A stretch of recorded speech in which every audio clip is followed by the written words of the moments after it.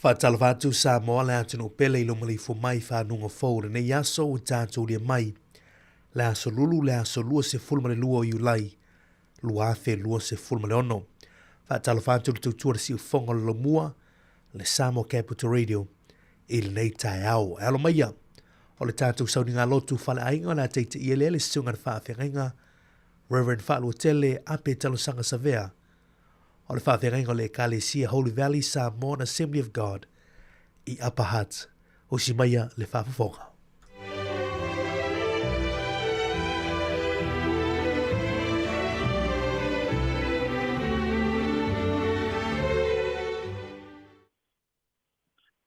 O te taifia piama I le whatalofa wa umaona o whoina atu el tātou walesi whasalalau I nei tai au.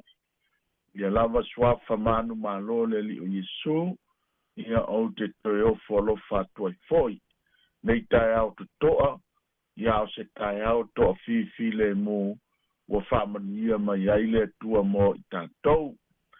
Waulangona le nganga o le whaftai a wau I lava ina tonga le angi al matangi le pong sana po, ia matata pola le angi al matangi vale I le po liuli wa sola. Aivi ia pea le anganga pa ia. Wa o lea ua tau muliai ngalu tau ma ngalu fifati ai.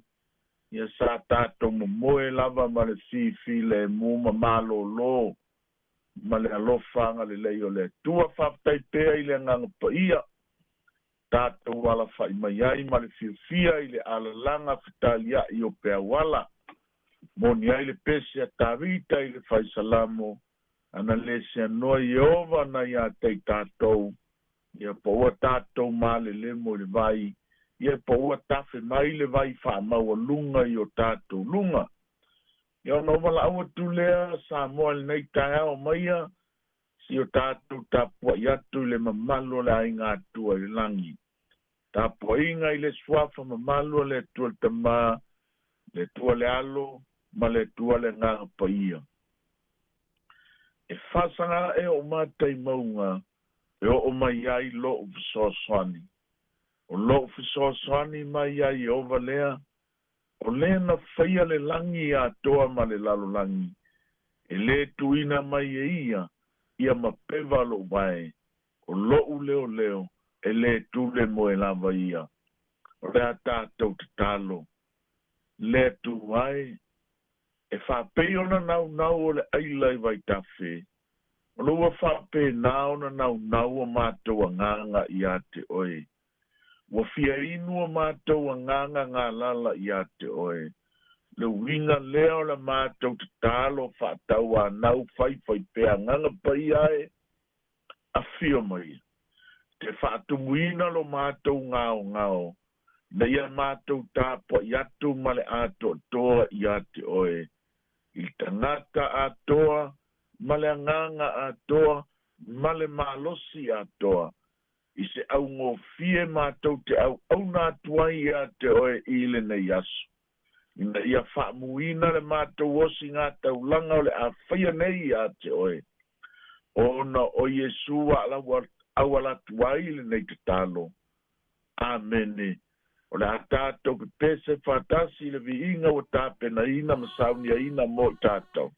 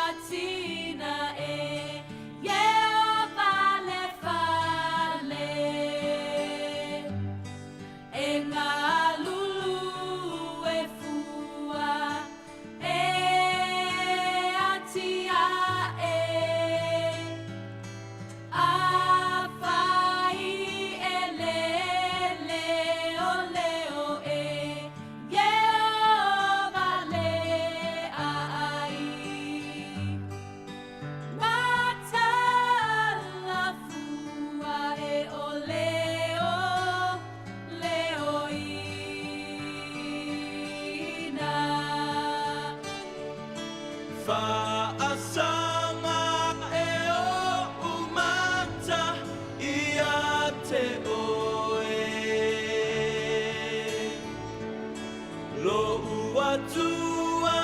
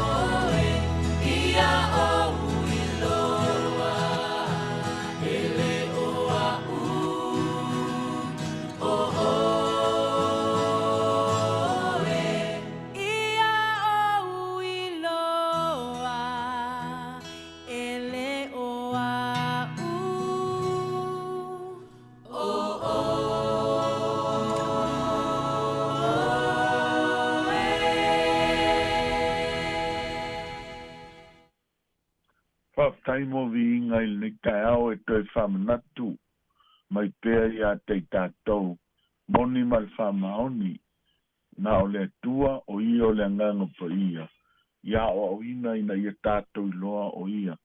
O le tusi whaitau o fili a ina il nei tai au, tāpasa ina ilo tātou sāfolau o le nei fo iaso. O le tusi ale apostolo Paulo ia Kolose, Kolose ilona mta upe tolu, o te whaitauina le whai upe sifun fitu, whaafonga maia i le whaitauina o le tuspa ia. O mea uma fo i tau te whaia i le tau tala po o le amio. Ia whaia uma lava ia mea, i le suafa o le li o Yesu, ma le whaaftai i le atua le tamā ona o ia, tātou tānu. E mangu le mutia e to ulu lona funga. A aua fionga le li ie e tū mau lea e whavavau lava. Amene. Tusi whaitau o mea uma fo i tau te whaia i le tau tala po le amio. Ia whaia uma lava ia mea i le swafo le li o Yesu. Ma le whaaftai i le tua le tamā ona o ia. au tua mafaufaunga o le tala lelei o le nei aso faamaniaga e faapea galulue i le suafa o iesu i lenei fo'i aso galulue i le suafa o iesu i lenei fo'i aso e faapea ni lagona faamalamalamaina o se tasi o failauga o le tala lelei o i tatou uma lava o tagata galulue e tatou te galulue ina ia atinaʻeina o mea aogā e tatou te galulue e fausiaina a'e o mea tāua ma le matagofie o le uiga moni lea ma le fa'amatalaina lea o le ola galulue o tagata i lenei lalolagi peitaiane i le fa'asinomaga lava ia o le tala lelei e mafai ona fesiligiaina ai le vaega lea pe o le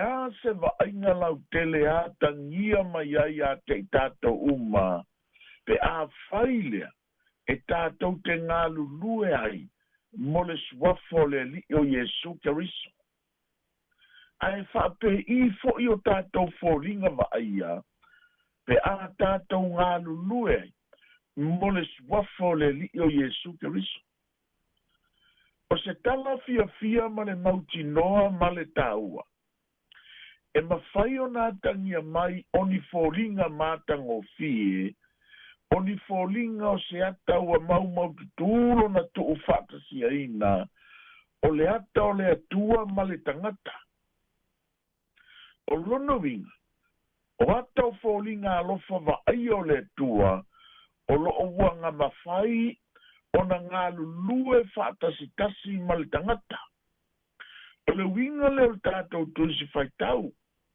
kolose tolu fai upa sifunu ma le fitu o mea uma fo'i tou te faia i le tau talatala po o le amio ia faia uma lava ia mea i le suafa o le ali'i o iesu ma le fa'afetai i le atua le tamā ona o ia o lono uiga o le tusi faitau e talanoa i le amio e fa'atinoina ai e le tagata galue o lana auaunaga ma lana tautua i le atua e talanoa i le amio e tautalatala ai le tagata galue i le suafa mamalu o le ali'i o iesu keriso o se fa'alautaleina e ese vala'auga ua vala'uina ai tatou e galulue ai a o ia vala'auga ma ia ese'esega o galuega totofi ua fa'amanuia mai ai le atua iā te i tatou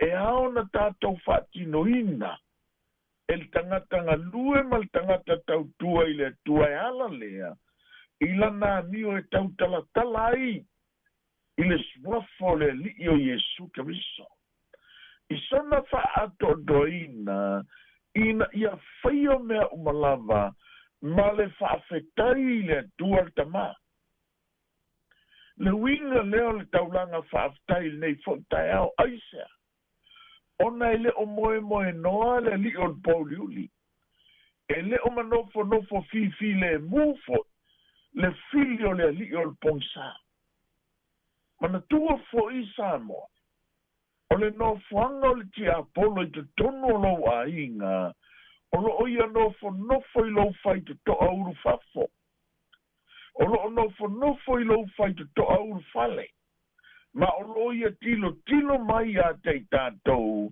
ma ua'i mai lona mana'o iā te oe e nate mata'ituina uma laugagana pe o le a se fa'aleoina o lau tautalatala e matua mata'ituina mai e le fili o le poliuli pe fa'apefea ona fa'atinoina a tatou amio o le fa'alototele le tala lelei a le atua mo oe Sāmoa ia e vala'auliaina le suafa o le ali'i o iesu e te tautalatala ai mea uma i lenei fo'i aso po te tono lou āiga luga o ala tono falefaigaluega o a'oa'oga ma so o se mea ia e vala'auliaina le suafa o iesu e afifi malu ai la tātou a mio, i le nei fo i ala savalia o le nei aso. A e la ngona ua mafa le avenga tau ave le nei aso Sāmoa, ia e tau talatala i le suafo Iesu, e fesoa soani ane, fesoa soani ifo, ma fesoa soani atu. Pe a fai fo i ua whaingatā, fai unga fai le ala o le nei aso. Sāmoa, ia e tau talatala i le poto ma le atamai i le suafo Iesu. A e langona ua tau au ina mawai ese atu lo malosi o le tino, le loto, ma le mawhauwhau, ma le nganga. Sāmoa, ia e tau talatala i le oli o le li. Na te toe whaafowina lo malosianga. Pe awhai fo iwa e langona ina wa tau au ina mui tiiti le la mepa. Ia e tau talatala i mea lofo le nganga pa ia, se iona toe whaatumu ina lautu ngā la mepa. Le asau ni atu fo i fe au mga luenga ma sandio nei aso Sāmoa. Ia e mana tua hina le vahenga lea. O le tanga le apostolo Paulo ia Timoteo, na tu siel mua Timoteo ilon ta upeono, fai upo sun malua, fa mai a e tau le taua le lei la le fatutua, ua vala uina i foi oe. Ese vala unga lo tātou ola i nei foi aso. Ai a fai Sāmoa e te manao, e te manu malo ina ngā luanga fai o le nei aso. Ia e tau le taua le lei le fatutua. O lonawi, ia e fasi ia hoti ma whaato i lalo le fili. O le fesili tali ngata, fasi hoti ma whaato i lalo whaape fere fili. Sāmoa, ia e whaatanga ina lea nganga pa ia, o lou malo si anga lea. Na te whaamau whaailonga ina lou fufonga. O lonawinga, o mata, o talinga, o le ngutu sa itulou, o le isu, maulima, tino atoa, o au mea tau ia, e te manu malo ina i lau taua. Ai o le whae te tenga Sāmoa o le fautuanga le tala le lei. A e so na halu fo ima le wha tele a il nei aso. E te whaia ina i le vava ai o fufonga il nei aso. E te to i lalo fo i le wha longo o talinga il nei aso. Ma e sawa fo i lo whaia ina solo muli Sāmoa. Pe a wha to i lalo ina oe, i le mā ati o lo fufonga se tulo. Ia to atu wha fautuanga mo oe Sāmoa i le neitaia. Ia tautua nāna oe lauloto. O lauloto, o lau mana e tau le nā. Le winga leo le tala le poto solmona, fata o te whāwhai upo e lusu tolu, whamai ia sili, ona leo ina o lauloto. I le leo ina o mea uma, a wae tupu mai ai le amio. O lona winga, e te o rua militino whaatasi male nganga pa ia nei aso. Ke a malolo ina le lei leo lauloto. E te lua whai pā anga whaatasi male nganga pa ia nei aso Sāmoa. Pe a manu malo matoa lauloto. O le winga moni leo le tātou tuisi whai tau nei aso Sāmoa. Kolo se tolu whai upa sufitu, o mea uma fōi tau te whaia i le tau talatala, po o le amio, ia whaia umalama ia mea, i le suafo le ali o Iesu, male whaftai, i le tua le ta mā ona o ia. Whamai le au tua le tala leia lima taita, ina i ngā luanga whai o nei aso, ia tātou ngā lulue, i le suafo Iesu. Ameni. O le tātou whahiu i le talo. Mātou talia ma le nganga whaftai o wafionga fola ina o le nei fo i taia. Whaftai o no lo whamanatu mai a nganga pa ia, lo fina ngal, ina i o mātou ngā lulue pea, i le swafo le li o Iesu Keriso. Whaftai le mana a totola u whamalo longa i lo mātou ola, whaftai so se awala le whatinoino lo alofa mo i mātou uma. Whaftai lo soi fuatu ina mai Iesu, na ta pena ina mai ai le whaorotanga mo i mātou, vi ia pea la wa fio. Mātou wha maua lalo mal to ele o mātou nganga i nei tai au. O hani o mātou se ma wha le tonu le mātou wata pui ma la wa fio. Ia ui ma ngalo i mātou uma i lo toto pa ia Yesu e. Mātou wha lango ma wha moe moe atu e te lawe ino mātou tangata i nei aso. Le urfale, ma le urfafo i au mga luenga ma sani o nei aso. Ta po inga nai mātua i le malua fale, la vea ina fo ia mātou whanau ia o onga. Mātou mana tua peau whaamanianga sa a le tuai mo nei atu nuu, ua mātou wau mawai. O te talo whai pea, ia e whaatala le ina tai o New Zealand. Ia tai ina le nei atu nuu i le alofa tu no laua fio. Ma mau mala whaal natura ni mai mani wha mai ki pisil nei atu nuu. Ia mātou wola sa o loto i le whaamalu malunga o ea ngang pa ia. Mantualo nu pa ia o ta wailo suafa i nei laulangi. Tola wapi angelu o tauwhinga si o mia toa oi ma whai toa awana i so sofa i le pili. Mana tua Sāmoa se o mātou atu nu. Mātou te talo pea ma le loto whaatau anau. Lima taita ina Sāmoa e ala i le fisosani mana o loa nganga pa ia. Mātou talo whamanuia oi le ofisa whaasala lau malona au whai ngā luenga. Le poto, le atamai, le loto mātala. Whaatino i nai o lātou tiute. Ia i ulava le nei aso i na ua pō o loa lofa e tu maulea mo i mātou. Fo i le vi inga i ate o e tamā. Ameni.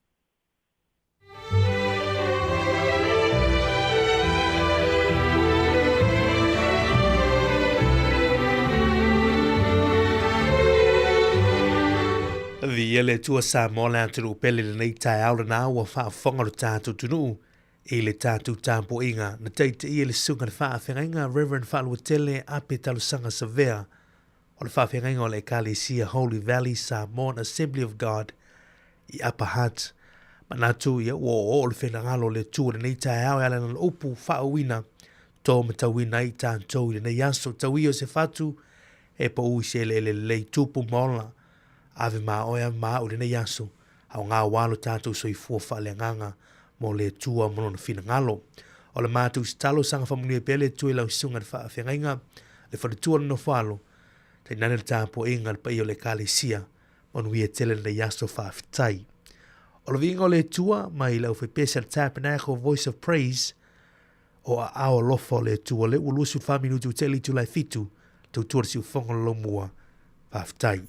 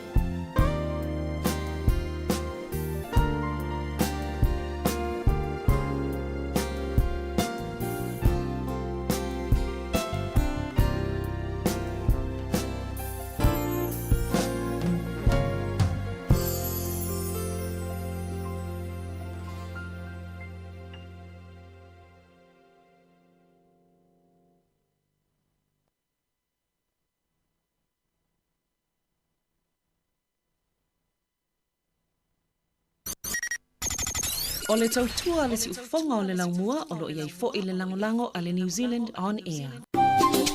Hi Sāmoa, it's Auntie Tala here. It's tell Fifi Falo ile ata o le tai au. Laugh of the morning. Si ufonga lo mua ata o le tai au.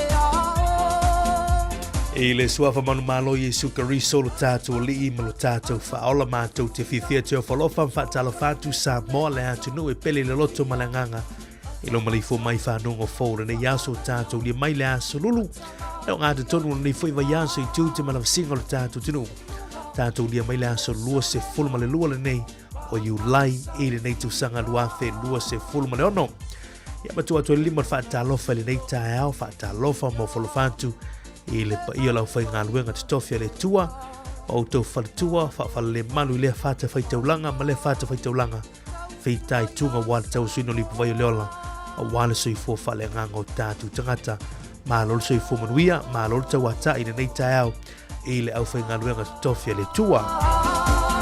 Le ngalo fo fa talofa ia ile pa ia ona yo tatu tua a sino te mamtina ma tua ia o ta po mi moto malau ile nei tai ia ma lol se fo manuia manatu manuia o tau ia e wi lava le tau ma lu lo tatu ia o lo fa ma fanfanine pe tatu ia o lo fo le tua mai sina yo tatu ma tua ma lol se fo manuia ile nei tai tu pulanga talvol malo se la tu good morning malo se fu manuia fa talofatu ya le tatu tu ne si fonga lo mua I tatu pa anga I lungo tatu tasi ono tesi martasi fa mo me se foi o tolo fa ngai mai lungo tatu up your falling ala Facebook page ala tatu ala leo ya me se foi tatu YouTube channel tatu ala ata fa pere tatu penga te fai langi www.samoacapitalradio.co.nz ya malo se fu manuia ele nei tai au.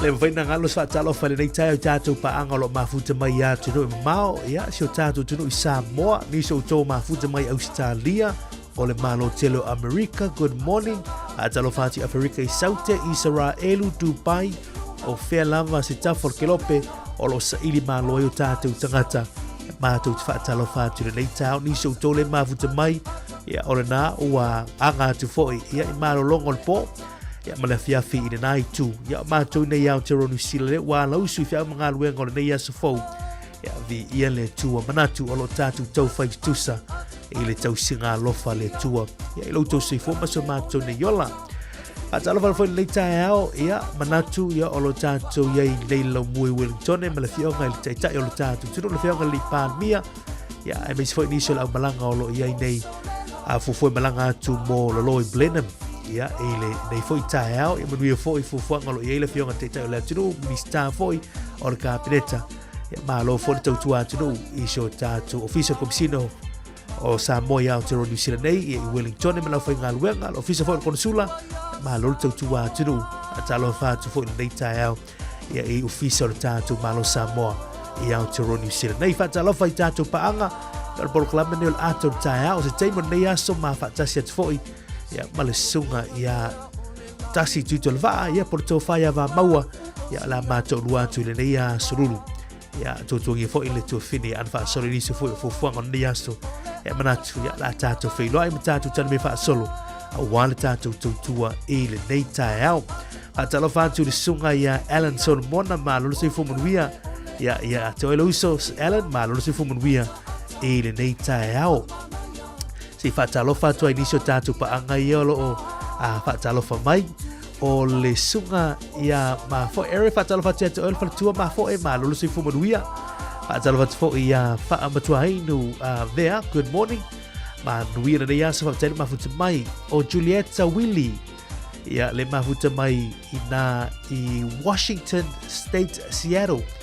O Julieta Willie, whaatalo whatu ia te oil whatua. Julieta ma lolo sifu manuia. Whaatalo whatu fo I siu te maa lele sunga I Julepan te maa ia Julepan sunga la wao. Ia malo fo matau tia ma futa mai fole nei tau good morning fa fawina tani elu malo sifu maruia atalo watu fole sunga ia lu matsila ia po le fionga ia lu matsila po le sunga ia le lua le ma futa mai fole nei tau malo sifu maruia Vanessa sila fai malo sifu maruia good morning fa atalo watu fo ia papali isina leo masion tu a atalo watu malo lo sai I nei tau ia la tatu tani me fa solo po le klamen ato tau talo tai Suingor tupe ava no whamunenga o se fo maa se whanau. Tātou whalongo voi le mena tupu nei aso tātou whaasor pito lo langi. Tāli tu lai valu. Tāpena mai tātou tala mai Sāmoa me tātou tala fu a mata. Ore nei aso. Manuia nei aso Sāmoa. Have a good day. Good morning. Tālofa.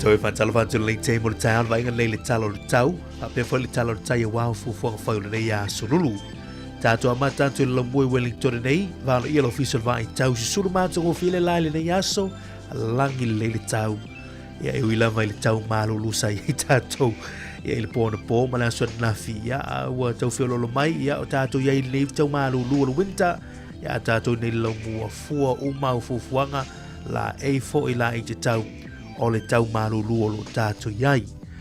O le nei aso le fua e maulunga fa mawina se fulu ma le faa. Ai ono tikeri le fua le malulu fa mawina mo le so. Langi le le tau mo tato le lo mua i Wellington e fa pe fo i ono nutua oi. Patalo fatu le aitele au kilani le aso langi le fo le tau mo utou. A fa pena fo i nai Hamilton se mga nai nei timunga ono tuulu i nai Hamilton i le aso tau ranga Rotorua Gisborne. Ia fa pena foi tau po manei pia suru mātu o file la mo tau le yaso New Plymouth langi leile tau le yaso se anana i timu le yaso e le nei teimo le tae au mai tau atu ia ai ono kilia ia ma vai mātu le teimo le yaso ia tau tau nai New Plymouth azoro mai nai Mastone fa pena foi Palmerston North suru mātu o file la i le yaso i so tātou ai nai Mastone Matalo fa tun motu i saute nere soni ma tungo fele suru la ya tau nei yaso fa pena foi Blenheim mai tau antu ya ole tau nei ya malanga tuele fionga lipa bia malau malanga felo e femo tatu tunu mai se ya ila tolo nga lui fa vai taimi i nai Blenheim ya na langi le tau nei yaso mo tu nai Blenheim aso lo tu nai ayo Cristo Christchurch suru ma tungo fele la mo tu nei yaso se va nati maru tu nai waka mo tu nei yaso lulu Ya ona vai mata last time la woli. Apena foi de needed sur mata go file la mo to Edvicago. Ya to una wanga le yaso mo to. Ya ona vai mata last time le yaso apena foi Queenstown. Ola te lenga yo la tu ya to New Zealand le so ma tawa tu langi le tau sur mata go file la. Si vana ni pitunu. Ya mana ya ai ona tu lo foi nei wanga e le nei ya sururu. Atalo fatu iso tatu tunu i Sāmoa le tala o tau i Sāmoa le nei aso pe yona o wina mai foi lo fiso vai tau i murinu ya male nei foi aso mai tau atu iso tatu tunu ya e langi le nei aso i Sāmoa lua sulfati ki rila fua le maulunga fa mawina le so ya mo sio tatu tunu i Sāmoa tatu se atu le tala o tai ngā tai fale o Wellington ngā tai fale o Wellington le nei aso o lo pele tai o tolu minuti te ili tula e ono tau neina pe ili tai Wellington e whātu a sua ia i le te o le sifuruma le lua a sumatasi i le a tau nei ia ona toi pe le toi kuata ili tula e ono le tau nei a i le fiafia na nei ia ona toi sua lea i le toi iwa minute ili tula e sifuruma le lua e poa na nei luinga sua tai i le afo li tula e sifuruma tasi le tau nei pe lea i le toe kuata i li tulai ono i le fiafia nei whātua toe sua lea i le toe 2 minuti i li tulai sifuruma lua i le poa na nei Ata i whale o mana pori rua ia i le nei teimo le tai au sua tai whātua a pe i le afoli tulai iwa le tau nei ia ona toe sua lea le toe se 4 minuti i li tulai wha i le fiafia nei ia ona toe pe lea le toe 1 minuti i li tulai sifulu i le poa na nei ngate i whale nā o mana mo pori rua tautua nā le saunga le mū o fu whaola ua ni ngalo longo le ainga e teimi tau te fufu e tau wa atuai e mara teimi tau te toi te liu mai ai e ma tautua nā lawa le saunga le mū fua o maa fufuanga i tūlanga o le tau e a ua whaile na vele maa sani e ma tūlanga i e tātou te whatara le ai i wingo le tau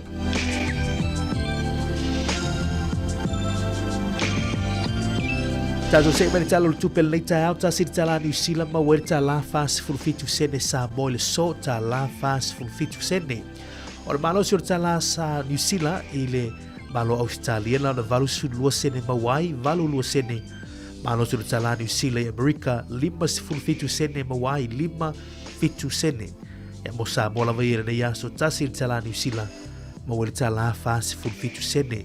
Ya tau tuanani so unanga pe ona ia le click X le my cash ala digital ia manisio o nanga mariela to rate wala fuina to seleni ia ai moli langa fa tai man fa malo ta tu i lo sao me fa nei ta tu ma fianga ia ona ia kali sia foi pe vala mai Sāmoa Ia alau tutua masani wana i tātou mātua mainga. Ia olo whaamuri mai Sāmoa.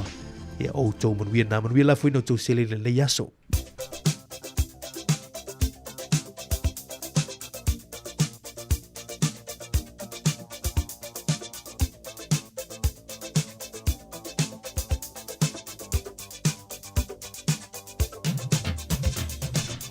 O le mano o whamnia ngā sui fua maa so whanau whamna tu pele tātu emaili a so whanau at samoacapitalradio.co.nz e mawhaina tu mai sau whamnianga e tō laulau ina tu lungo le tātu tautua i le aso ma le aso. Ai o le maule le mele fionga pa ia le tua mau mai le tu se ala apostolo Paulo na avele kale si Roma no me tau po e valu alo na foi upo e tolu se fulu ma fitu e whaapero na whaita wina. A ua tātou manu maa loa iai i nei mea umalava. Ona o ia ua alofa mai ia te i tātou. Ea le nā, a ua tātou manu māloa iai i nei mea umalava. Ona o ia ua alofa mai ia te i tātou. Mana i on mau nei aso, mana i on whiau, ua tātou manu māloa iai, na i upuna o lea iai. Ua tātou manu māloa iai i nei mea umalava. O a uma me umu tātou manu māloa iai. Aisea ona o ia ua alofa mai a te i tātou. O le tua ua alofa mai a i tātou. Jesu Kirison, tuina mailo na ola mo oe moa. E leo tātou manu māloa, ima tātou ai. Ia manuia nei aso, manuia telo toa saifua. Talo le tātou Paul Kalame, sanga turu i pele tua nistau sanga stele loutou saifua. Ona ia te ia, ia ala mafutanga maainga. Ia mawala wina fo e o tofe o tou. Manuia toa saifua, pese nei man Peace Champo Yesue, o te alofa ia te oe.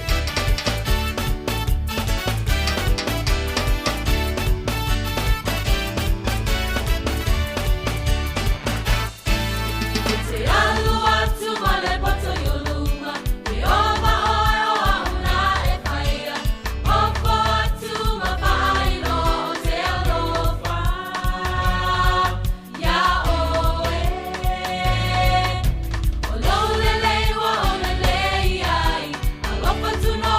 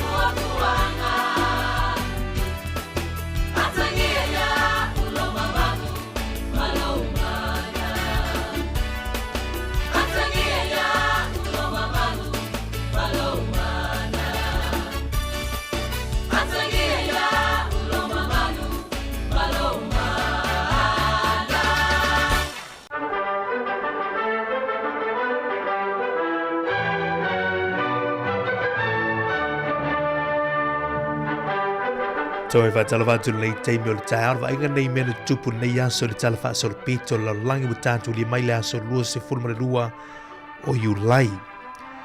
O le so le tausanga tasi iwa tolu tolu. O le aso le nei ia i le tausanga tasi iwa tolu tolu.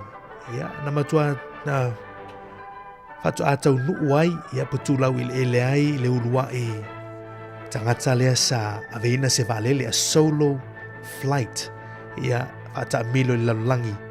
Ia ele i Amerika le nai suafa ia Wiley Post.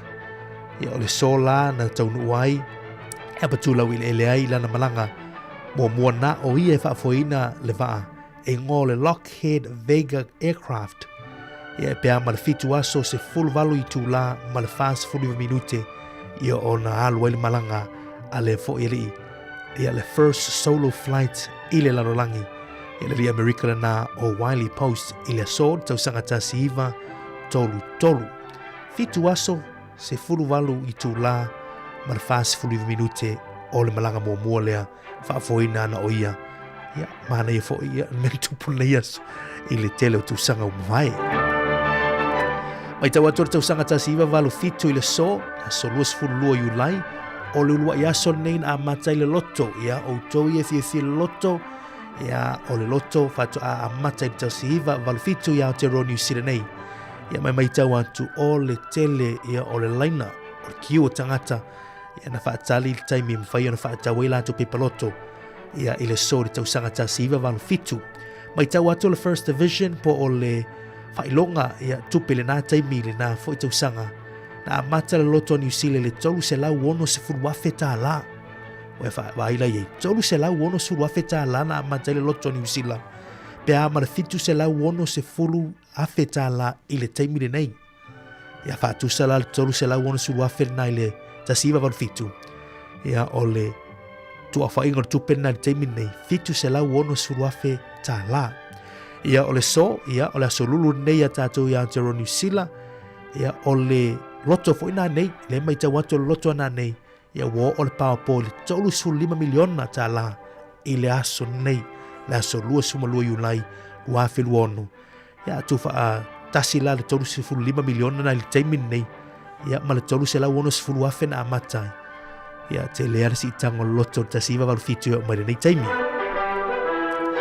O nei aso te usanga tasiva iwa lua na sola i tua o le to ese ia le tangata le suafa ia Pablo Escobar.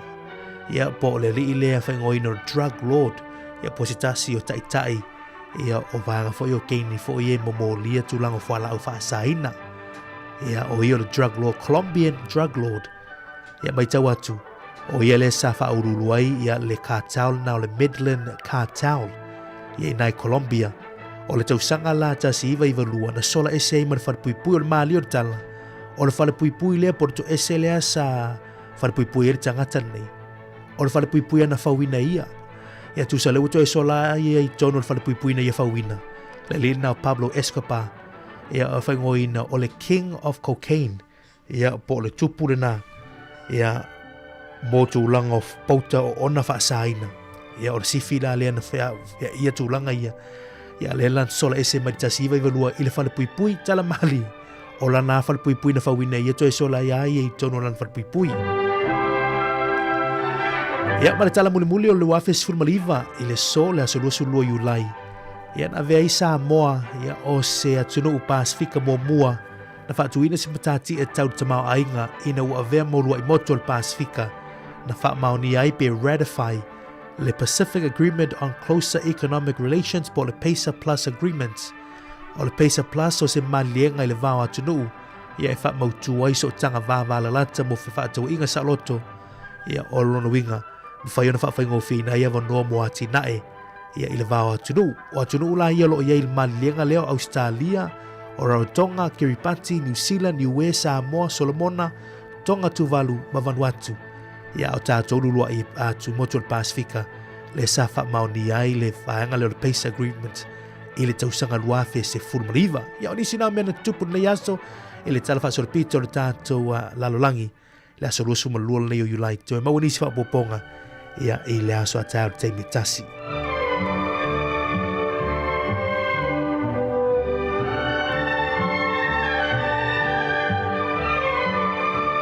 Ya, te whaatala watu tātou tunu le te mora tae ao, whe tau i le leile mai ao tō tātou te reina history, ya, ma tātonu li tū lai valu le tae ao. Usi mai le whaafonga tātou talafoma tala mai Sāmoa, tā pina ina sunga tā se Salam Sam, tātou talavou i miao te rudi siranei, tā pina ina Savina Kāsiano.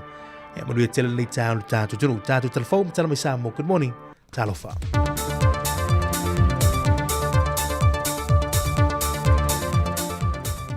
Toi whaatala whātolo tātua tanu ule o ngā te tono nei fo i vaiaso ngalue, usi mai alo whaafonga sis fo i whaapoponga, o nisi o tala i meolo te tupula tātua tanu i Sāmoa.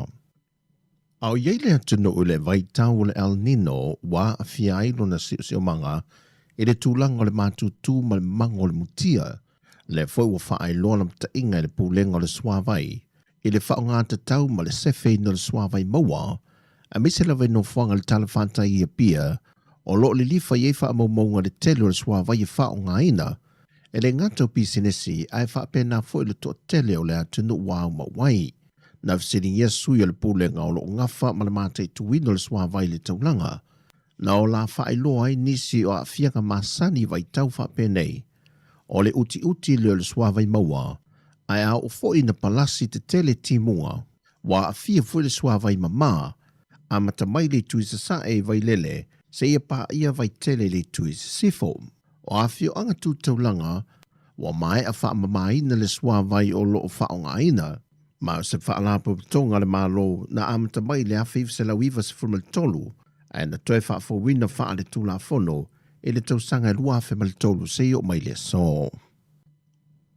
Wa wha alawi lo wha alawi tele ni tanga luenga o leo lunga o penga ta wha ilangi, wa maua mata o fia le li o Pacey Baker, le wala tātu le masino sa i lia leo.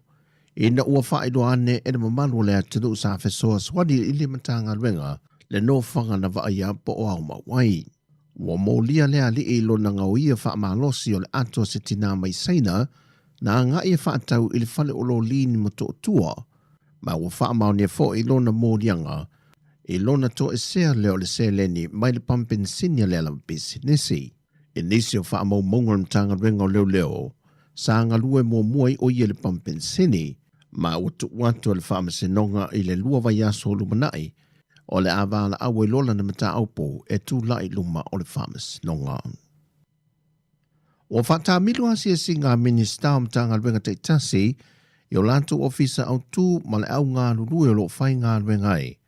E ase sia ma mante tuwina la tu te mga aruenga wha ngā solo, to e tuli lompolo keti wa mai o na wha ata atatia, ma tui nā tu le wha ngā solongo ngā aruenga ma sani le ofisa, pe ua iaise amatanga wa wha atino. Wa ngā isa la whaile se singa le fionga le minister mtanga aruenga o wha atu angam whai ngā whaiva, a toai ma le sui minister ma le ofisa sirio le mtanga aruenga, e a sielo la tu ofisa au tui san lolonga isa vai, ma toi wha amanatu ma toi wha amalosia tuaila fionga le minister au whai ngā aruenga, ina ia tāwhi maure so o tanga wāwāna lata e ngā lulu e whaatasiai, ma le au whai whaato anga ma le au whai whaiva le motele sa la whai, ina ia tau sisi pe le tūlanga poloketi o lo tu ina tu mole manuia lau tele o i la tau o lo ngā lulu e, whape nā fo i awa noe mawai wha amanuianga, mai pa anga o lo ngā lulu e whaatasi ma le mtanga wenga. Mai o ase singa lawa i e tasi, ia lātou fo i matanga ruenga, ma au ofisa o lo ngā lulu e ai. O lo wha wau o na fisoso ni mai le malo o Peritania i le autostala ma le au whaasala lau le atunuu, ai mai se fal televise ma le tio restala i le atunuu, e fisoso ni le whaatotonga ina ma le whaafowino nisi o mea whainga ruenga tuai, ina ia wha wau pe la asia se isi la asanga i lunga atu, o le whaatinonga le leo ngā ruenga la autostala ma nisi o le au whaasala lau le atunuu. O le fisoso ni wha wau o Peritania ta wala mai le BBC Media Action, le foi wa fo ina ini me poe anta fau se tai lua ma nisi o mea whainga ruenga, e le ngata mo le TV tasi, e wha pia fo ili me Mother Pacific Media. O le komisina Peritania Sāmoa ia Andrew Nethercott, na ia fo ina atu ia mea whainga ruenga tā ua, e le pursili o le ofiso whaasana lau o le TV tasi a Liz Ahi, ma le pule o le me Mother Pacific Media, ia le paletai tosi tupua. E lua se fulu moni maule ua wha mao nio mai fo en wha tautoina wha tula fono, wa tofa ina le whaamsinonga i le masino Februari le tōsanga fōu. E wāla au taito ta sei lanto lumo le whaamsinonga, e le mata opolo tua i aile taitai o le atunoo, la au le male tōpolante wa Fosse Schmidt, e lona whaonga ina leo pengta whaailangi, e whaawala tuaini whaamtalanga tau whaasese. O mōlianga nā fua mai i ni tangi, aniali i leo se tō lua, a toima se whaipisi nisi Sāmoa e whaamautui au se tā lia. O se mata opo whaase atu le whaamsinonga mawalunga, e na wale mwhai ona tau awe le whaamsinonga whaai tu malo, o no so tanga e whaamsino, a ngā ia i lantolo whaurulu i eilia mata opo. Peitai na whaamanino e whepulea i Amperosa Roma, e leo whaamania ina le tāmsangan tu e nātu, i tu o whaalia wale mwhai e on tau lima ina le whaamsinonga whaai tu malo le mata opo. Peitai wa whaamautuina le aso e whaangasoroi, e le masino Februari. O tala fawia, manuia tele ni aso lo tātua tino i tiu tele a whenga iai, whasoi fwia.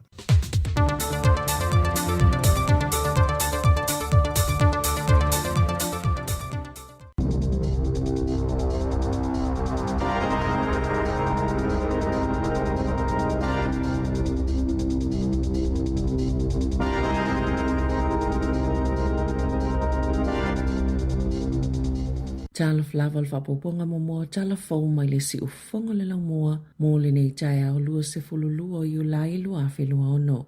Pe amal to lua afe fit se lau tangata whai ngā alwenga le embi po le mtanga alwenga o pisi nisi whaftunga o mai mai fau mga alwenga e whaiala la tau te e ile tai au nei na whaalia le asosia tangata whai ngā alwenga le malo po le pisa a. Sa whaia whaatala noa ngā mole si lia ma le se fulu afe o tangata whai ngā alwenga. E au fiai i la tau e ngā lulua i le empi, ma tanga luenga mta o pole loto i fale pui pui, ma le mtanga luenga o anga fisotai, na ta o le whailau tusi o le asosi, Fleur Fitzsimons, o lo fia ngai tanga ta whai ngā luenga umaia, mani ofo o tutongi, e matua mawala loifo, na ilo le tau o le soifuanga, na ta o le uni, e pito to o tele tanga ta whai ngā luenga mai le ofisa whemalanga inga, o le to o telefoi o e to samalta i fitu se fulu afe tā la to tongi i le tausanga pe ona tā wai e li poti ale Radio New Zealand. O le pōna whai se whaata singa le fionga le palemia o Sāmoa la aulia le mali e toa le watea Fosse Schmidt. O le kone sula a fe mata palu salue le fionga le minista Fata Ryan Schuster ma le pa ia lasi o Sāmoa e au mau i Wellington i le fale tali malo o le Intercontinental i Wellington e lava. Sa tala le avanua i le mamalu o e na au fia i whaasoa ma whai fesili a ngai i le palemia. Na fesilingia nisi o le tunu o le fionga le palemia i mata uputau i le vai tama mai o whanau mai Sāmoa o mata upu i le whaatitele o whala au whaasaina. Whaapea le whainga tau le whainga o visa e malanga mai e tangata mai Sāmoa na sauno le palemia o vaenga i o lo ave i ai le whaamua le malo. O tūlanga fo i whala au whaasaina o lo una i le pulenga anu o ma le sau whainga matai nu o mafia o anga ina ia tutu malosi i le vaenga ma le whainga o tūla fono i nu e fisosoni ai i le tau tau fiu finga o le whaonganga o whala au whaasaina sa tau walunga le whaamoimoi whaaloalonga mo le au malanga. O le aso fo ia na fina whelo e atuai le palemia o Sāmoa i le palemia o New Zealand i atu i sinave maulu muto o tua Christopher Luxon ma ua fo i le avano e whelo i atuai i le komisina mawalunga o Sāmoa i New Zealand le fionga afmasanga whaamatala to le afoa malana au whai ngā luenga o le taio nei o lo whai malanga atuai i Plenham e whelo ai tangata malanga mai i ngā luenga whaavai taimi o lo o au mau i le avaenga o le atunu o New Zealand.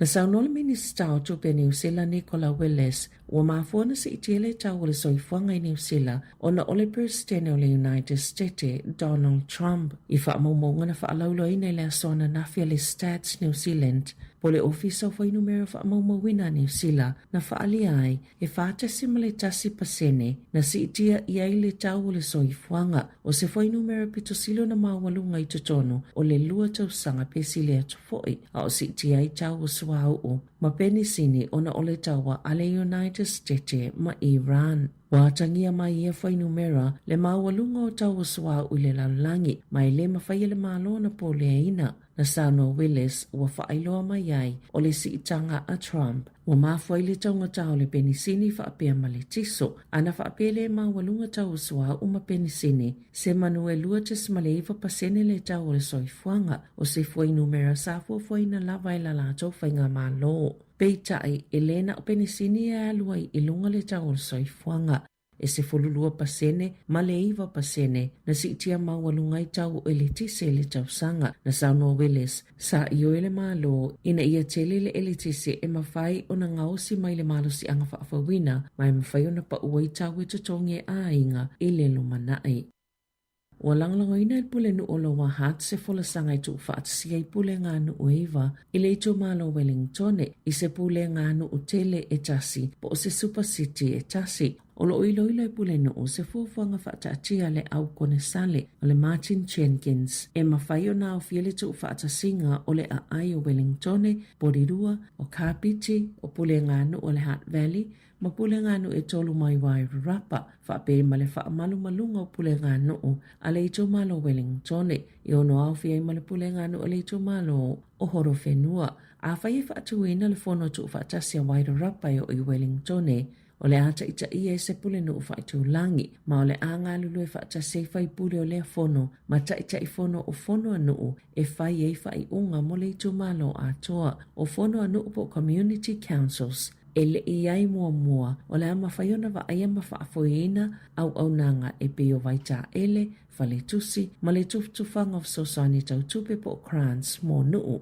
O le whaamoemoenga au tū, ia mawhai e tangata o na palo ta sao mō whaipule o whono ta itasi e lima o whono anu po communities ina ia tele atu le avanoa mō se leo o nuu i whai unga e a awhia i o lātou pito nuu. Na whaalia pule nu o lawa hat whawono Ken Laban i lunga le Morning Report o le fola sanga le Martin Jenkins o se fuafuanga lele tele. E silia man se fulu afe tā la. Le tau o loa se whai pisenesi o whale whaatau atuai wila vilivai Wellingtone na mawhai o na toi maua ina ua ia whaangaina masini o le GBS o loo i totono o wila. O le tai au le asuto o nai na oso whai ai se ngā oi le whale o loa le switched on bikes. Ma ave se e-scooter whaapea ma se e-bike e whaangai tangata wili wila i lunga o maunga. Na tā ua Ryan O'Connell le e ana le whale o loa. Na te i lunga ina ua e le whaailo po o le alarm, ma ia siaki ina i lunga o lana telefoni, ma sini po e ata po camera si tutono lona whale o loa, ma ia i loa i se tangata, o ngā o i se e-scooter, ma ave i se taawale, na vave o na ia wala au i leo leo, ma na vave fo i o na taliane leo leo, ma ta o fo i ai, e ai GPS trackers o loo whaapipi i le scooter, na whaingo fiona mulimuli ai leo leo i le taawale, ma o le lua se fulumi inu te mulimuli ane, na maua i Vivian Street. Peitai, ele i tū le taawale na ua tāwhia leo leo. Na whaongai nei leo leo whao ai e tāwhia le taawale i tawhatafa le Basin Reserve. Ma loka i nai se tau lele e tolu lima tau sanga le matua. Na toi whaafo i leo i le whai pisinisi, lana e-scooter ma le e-bike. Na tāwe o O'Connell i lunga le Radio New Zealand. Ua whaailoa mai eile le lei o lana polo kalame le whaonga mo le puipuinga ma le saunga le mu o lana whale o loa. E tūla i le ngau i luma le whaamsinonga whaitu malo Wellingtone. I le aso se fulu au kuso e tali i ona mōlianga.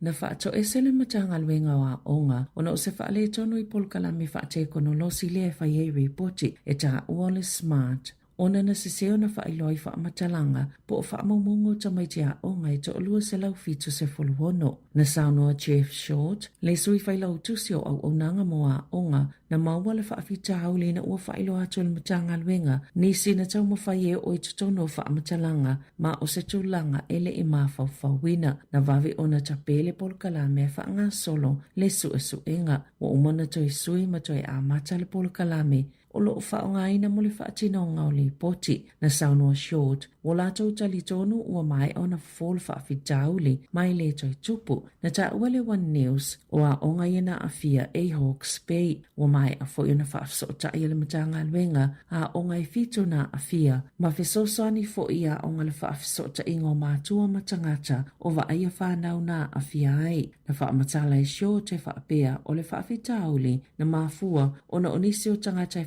whaangaina le polkalame sa whaau ngā awala e whaiei whaataita inga po le trial lock-in. Ina ia o ai te tonu o ia whaamatalanga ai le o a la tōwhainga e masani ai mo le vaenga oa o ngā. E ta alonga, o loo whaawau peona tau mawhai Ryan Fox e ta lia malama I lona malo mata ina le o suia I lona ulanga peona iai le ta amilusanga tele o le ta ngā polo a Peritania. O lona siampini le ta amilusanga I le asonga fua. O to alua ia te ia tangata New Zealand o siampini le ta amilusanga. Peona malo I Sir Bob Charles I le tau sanga ta siva ono tolu. Ai o to awhaia te ia tangata New Zealand o malo I ni ta amilusanga te tele I le lalolangi I le ta alonga ta apolo. E au fiei ma Michael Campbell fa pe Dame Lydia Cole. O le siampini o Fox I le ta amilusanga o si tielo na tūlanga mai le 5 I le numera 2 I le vaenga o ali I le ta alonga ta apolo I le lalolangi. Na maua e Fox le 5 miliona ta la I lona malo I le British Open I le asonga fua. Tala fauia ma le si ufonga le lau moa mo le nei tai au.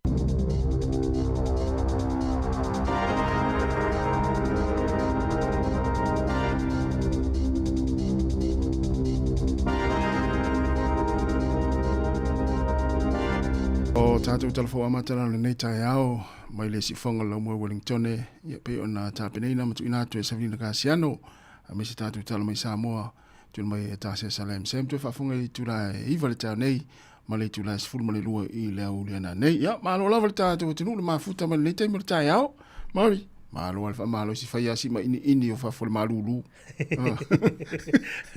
Mori leo ele uso tasi fatalo fatu le tao.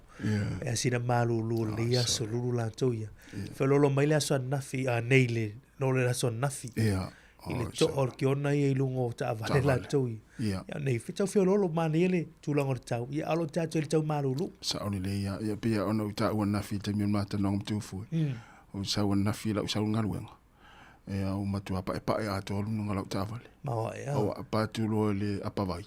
Ya aso I lunga tavale. Apavai malulu. Ele o tama fo ele bela e langa e le anga tavale pa. Ya ale la wala mai nei fo tai au. La usau. Ya la o le mani fo le o le ni aisa to e lunga tavale fa pe ngala ta wisi esela na fi mai. Ya mo ya e malulu fo na fi. Malulu te fo ni tai au. Ya le tio vai mai e lua e au champa ia fai mendi. Ya. O vai tau amo mai champa e lua. Ai pauli tu le le vai tu le wa o so ale la. Ya pe ona fai lo fo tatu talo tau le ni aso. Ya. Wellington ia malulu. Ya. Ya ai mo la tau ia fatu a tau no mai Wellington. Ya po le fo mo le temi mo o tau no mai Wellington. Ya on sa ino no pau al malulu ni tunu. Ai mai si I tātou nei Wellington ma polu. O le tala e masaring tātou whai tangata pēr malanga mai nei Wellington. Ia. E te le o mai New Zealand pēr, e le o mai nei Laumua ma Te le tātou malulu vo I lea. Moi. Ia, ono tikarile I le fo le malulu le nei asan whamauina. Ia. O le vautua ngā, lau tō whāwa maua ia. Ia. La e la e te tau. Sa o le le. O le ngā tau le whai ese. Ia. Tulo. Le malao foi le whai sina miti afu po le astu lau foi le. Sa o le. Ia, ele le ia la e te tau. Ia. Fua le wale, le I tau marulu tātou iai. Awai, o le mele o te whaai foi. Ia, o tangata na soifua e nea tu nuu na whana nautu. Peila o ia. Peila o e maru. Ia, e te leo teimi e ti ngā e fwile le whai au of ma whana. Ia. Apea. Vai la le o e solo mo tangata na soifua I nei. O le tausi ama pui le soifua malolo ina le malulu. So le o tama fui le no mai masina te ni mai Sāmoa. Tu fa tu tongi tu of ma whana mai le o le ia o roi le si masina wa dua masina nei. Ia. Tawala mai. Eu fato vai lá e mo tamati le usta. Ia o na usta le. Ia e ma fato nunga ma tu nei te mil tau malulu. Eu fui ai tangata foi mai Sāmoa matutua. So le fato le malulu ai fe ai mo o fu miti afu limpupu. E fa ali ala me la te vai la fa mana fa ali. E fa ali ali le pe ala le tau au. le sa tai ki la mori asola le turinga le sumu male wa ia pe fa pena o vai e turi se e tai tu o pa tu o isi yo isi tai ta o mo le pe ia pole iao o se nga vau yo isi ta vai la to pe na masani no ta vai e mo o le turinga le sumu male pe ia pole turinga le sumu male pusira tai tu pa tu ia na ta mfa ia fa dia ia ai le lo ai la le a fiel so fo malolo ina malulu le la o luma na il city room ai alo el potu alo tu ia te bile sa fa fo ba tu a pe ia le ia la o sa ia la e la i tau ia fa balo fo ia u to le malanga mai to no le mo le temi yo ia mana tu fo e fe lo mai ngai ni se fo yo fa la vela vem fa mo nga ai ia malo on sai auto telefone ne tatu ai ngam pa nga ta sile malanga i Sāmoa ia i le mafana ni matu ia lo mafuta mai vole ni tatu tel fa talo fa tatu por klami atu to ai te ro mal fa pe manera ta le tango tu ta pese ia ma tel ta yao ia la usu mai ole su tutulana fa apusa o tengia le ava wasusu au lama valu au penu kuku au moa kuku vala au le saveu ai ua leiloa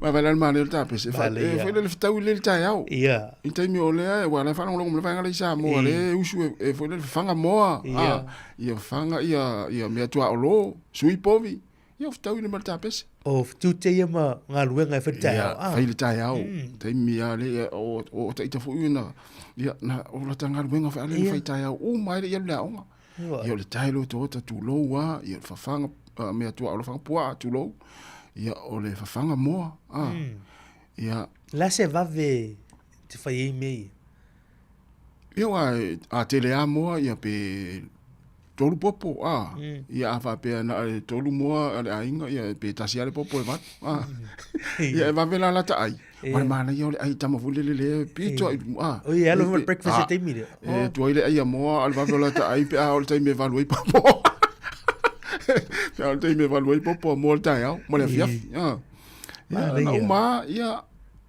sa uni no le au so ia o le olanga fa ata mai titi aso la pe a o te mi la wala e ai fangula sa uni la au ia o le olanga na ma to Sāmoa mari ia mo ai mo fa si mo ia fa to ia o le ana sa wani tatu talfou ia le pena me sa vilin kasiano ia pe o le nei le fiong le parmia tatu malo Sāmoa mo ni leita so la son na file sa filo e to ile fiong le parmia le fiong ia la ule le maletoa ia ile fiong ia tu sinave mo muto tu ile parmene le son na fi ia oni se foi fontanga ile va malo e lua ia o e foi la se singar tatu tai ia inisi fo yo ila to lo nga luinga fa taimi ya le na mai tawa tuna amata mai lunga il Hawke's Bay na fa solo mai nei lo mua ya ol tau nei ai uta no ul fenga malanga le fionga le plipan mi ai plenem ya o vai atu talo tau ya plenem ma nei tau ya filo e fo manisho tatu tunu nai plenem mai se ila to le RC ai al pola na pota se mai tawa fo ile na wai fo ia le suer tatu li tio ya pena aware to fo ia ele fa mai wenga le na fa atino i nei le Intercontinental Hotel in Wellington ia tali malo fo ia ni si foi tatu tino ia sia set foi le lipa mi ia mo vele no e fisining ia ni so meta o polo o ala wolunga fo nei taimi tulang fo ia fa nau ia me si fo ile vai tama ina mai fa mau o tulang fo ala fa sai nei Sāmoa meta o puna lena mai tawatuna a mai foi tatu telefon ia o ia fo tai o le tino i New Zealand e wa fo inisio asisika ia na mala ia tele im saro le falong long mai ia ni sil tatu tunu una away en bo ia na manatu sa mana ia to maftanga ia mal fingol parmia ia pe ona ta o maru i masalo le so po le ta nei le malanga tua i Blenheim filo i fo inisio nga o ila to nga luenga luenga fa waitai mo ni le tasi o se tūranga fo i lea mana ia fo i mai tau atu ile maro la tunu le nga luenga fa waitai mi to a tele la tu mai tau tu nai Hawke's Bay sole i Napier ma Hastings ma pena o to tele ona yo tatu ai nga o malanga mai ele ya sisi au nga tasi ole sa ili malo ya mo fo ia fiso swani wa ai ngai Sāmoa ya mal fe awana lena fa longolongo fo io o moli mai ta ta le tunu ya o fa mau dia tas sa ole le ya ila to lo nga lu fa vai tem ya mana tu ai nga o te to lo fa na o lo fa moli mai Sāmoa ya wai o le lisi tu le to tele ila to ni wala mai ya o shuta tu tunu la to ya ai nga ya o nei manis ya au se inga malo ala to ia wa siru mana menu yo ai sa ole le ya mo tato uma ia wa telefo tato pa anga nga fa vai taimi ina ni usila ia ma futa me al telo tato poklame ya ile aso mle ta yao ya fa talo fatu ya te uto uma lava sa lo manu ia foi o to fenga i nga luenga malulu ya ma lo foi le lo fa ya inga Sāmoa wa pe o unga na mal fa moi o le anga i mai nga luenga fa vai taimi ia nga lulue ia ma sosani nei ai ngai Sāmoa ia salo telefo ina i la toa wa fa tauni fa ni fale me nga ainga ta vale ia ma nisi business la iti na wa tu nisi i fole le ta wa mata i Sāmoa wa ia na ia la to bain ta sol me ma ena i le mol mauli to telo i la to le u malanga i Sāmoa o mai ngalo fa i tem ya o ta vale ani so va ngai fa mo taxi ya la mo wor tu pela wo fa ngai yo tu pe Sāmoa le ngalu nei ya la lu ta vale taxi o tu longo fale o lo la iti fo i du mo fale tele yo ni tala manuia fo i ma nei ya o le sao fo o ngalu fa vai tem ya i du ma fio ngai Sāmoa ya fa tai ma lo sa nei tau ma lu ta to ya nei winto i New Zealand ya le la vai foi fa fianga ya ana tali mo le tatu tel noa ya pa ni vai nga tau tatu tel noa ni tau o se fonga ne la mo ring tone ma tatu proclame atal tau ya sei fa felo i me to fa talo fa tu inisi o ma futa me tatu proclame ya le sunga ya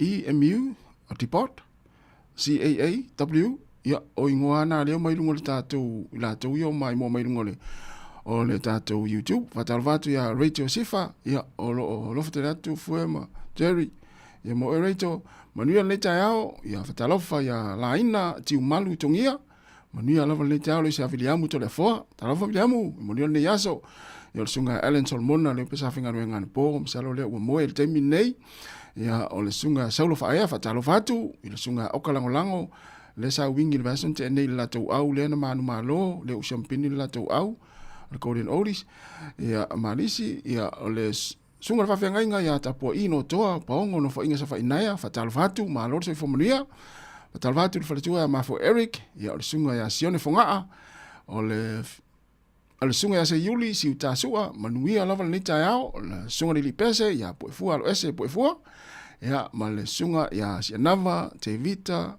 kio sianava manuia lava ni tayao sianava fteratu sunga Eddie Shane Ellie ya malo lava o le sunga ya Sale Tyrell talafatu fatua ya Tudeta uli ya manuia lava le tau ya la tatu wolo fa fianga nei ya vai foi luas for 2 minutos te nei le tuna valu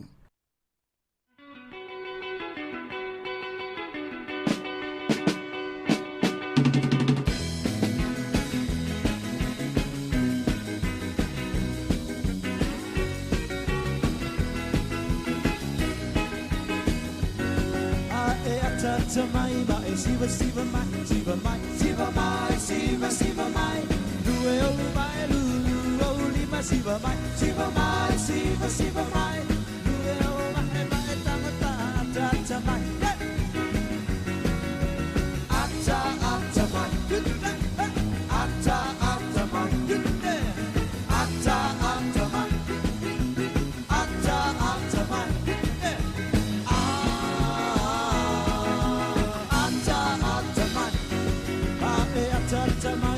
lue mai,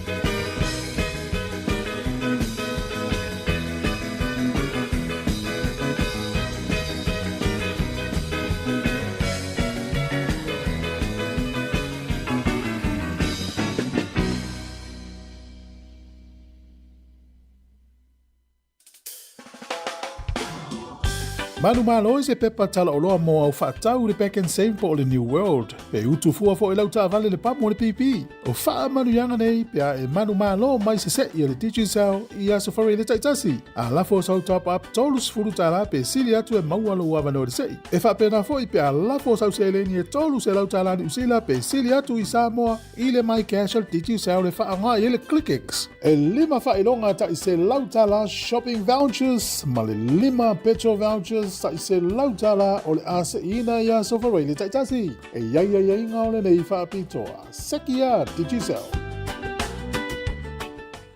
E le si tātou whaasi langa nei mo le whaafongmau tātou tunu. O le ata oto ia i lafia lalo o pa ia Sāmoa le aturu tofi. Wai le eisi te funga whaafia lima mai ea. Nā te toe atu fuli wha le atoa o mamalu vai vanu ma le tifito. Wau Sāmoa le atunu tofi. O le whale fo i wa so o ta iao lo nā tuao. Mai tulu i tau tu lou. Te oto la ia i wha maene i le alititai i li songa tu mua ma le lau pule ono i sala fai. Ai tai nane le pa ia i aingo tupu, aingo aingo pāpā ma aingo whale alii. Ai meise o lau tāpu inga mamalu, ma lau wha fonga anga Sāmoa tu lou lava. Wala ngase leo ono sio mātu ta mā, sa tau la mua i lea fo i wha anga tamo le kirikiti wha Sāmoa. Lupe tau le whao seu leti i inga.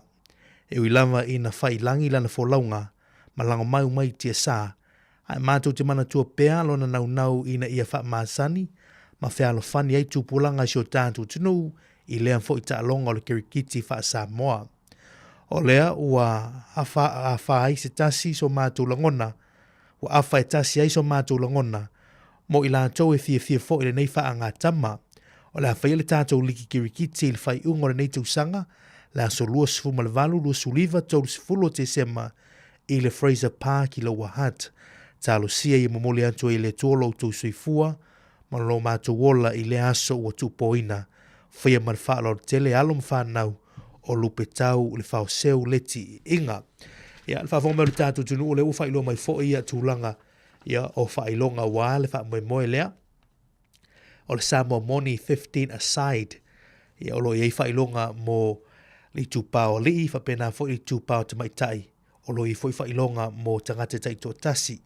Le mai tau ato le ipu i ono mawai ia le lima afi tā la ia e tolu afe ia li tūpao te maitai, lima afe li tūpao li i le ipu lea ia manisio whailonga. e lima se lau tā lalari stala, ia moli tūpau ali ma awali, ia e wha se lau tā lalari stala, moli tūpau tamaitai. A e mana o ia e wha mole e ristala mo le wha moe, ia mwhai ona e anga i lungo le la le leo a tua, ma le la leo tu mua Facebook page, mo le ristala, ia pe wha so i leka leti, i le olua tasi lua wha lima, valu o iwa ono o, olua tasi lua wha lima, valu iwa ono o, wha sisilanga na le te mo tai au wha tai. Malo vaftai, le ua toi luas fu 5 minuta na tale o le tulaiva, o lo tatu ia program atal tai masalo na ua tapena nei whanau, wa onga nei aso, ia meise mātu o lo tapena ina, ia le lancho nei whanau, ia tamaiti, ia o tau whanongolongo mai, ia ima ua mamari o whaia onga, ia to anga ina onga nei aso, ia pei fo yo taimi o ma onga ma ua, ia ole ma to anga ina onga, ia ma whalongo i whaia onga, fa tu por file mu tono vasenga wali si mele tau ua ya tono ma to vasenga wa onga tulanga lua Sāmoa fa tu por file mu okay ia wa sola ta onga ia e ole le tete vai me fusuanga ia la vasenga le ia yo vale le fele le limit Well, to sanga i lunga le year 5 year 8 primary wa pe le 8 now le form 2 na Sāmoa ya sola ya pe le ya 8 na nei le primary a oira le fule le te vai au wata wo lunga le year 8 te vai mo fusu anga fo e fai se o ta fiu e fai le me fusu anga le sta me mo ma ila solo ia tamata o taulu e sauro e tu tulispitu ia o sauro va pia ma na ia la lutango e fai se swing fo ia fusua ia talu atu va ia va pia ia o talu ese nei mana onga ia e man tu ata ite la tanga benga na fa tu por filemu ia le melea le taiao ia ton fai o fa tu por filemu tu no fulfinga vai ona te vai atol to ofenga venga le nita ya o ia mo le nita usanga la fika elisi la pe ya la tau fika elisi tam fai la o tu le va tu por filemu e ile fai longa na il matua o ngai tau tu le va ai avela tanga te va pena le wingo o le fai longa na avi fai mo mo ti no ala na mo ina fai longa le ma tu le va ya Bali o le foi le e te pe fa ata la fu ai ta o te li malo la fata malo mani e tu e va e le va pela wa tu va pela mai si va pela so o foi le so pala ai tu lo wa le puna e ave e fa pela ya la na tu le va le tasi o le pala ai ya ele ai wa foi le pe no foi atu o ta fiu foi fai nei me o le fuso ia wa so la mari au wo il tatala ia foi le fai ni fuso anga tamuiti ia o na toa onga tu longa lua so le e fai le malo longa to e fai le tuanga ai o lona le tuanga ia mai rua ile fale popo na i o matonu i Nelson fale lo Nelson ia so la matonu sei la fale popo o la lo la fale popo ia e mo ia pua tu lo wa al lespito nu na matonu ia te va ai la ona na mai ia lo tu o mai ona mai lunga ia poile la fusu tu lo wa ia ti fa pe fusi pe ta no na uri fusu wa ia mai ia vale ia poile la fusu ha te fa halu fusu wa fiu e va a te la me te lo la me ma foi ona va vena fusu wa wala nga mai fa fu pua io ia pua mo mo ina le ole fale popo ia wala pu ana sa mo ya lo ka ni pu tu lo wala ni ja te vai e fiu e va se longa langa mai fa fu pu a fu le pa o fu suanga to ata ape fu suanga ina te tu la valis e mo me fa pe ata te sa fa pe o sa o le ia e sa e tus ia mani o tala na we fiu e tu langa le e sa o fiu tu atu le va o sa lo tu va pe fa tu por filemu ana ia Ma le fautuanga le yaso. Ia, o le fi au mo molina le yaso mari. Mo nei tatu pa ngai fa lo mai. Pa ngai fa fonga mai. Ele ngato fa fa ngalo ka tono la inga. Ioi. Tono le kare. O ele fa lo. Ai foi le fa lo mai fa tupu misa tono le kare si. Se fa tupu le file mu tono le kare si. Ai va tu la vesi ele te tu pem fa tu si se alo tu le va le te tu si ole fa lo tu si mo te tu. E ba fai apa lai le fe au le so se mea lo. So se mea. Mari. O fa la botonga. E o fa nga malo. Fa nga malo. Tu le va. Io. Ai alo va tu la vesi fa pule. Alo tu le va. Ia o lo ai foi na. O le tato upu fa malo sina le ne ia so ma. Ia, we. Ai tu o fe la se mea na e te vai tu ele o le lei. Tamu fai e foi le po se va foi se uso. Se uso. Ia o se tu fa fine. E tu le va. Ia po le sa foi mal to ainga. Ava tu lai misal to sa mal to ainga se tu le va. Va tu por fine bu, va tu por fine. Tu por fine mu ai anu aso sa aso. Ia. Vai atu e male o langa nei. Ia ai ta ua oi tono lu ainga male kare si male nu. Ia na vai le stalo file fa na o stama. Si tama fa tu puina le file mu e tu le vai te ni uma e vesi. Tama leo Maria. Tadi alanga fi au ta ua na ne aso. Fai oe ma fa tu por file mu. Wow. E fa bu ia Yesu re ta le fa tu bidal file mu. E wa vai la ia. Pe ia na musu mo ile nganga ya ta ue e tu le upu le so. Si au ta tu bu kala be le tail. Ia. E le tala bali ele na tau ni tala fo sa vi ni tail. Ole nga oi foi le alo nga oi. Sole. Ai o te ngā aso nei ta si ma tele o loa ma vanga vo i e te mini wei me o scanner. I o vanga o codes, o vanga o tracking devices vo i. E lai alo atu asi ta malo tolu su lima tau sanga le tau mei nei sa vini nei tatu telefo. Mana tu vo i lo wila vo i ai e le ini. O ni wila en whaina alua, o ni skuta vo i e whao ngā le, whao ngai Wellington e whio ai. Ma lei loes tam o lei e iwa anga i am whai ona track ai e pe mati tui fo po fair le wa i ele wila e po le skuta e whao ngai. E lei loes tam malai muli atu ale o leo i tu atu. Ia ma maua ina le Basin Reserve.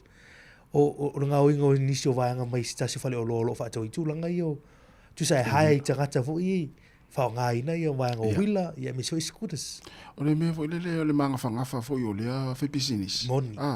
Mo le tu o le fo i polkalame i tonu ana wila, scooter, o le GPS. Le na mafu ai ona iloa. Wa anfe iloa ana whape le ni polkalame whape tango le whai business le tu i tonu ana wila. Ia lo nuinga i fiu e sue. Ia o fo le whape, maa nei a fo ila le whainga le ari. O mawhau e fo le morau ta vale. Tu sala ta ua. Ta vale. Ia. E o fo i vanga fo i... So se mea. So se mea fo i le... Ia. O le wabovu le plate. Ia. Se vai o meu tono le fali. O ta walu ilo mafau fau. Walu ilo salu, po ani meu, fio su e alai mau i fo lai. O me next door. Ia. Sorry. E sa ori. Apea. No na Sāmoa le New Zealand a me sa vilina. Apea. Tamara lea. GPS tono lo fali. Microwave. Pusa aisa. E o ipu voi le ave wa o mana yana le mele fa pe ai o mo me fo le o ata ipu mo li apa fo le ave me ai o le tona ia le a inga mo le karesia e wa ale lo e su ngo fia GPS na tia lo telefoni va o le lo bigo ile le watu apa le wo si atu la apa me ai le na mai ai na wa mana ia tele sol Teknologi. Ole whaingo fie na maua o vaenga ia leilo loa. Ole me mali vo le vave na o atu leo man tole o vili tangata le ana le o le switched on bikes in Wellington. Vili ai leo ia whailo i leo o le ei vaenga i o le a foi. Marusi angana le tau GPS en faina. Ia le ana tu atu leo mo whailo na muli leo. Ele i umi ase taimi maua tangata lea. I le vale o le vile wala awa tu tangata le. O le vave o le tangi o le alarma telefoni a tangata le ana le pisinisi lea. Mata ala telefoni pisinisi lea. Ma nei o le pokala mening na o lana pisinisi. Ia tu ia i vaenga ia por kalami te tonu o wila. Whengo fia i ona track fo ingale pe a alu ma tangata le. A pe a sole. O te loe lea o ngā mei e ata ua. E o ngā. Ia. Fatua e te tangi so e ro te foti. Ia fatua ia wae a te tangi te foti mai vaile tangata na le waro. Ia tu e pe alu malau apa ma. Ia. Almela. Ia ele a faina na le alu ma le apa. Ia. Ale alu la le mala ta kukala ta ala tu mata ita fo ile le po po se fala i steak. Ai tu la na apa me ai na va tu me fala i le ni tona. O se tu le la tu na. Ba le te mi ma tu langa teknolosi ma tu langa fo yo. Fiso ta inga mo fa yo na mo wai tangata ma pena. Pena mai tatu telefon le te mo ta. Hori pe ia tatu wala au le tam fai. O ia wala le. Te tau whai mai. Te tau whai mai o le matal noi mo meo apa meo o GPS e tu tono vaenga e ave lau ngā oi tu lau. Ta se o lale. Kapani e tise le e lau. Ui, mari se umana tau. Se umane. Lau ele tatu walau le tau whai mai. Tai fo manuia ta alo whal walau. Talo fai o tunga tasi mamai. Ui, talo fa tu. Talo tina tu. Sole. Nei ai le lua la le mai ne tai au fole. Tai. Le ali ma le la wa ti le lua au le. Tai. To inga tala ma nei ya ia fa longo e fa so fia. Talo tu. Alo tau tu le tai au. Ah, mai oi. Tai. Alo ma tu fa so le ai. Le ho e tu po tu le va. Ah. Ia. E sa le ya o lua. Mana ia. Ai te ia mo moana e tiro ia te oero saunga le moana e re te tu le va. Mana ia. Sa palo mo le sale da mo sa boy. Si le na re. Tu le va mo li fo ia. Ia. Ya le na le saunga le mu si le Mali. ia. Ya. O na le wo vi de te ma le fa so. Ai si dia le tanga mo lo saunga le mu. Mana ia. Ai ate tu le saunga le mu. Tu ai pele va sa tari la to. Mo lo so so. Mana ia. Te tina tu. Wa te na tu. Ya tu na ma le ta fa sta mo tal ba la au. Manuia na le ma le yaso. Wele tu ya tu tina. Wele yaso. Ai lava. Pa se fua. Tina tu ya tu. Tas. Si tatu pa angalia nei tina e se le fia. Tas le tina e se le fia I tatu pe tatu mafuta. Ma fa fonga la tasire fa sortina. Ma nei le fe au le fa popo mai tu. Tu e pere va. Tu e pere va ai mo e lo songre ma nei ia. Ia. Moi fa la we tele tina tu u le tatu. Ma nei. O le sila I tu le mo le saunga le mu te itale tu le va. Ia.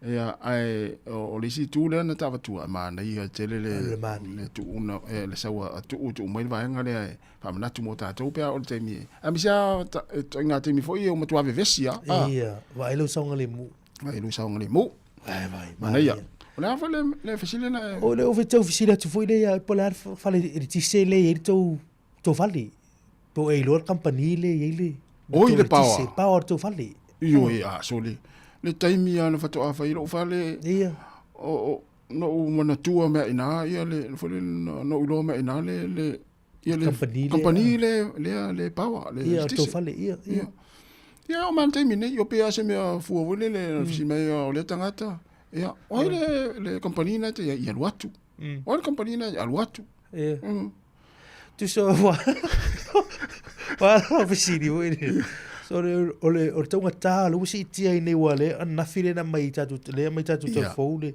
e si tanga le yo o le tau sanga le na si mai le iva paseni le si sulu paseni le tonga ta o le tise te mi nei moi tu sala mai tau foi le te mi le tau maru le pe e tele ana a fieta tu langa foi le ya o sa ya tas ile te mi nei le tau malulu ona e on fa solo to tele o va fo e fa ma fa nei mo mana hi pumps e o isi ainga e to fola potu balhida o e fa ma fa nei mo mana e o la lo fo e gai luno le tulanga le pili fo le tongi de masino o le tise sa o le e pe o alan fesilia tulanga na o le al fa mautu o po la lo company va ai po le al tulanga le tongi nei te mi nei ia mo sa Male.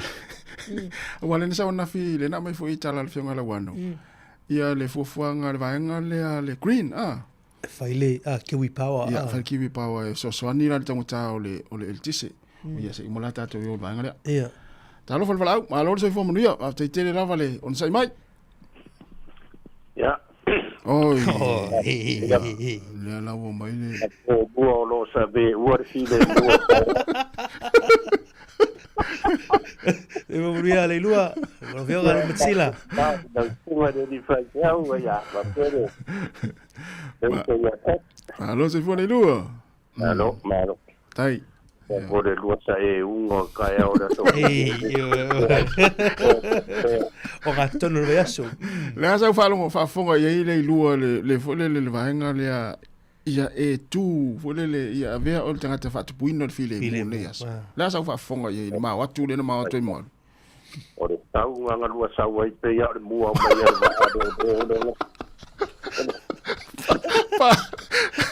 Pa fiu tudo. Ora sai de sa wa yo lua ngai sai da ro so me ra de nga de nga me ye na pu. Tong mai ya ko inga me de so ka ya ngai de.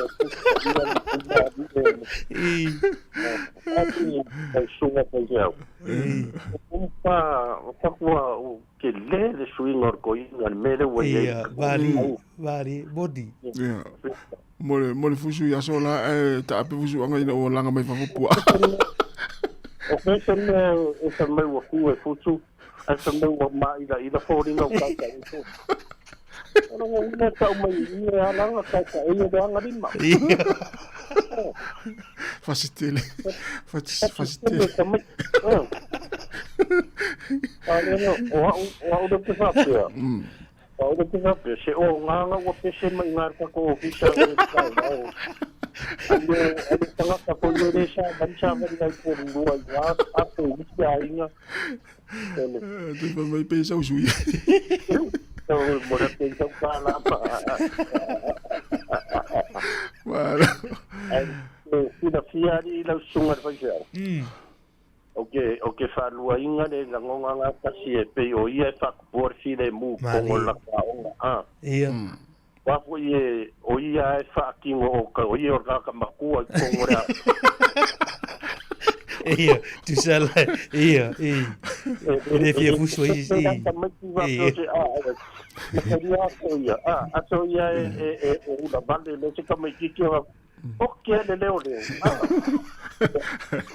O ti al povo. Ngai me ngai kupura o nga tara i dua.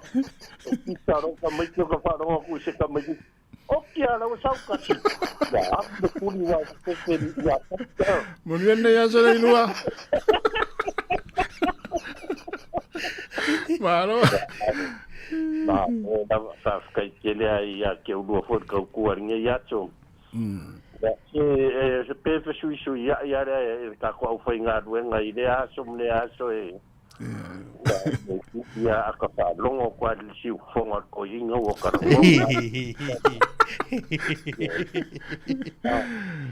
Aka u yo ko isi aso e ka kele o popo de kele ari la sunga de ya. Ai lua no nya so ka kele fa longo ko inga o ka ku fe siri po fer ko inga o fe o ya ko. Por el falta el vai.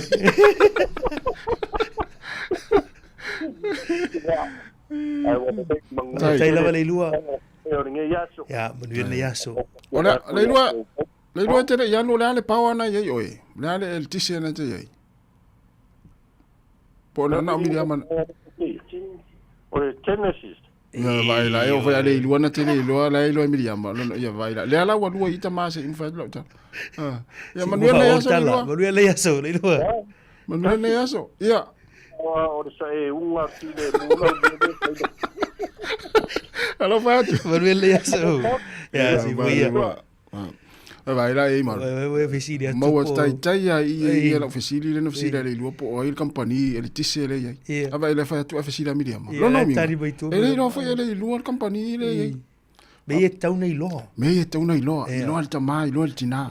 More ele ngata i mo meu companhia. Ia ele tisse ia po vaenga so se mea. E tau nei ele tau nei lo tanga tu tas. Vai lá lu fa lu ina ia le lu le sta mana na matano. O fatu. Ola, bo ma tal no fo ila ona o tulanga o fo le tanga tau le pau. O tatu tal no te. Fatu. Pesiri me te ola le company ele tise le te. Latu. Va vela wa. No, Sāmoa fat Genesis. Genesis. Fatu Genesis no fa yalo fale ya ola te ya yo mal te mine. Fatu oi. Mai sole. Te lo. O mai te mine te lo pole ale le tise lo te mo te hei. Fatu pese. Mai na oro si o lua e fulele fa ya fa tu te le fa le tonu mai na fa le tonu o el tamale ainga o e tau ona e loa le fulele le company le o le tisi o se me me ta o tonu le ainga a se vai no fo te ni a se vai o le tisi o e tau ona e loa le pau fa fela pe alu tina America alu tina Sāmoa ai alo a mai se tu sia le company fulele ya famai sola sa ovo la le facility now like mai ya se to fa mata no la martina ma u fai mana ya fo ya u lo pa ya patu famai e ba le voi lo ya meto a mi sa ta ma sa me yo pa ai ta ma na te lo le pa la to ai ta ma le matal ta ma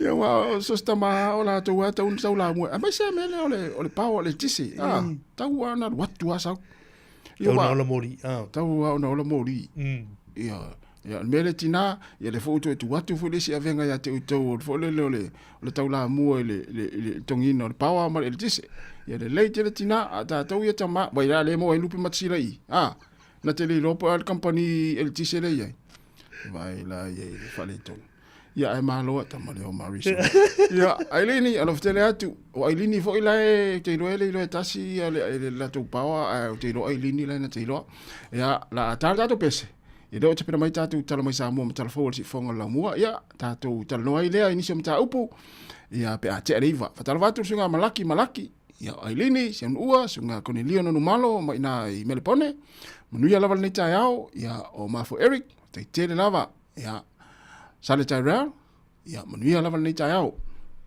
Tātou wōr whawhianga nei.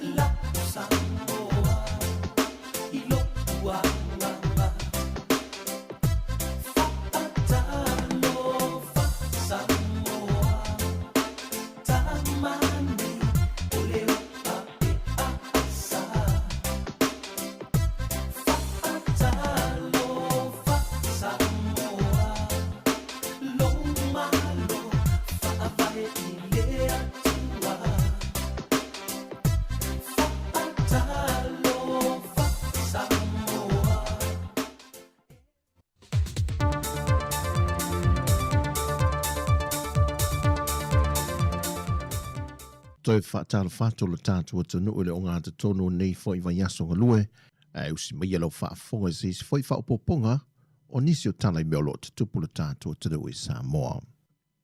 Au yeile tunu ule vai tau le El Nino, wā a whiai lona si o manga, e le tūlanga le mātūtū ma le mango le mutia, le fwoi wa whaai loa ta inga le pūlenga le swāvai, e le whaonga te tau ma le sewhei no le swāvai maua, a mese la vai no fuanga le tala whanta i a pia, o lo le lifa i e wha maunga le telo le swa vai e wha o ngā ina, e le ngata o pisinesi ai wha pēnā fo i le to tele o le atunu wā ma wai, na visiri Yesu i le pūlenga o lo ngafa ma le mātai tuwino le swa vai le taulanga, na o la wha i loa ai nisi o a fianga masani vai tau wha pēnei, o le uti le swa vai maua, ai a o fo i na palasi te tele timunga, wa a fia fo i le swa vai mamaa, a mata mai le tui sa e vai lele, se ia pa ia vai tele le tui sifo. O a fio anga tu taulanga, wa mai a wha mamai na le swa vai o lo o wha o ngā ina. Ma se wha alapo tonga le malo na a mata mai le awhiv se la wiva se furma le tolu, a na toi wha fo wina wha le tula fono, e le tausanga e lua fe ma le tolu se i o mai le so.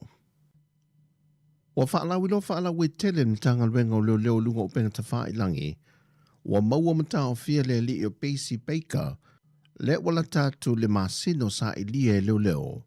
Ina ua whaedo ane e na mamalu le atunu sa fesoa swadi i le matanga luenga, le no whanga na vaia po o au mawai. Wa mo lia lea li e lo na ngau ia wha malosi o le ato se tina mai saina, na nga ia wha atau i le fale o lo lini mo to tua, ma wa wha mao ne fo i lo na mo lianga, e lona to e sea leo le sea leni mai le pampin sinia le alam pisinesi.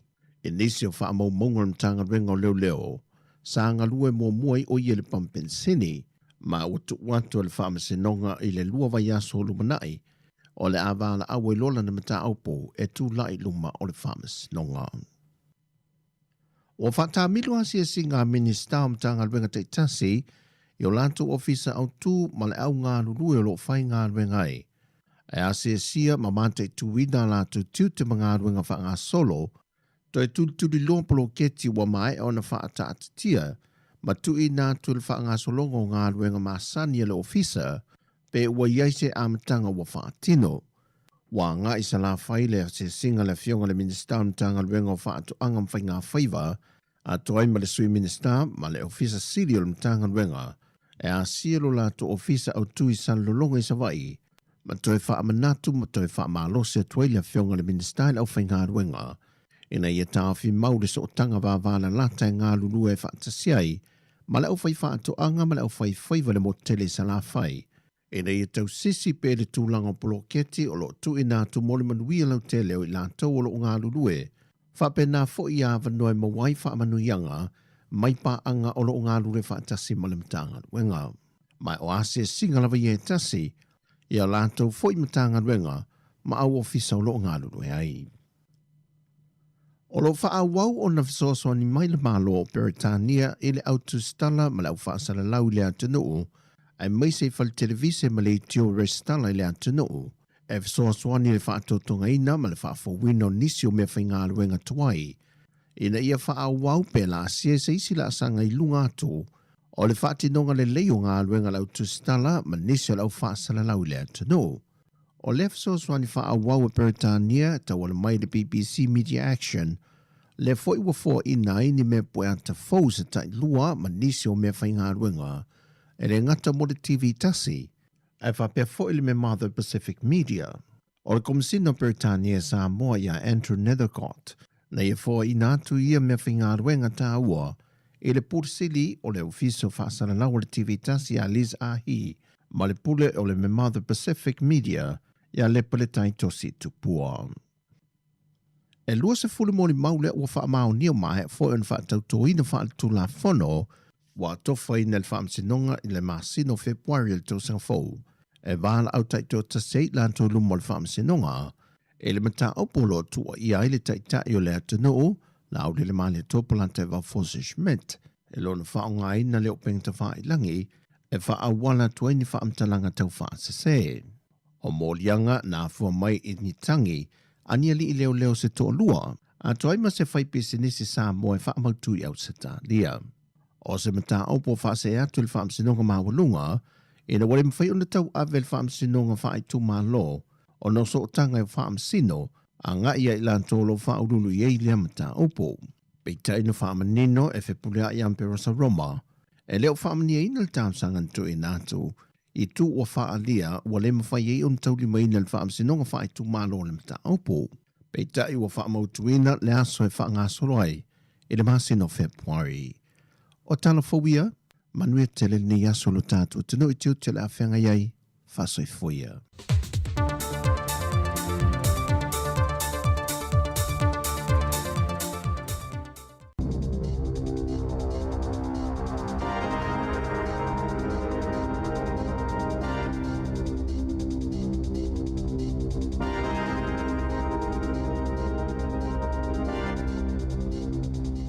Toi whaatalo whaatol whaapoponga o tala whau mai le si ufonga le lau mua mō le nei tae ao. O suinga mo le puipuinga o whaamaumaunga matulanga patino o tangata, wālanga titawe na whailoi tangata ngase le taimi e ao ai eni tangata o lātou ainga po ni tua oi o lātou whaamatalanga. Na saunoa Dr. Vicky Jones o se fo mai I kati o le atu lai mai ni whaafita hauli pe aha oina whaafsota I tangata fo mai e whaailoa iai o lātou popolenga e winga I le mawhai po le malo si anga o se tangata e mawhai o na aweta avale. Na saunoa Dr. Jones e te tauna malama le atu nuu o le tiute o fo mai o le pasi atu whaamatalanga ia I le tangata ngase a whaila etu ina atu e se isi tangata ni whaamatalanga iau normalo na talo sanga ina. E ta tauna ia ta o atu I le ngase, po o aia whaamatalanga na tu ina atu, e ta awa tele lea mata upo, o na ua whaaupopo ina le numero avita avale mātutua. I lunga o awala te tele o New Zealand, I te tono se fulu tau sanga utua nai, e 5% na si iti ai le numero avita avale e ta I fitu 5 anga I lunga tau sanga le mātutua. Ma ua silia ma le se fulu ta siafe leo wha inga o tangata I le atu nuu, ua silia ma le ta iwa se fulu tau sanga le mātutua, e iei o lātou lai sene avita avale. Na saunoa Dr. Jones, o le lu itau mo fo mai,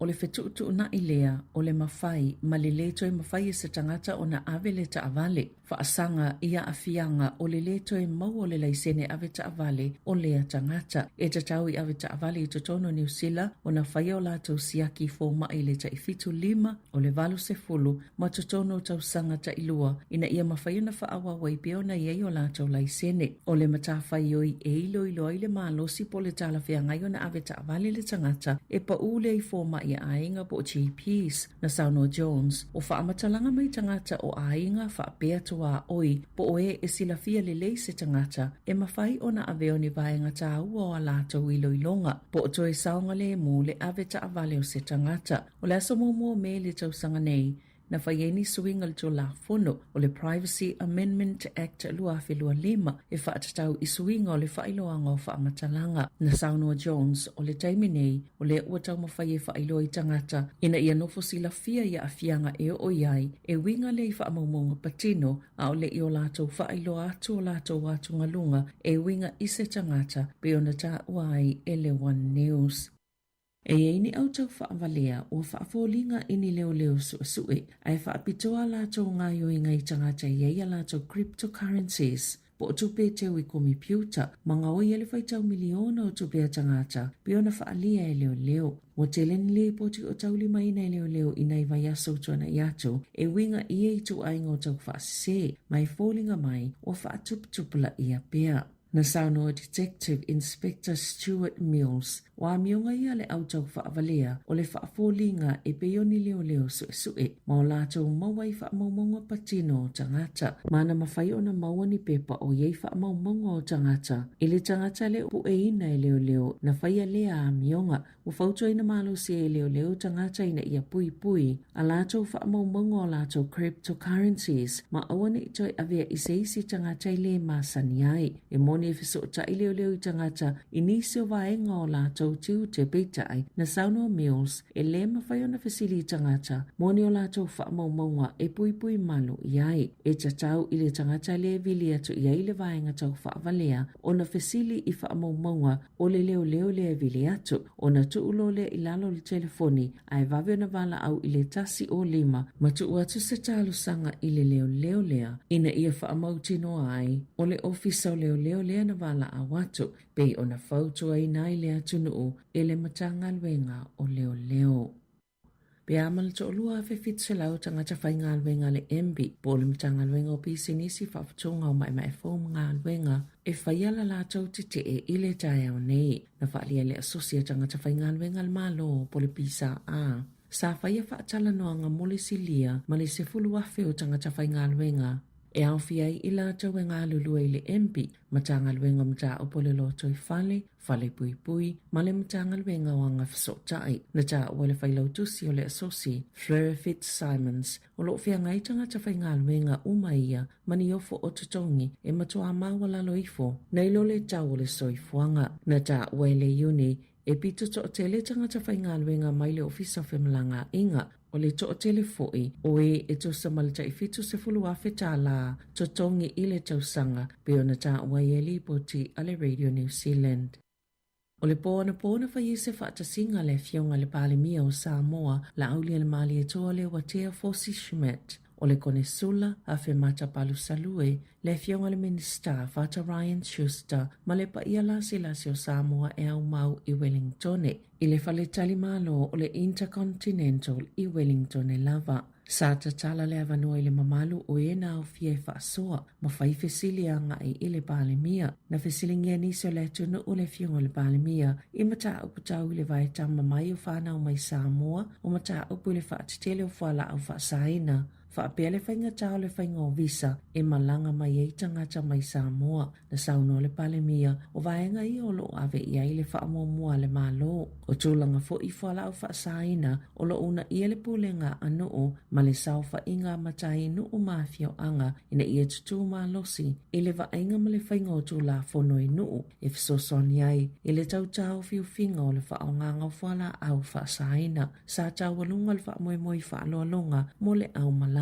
O le aso fo ia na fina feilo e atua i le palemia o Sāmoa i le palemia o New Zealand i atu i sinave maulu muto atua Christopher Luxon ma ua fo i le avano e feilo i atua i le komesina maualunga o Sāmoa i New Zealand le fionga af masanga wha amatala to le afoa malana au whai ngā luenga o le taio nei o lo whai malanga atua i Plenham e feilo ai tangata malanga mai i ngā luenga wha avai taimi o lo o au mau i le avaenga o le atunu o New Zealand. Na sauno le minista o tupe New Zealand Nicola Willis ua mafuana se itiele tau o le soifuanga i New Zealand o na ole presidente o le United States Donald Trump i whaamaumonga na whaalaulo i nei le asona nafia le Stats New Zealand po le ofisa o whai numero whaamaumawina New Zealand na whaali ai e whaatasi ma le tasi pasene na si itia i ai le tau o le soifuanga o se whai numero pito silo na mawalunga i tutono o le lua tausanga pesi le atufoi a o si itia i tau o suau o ma penisini ona ole tawa ale United States ma Iran. Wa tangia mai ia whainumera le mawalunga o tawa swa ule lalangi mai le mawhai le malo na poleaina na Sāmoa Willis wa whaailoa mai ai o le siitanga a Trump. Wa mawhai le taunga tau le penisini whaapea ma le tiso ana whaapea le mawalunga tawa swa uma penisini se manue lua tes maleiva pasene le tau le soifuanga o se whainumera sa fuafuaina lava ila lato whainga malo. Peitai Elena o penisini e aluai ilunga le tau le soifuanga e se fululua pasene ma le iwa pasene na si itia mawalungai tau o le tise le tau sanga na Sāmoa Willis sa iyo ele malo ina ia tele le ele tise e mawhai o na ngausi mai le malo si anga whaafawina mai mawhai o na pa uai tau e tutongi a inga i le lumanai. Wa langlangoina il pule nu olo wa hat se fola sanga i tu whaatsia i pule ngā nu uiva i le itu malo Wellington i se pule ngā nu utele e tasi po o se Super City e tasi. Olo iloilo i pule nu o se fuafuanga whaataatia le au kone sale o le Martin Jenkins e mawhai o nao fiele tu whaatasinga o le a ai o Wellington, Porirua, o Kapiti, o pule ngā nu o le Hutt Valley, ma pule ngānu e tolu mai Wairarapa, whaape ma le whaamalu malunga o pule ngānu a le ito malo Wellington, i ono au fia ma le pule ngānu a le ito malo o horo whenua. A whai e whaatuina le whono tu whaatasi a Wairarapa o i Wellington, o le ata ita ia e se pule nu whaitu langi, ma o le anga lulu e whaatasi whai pule o le whono, ma ta ita i whono o whono anu e whai e whai unga mo le ito malo a toa, o whono anu po Community Councils, e le iai mua o le ama whaiona wa aia ma whaafoina au nanga e peo waita ele, whale tusi, ma le tufanga of Sosani tau tupe po Krans mō nuu. O le whaamoemoenga au tū, ia mawhai e tangata na palo ta sao mo whaipule o whono ta itasi e lima o whono anu po communities ina ia te le atu le avanoa mo se leo o nuu i whai unga e a awhiai o lātou pito nuu. Na whaalia le pule o lawa hat whawono Ken Laban i lunga le Morning Report o le fola sanga le Martin Jenkins o se fuafuanga lele tele. I ta alonga, o lo whaawau peona tau mawhai Ryan Fox e ta lia malama i lona manu malo mata ina le o suia ilo na ulanga peona iai le ta amilu sanga tele o le ta ngā polo a Beretania. O lona siampini le ta amilu sanga i le asonga fua o to alua i a te ia tangata New Zealand o siampini le ta amilu sanga peona manu malo i Sir Bob Charles i le tau sanga ta si iwa ono tolu. Ai o to awhaya te ia tangata New Zealand o manu malo i ni ta amilu sanga ti tele i le lalolangi i le ta alonga ta apolo e au fiei ma Michael Campbell whapea Dame Lydia Cole. O le siampini o Fox i le ta amilusanga o si itielo na tūlanga mai le 5 i le numera 2 i le vaenga o le i le ta alonga ta apolo i le lalolangi. Na maua e Fox le 5 ma le 5 miliona ta la i lona manu malo i le British Open i le asonga fua. Tala fawia ma le si ufonga le lau moa mo le nei tae ao.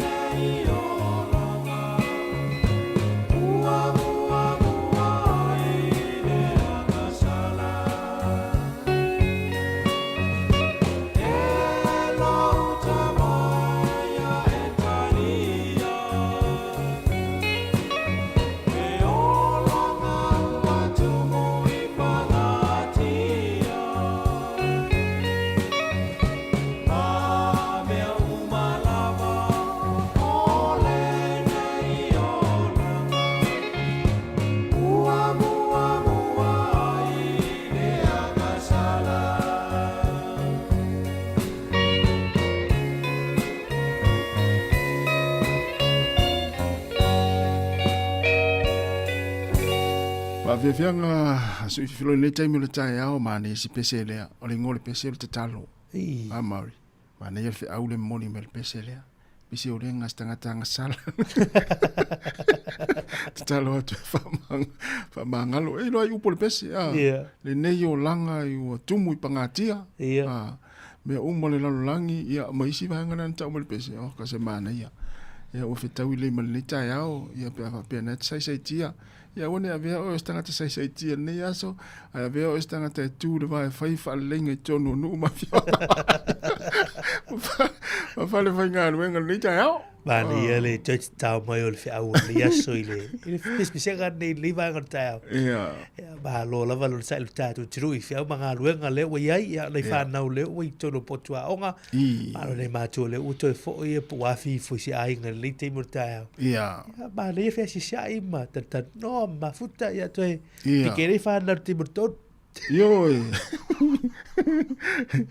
ya ta to ya na modifa na wa onga le o te aliva ya mana ya le afa ne lo ina i se falafalawa ya fa tau se fala fa tau la tamvore ena e pe ena tonu ya na avelo la il fale ya wa o aso malu rua fa pene ya te wa ya mari o aso malu fa pene yo o le polisia vale ya o le polisia ma si wa fa ya wa mo ya koko lisa mar ko pai i te malu fa pene ya tamana pe fa moele fiafi a ole aso malu rua ya le taiao ya ole polisia a tu e nei fa ipula se lueton se la pese ya por sua fa i vo ana ya no ta ya o to ina malo matua ya na fa no le fo fuanga mama na tua pe ini ala boy o lava na ma tua ya fo ma ni yaso ya po la to appointment ya awana i misi ta ua le avion na ma tua fa ya la to appointment ni yaso ya pe fa pe o va il fo ma ta o tele el fo tuanga le ta se wa fo fa ma ta tu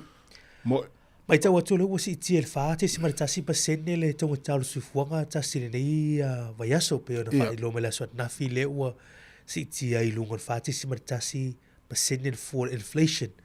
O le matau pule le inflation po le tonga taulu suifuanga o se matau polo la walunga le nei vai tau le tūlanga o whae o maaloa me se whae por kiki la tau i el tatu wanga tuai tu te wal palota i la sofito novemba.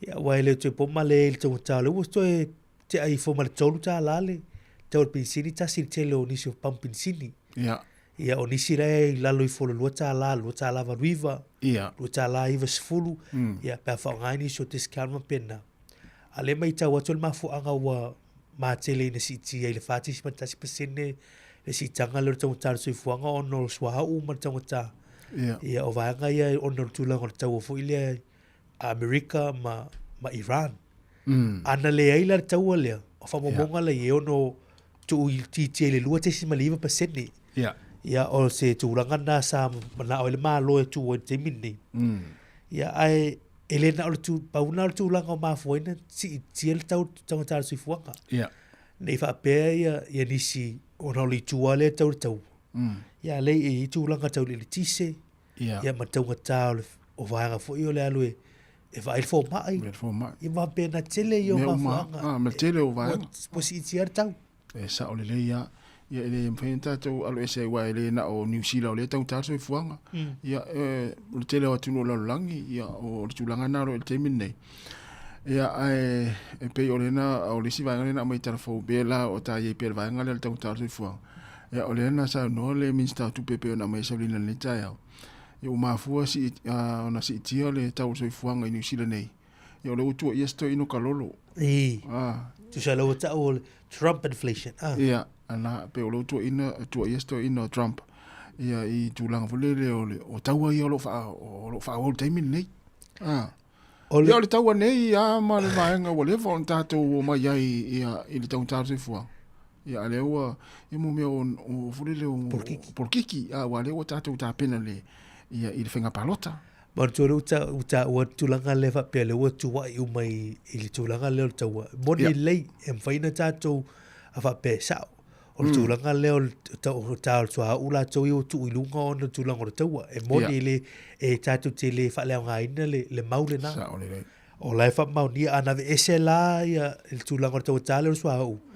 Monu e le o le wha pasene le tulanga o le taua tā e po le lua tesi iva po le 12% ono iai le taugata ai e la vaanga tasi pe ona iai le o vaanga foʻi o le administered inflation o vaanga la na tu sa e le pule ma le malusiaga le malo e mawhaina na fesui ai wa la fe maia ia whainga malo e le se tau a tātou le tau akalolo ai ei me mawhaina whai e lātou lai e le lātou tu so mea lai o lātou lima a te te ngol pule le tūlanga o tango tālo e tise e mawhaina i le lātou whai e lātou se fitu na inga ma whai te whai la whai te inga le malo Peritania te minei la so na file o sui il pale mio Peritania ma ia ki stama le o sui ia Andy Burnham o le polisi fau ale pale mio fau le o filia Peritania la so mo ke topa e se ai le VAT po le tax tu sa mar GST ta to i New Zealand po le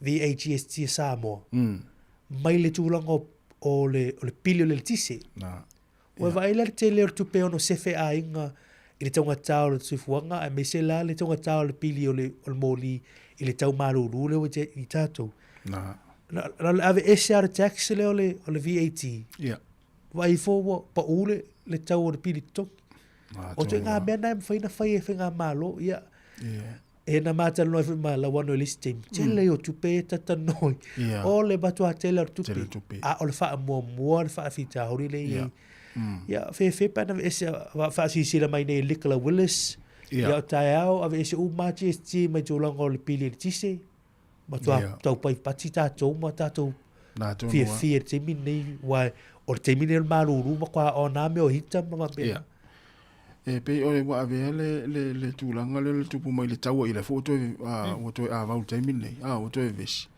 ia le o fai ama alofanga o fai ngā malo il tūlanga lo ia i le tamau ainga te minei ma le anga ilma e sa o le ia oe e ma fai ona fitu nai ei me ma fai ma pa uai nisi o unanga so soani le tunu ia nai loni mele le pa le tau fama ia wa tātou ma lunga tau so fuanga ona lo foto pa o ma le misa la wori la yo fe foi le ma tua a tu mai a inga ia tu paketi e fai tono le vaiaso ia por le vaiaso le mo tonga to tele o tu nga ma fofonga nei va ai po fe o al to fa fo nei a vel minister tu pe tele ma o le tata no 4 biliona o tu pe ye moi a nya sina fa mama avenga mo te minei wa o sa no nga na pal mi fo le a Peritania le wi na o te mea lelo winter le la tau whai mele ia ai o se pa o matua te leo se ma venga pea whai ave ese le tax le o le VAT le Peritania ma tu e le te mina e se senta le tax fo ile le levy fo ile mo le fio levy mo ta avale il pamu le ave ese le fia pe fulua sene al malo es ia na pa o ile lo tau o mea fe pa na ta minister tu pe pa tu ana o minister ia te mine o ta lai vai va le tau pensin ia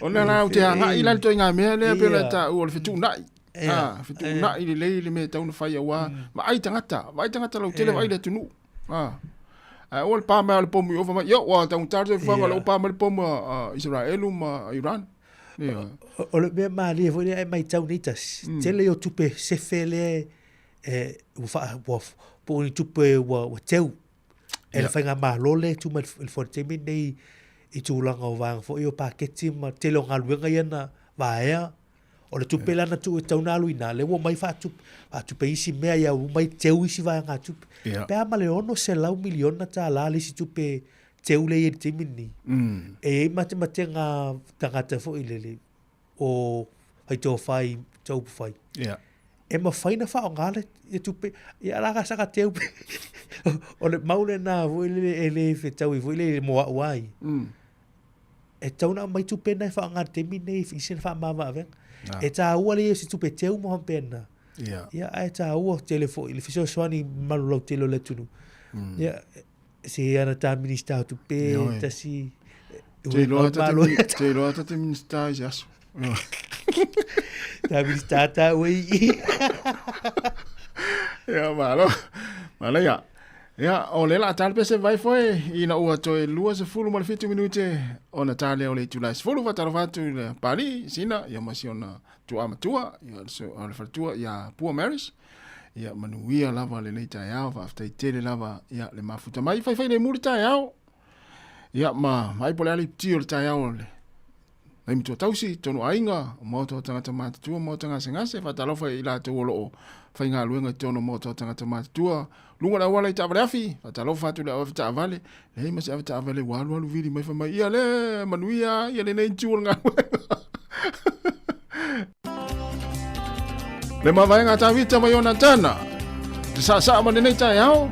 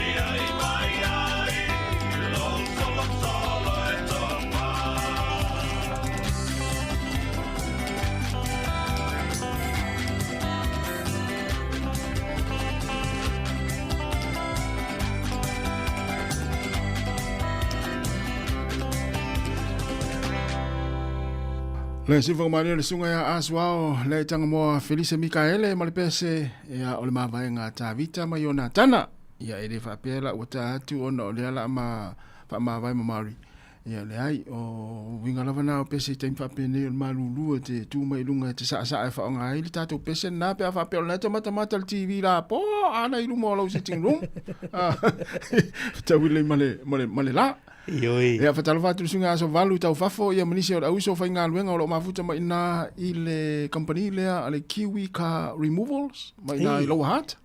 Ya le sunga Vili ya ma sunga Pira ya ma sunga so valu tau fafo. Ma lo lava nga lu mai tamala ya. Ya la siva. Ya fai fo ila tu tala vo ie. Ya matua lu e le lo le silis.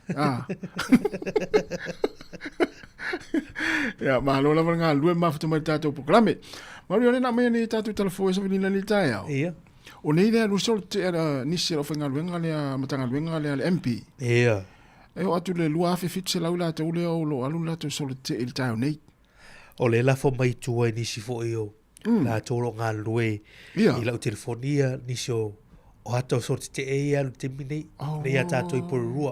O le anga e mai nai tuano le Bunnings. Aka i oile arena lea tātou i porua. Pea male lua whiwhitu se laule muli mawina i latu nuu. Ia le tūlango, o ngā luenga ai e tūlango latu tutongi. Ia mawanga fo i e teminei.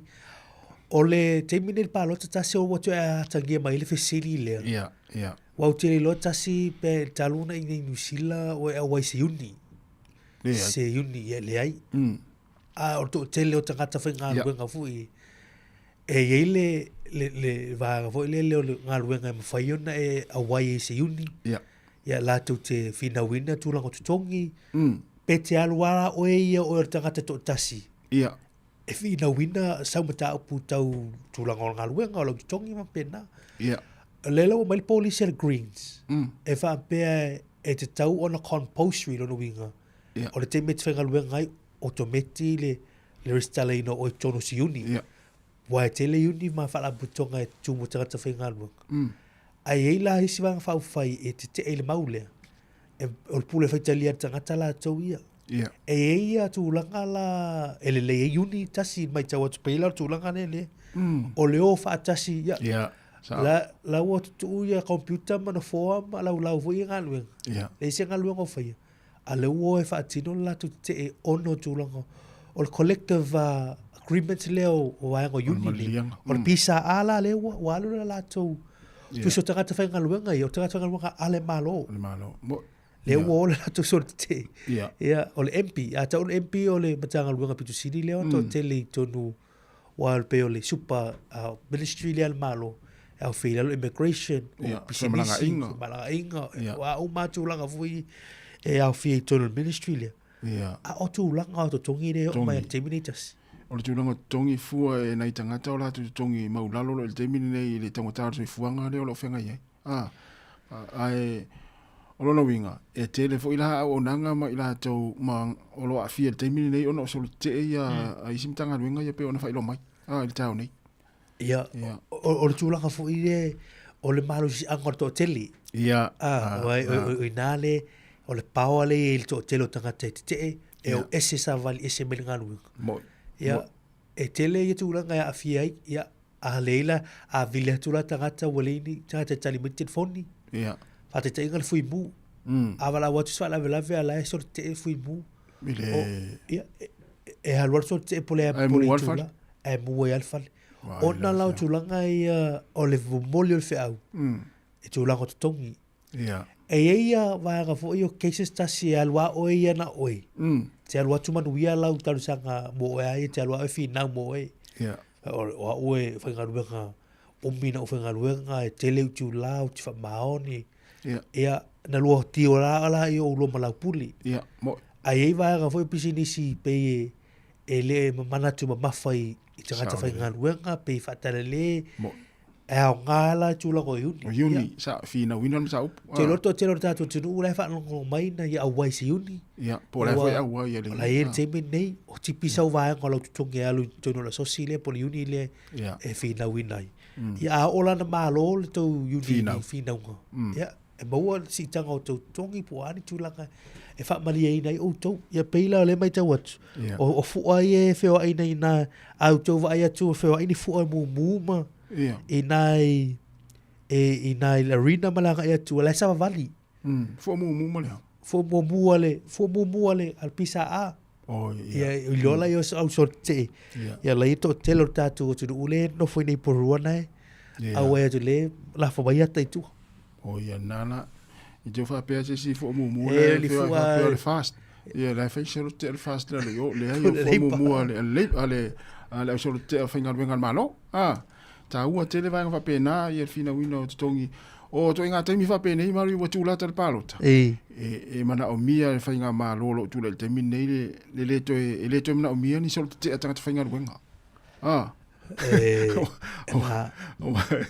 wa ia le wata tu la tal fa inga palota e ta sia le mele mana o le pale mia ma fa inga malo te mi nei le to mana o vai atu o man so te ta sia ta ele ta pule wa e fala we tele le temo por kala me o fa yo malo le tso ta si ta de le ta pule ile tu la o le palota male ta tu va ngale le tembele ai mai ta watu e fa pule si ni o le national e ono le to o mai le palota pa fa tu ma wina ia le ata va ia le luas ful val pesene o le palota mo va fa le national pa o le pesene le au fi fo mo le fa pule le si ni ia Chris Bishop play le hat ia le minister o fela o ingama tu langa o ngalwenga tele el malo New Zealand ia ta si le fa pule si ni o le ma e tu langa le timini o le o matua pa o ma o la lola ko la ko ina o le va fa le national ia le finga malo ai ono ma fai ona sao mai tonu le finga malo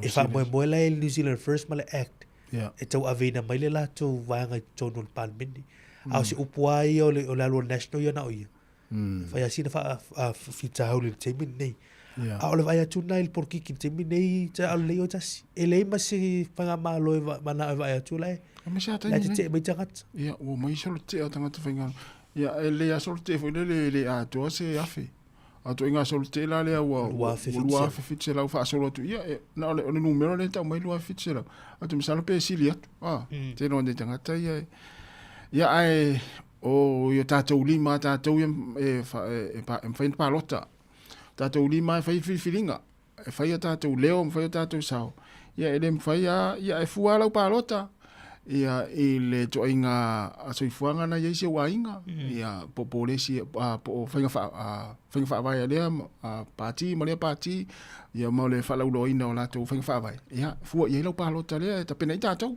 ia mo na ina fa na ia wanga va al palota o ele stala ta o tele tas o le sanga nei pe fa lo fo por clame o foi malo ni se vai asole le swinga le we ele ma faina e to stala le asol palota mai palota ia ele peila o ista usanga ai la tualta o le so palota restala mai palota im fight ia o faila tulanga le o se tulanga i la o mai tau tasi a mes for por kalame o se fainga fa tu au fa ilonga lanu fo ile sisi tu wai o to tele o fa momonga i o to tele tanga restala le so palota fa to palota tanga mar pacifica ia o tu pulanga talvo foi ia awala la vela tu langa ma se va vo le tatu te aloi o le o leva na val au hatu matanta no atu o restala fai siaki o fa mongo pena io atu la solo sul limo o kitopa e tapuni ia ile va no mo restala ia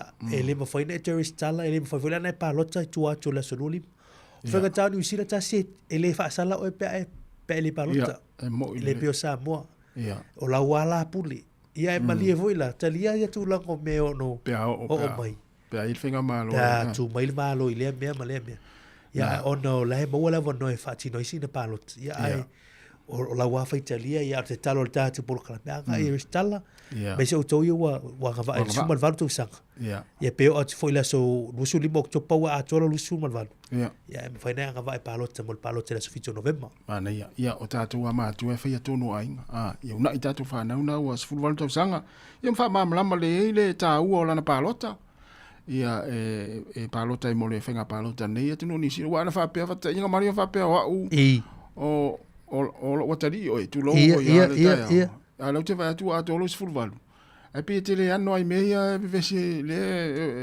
no fasile fa tu san ciao o i lo le la sa uni fa nga palo tani sila alo fa me ia lo te lo ale ia vai o e mal mal mai le au nga o lau palota ia va tu e fa mal mai tang lo le fa mal mal uma tu ia lo lo uma fa mal mal va tu e pe ia te le ano mai lo fa mal fa tu san o mai na nei mala wo tene i fa pela lo fe la wo o mai na nei mala wo tene o fisi o le ale matu o la wo tene e la fa mai oi was fulu wat o fa tu san fa la wo tene te lo mai na nei ia na lo mai lo la na nei fa tu tatu wo ai stato fish and chips ia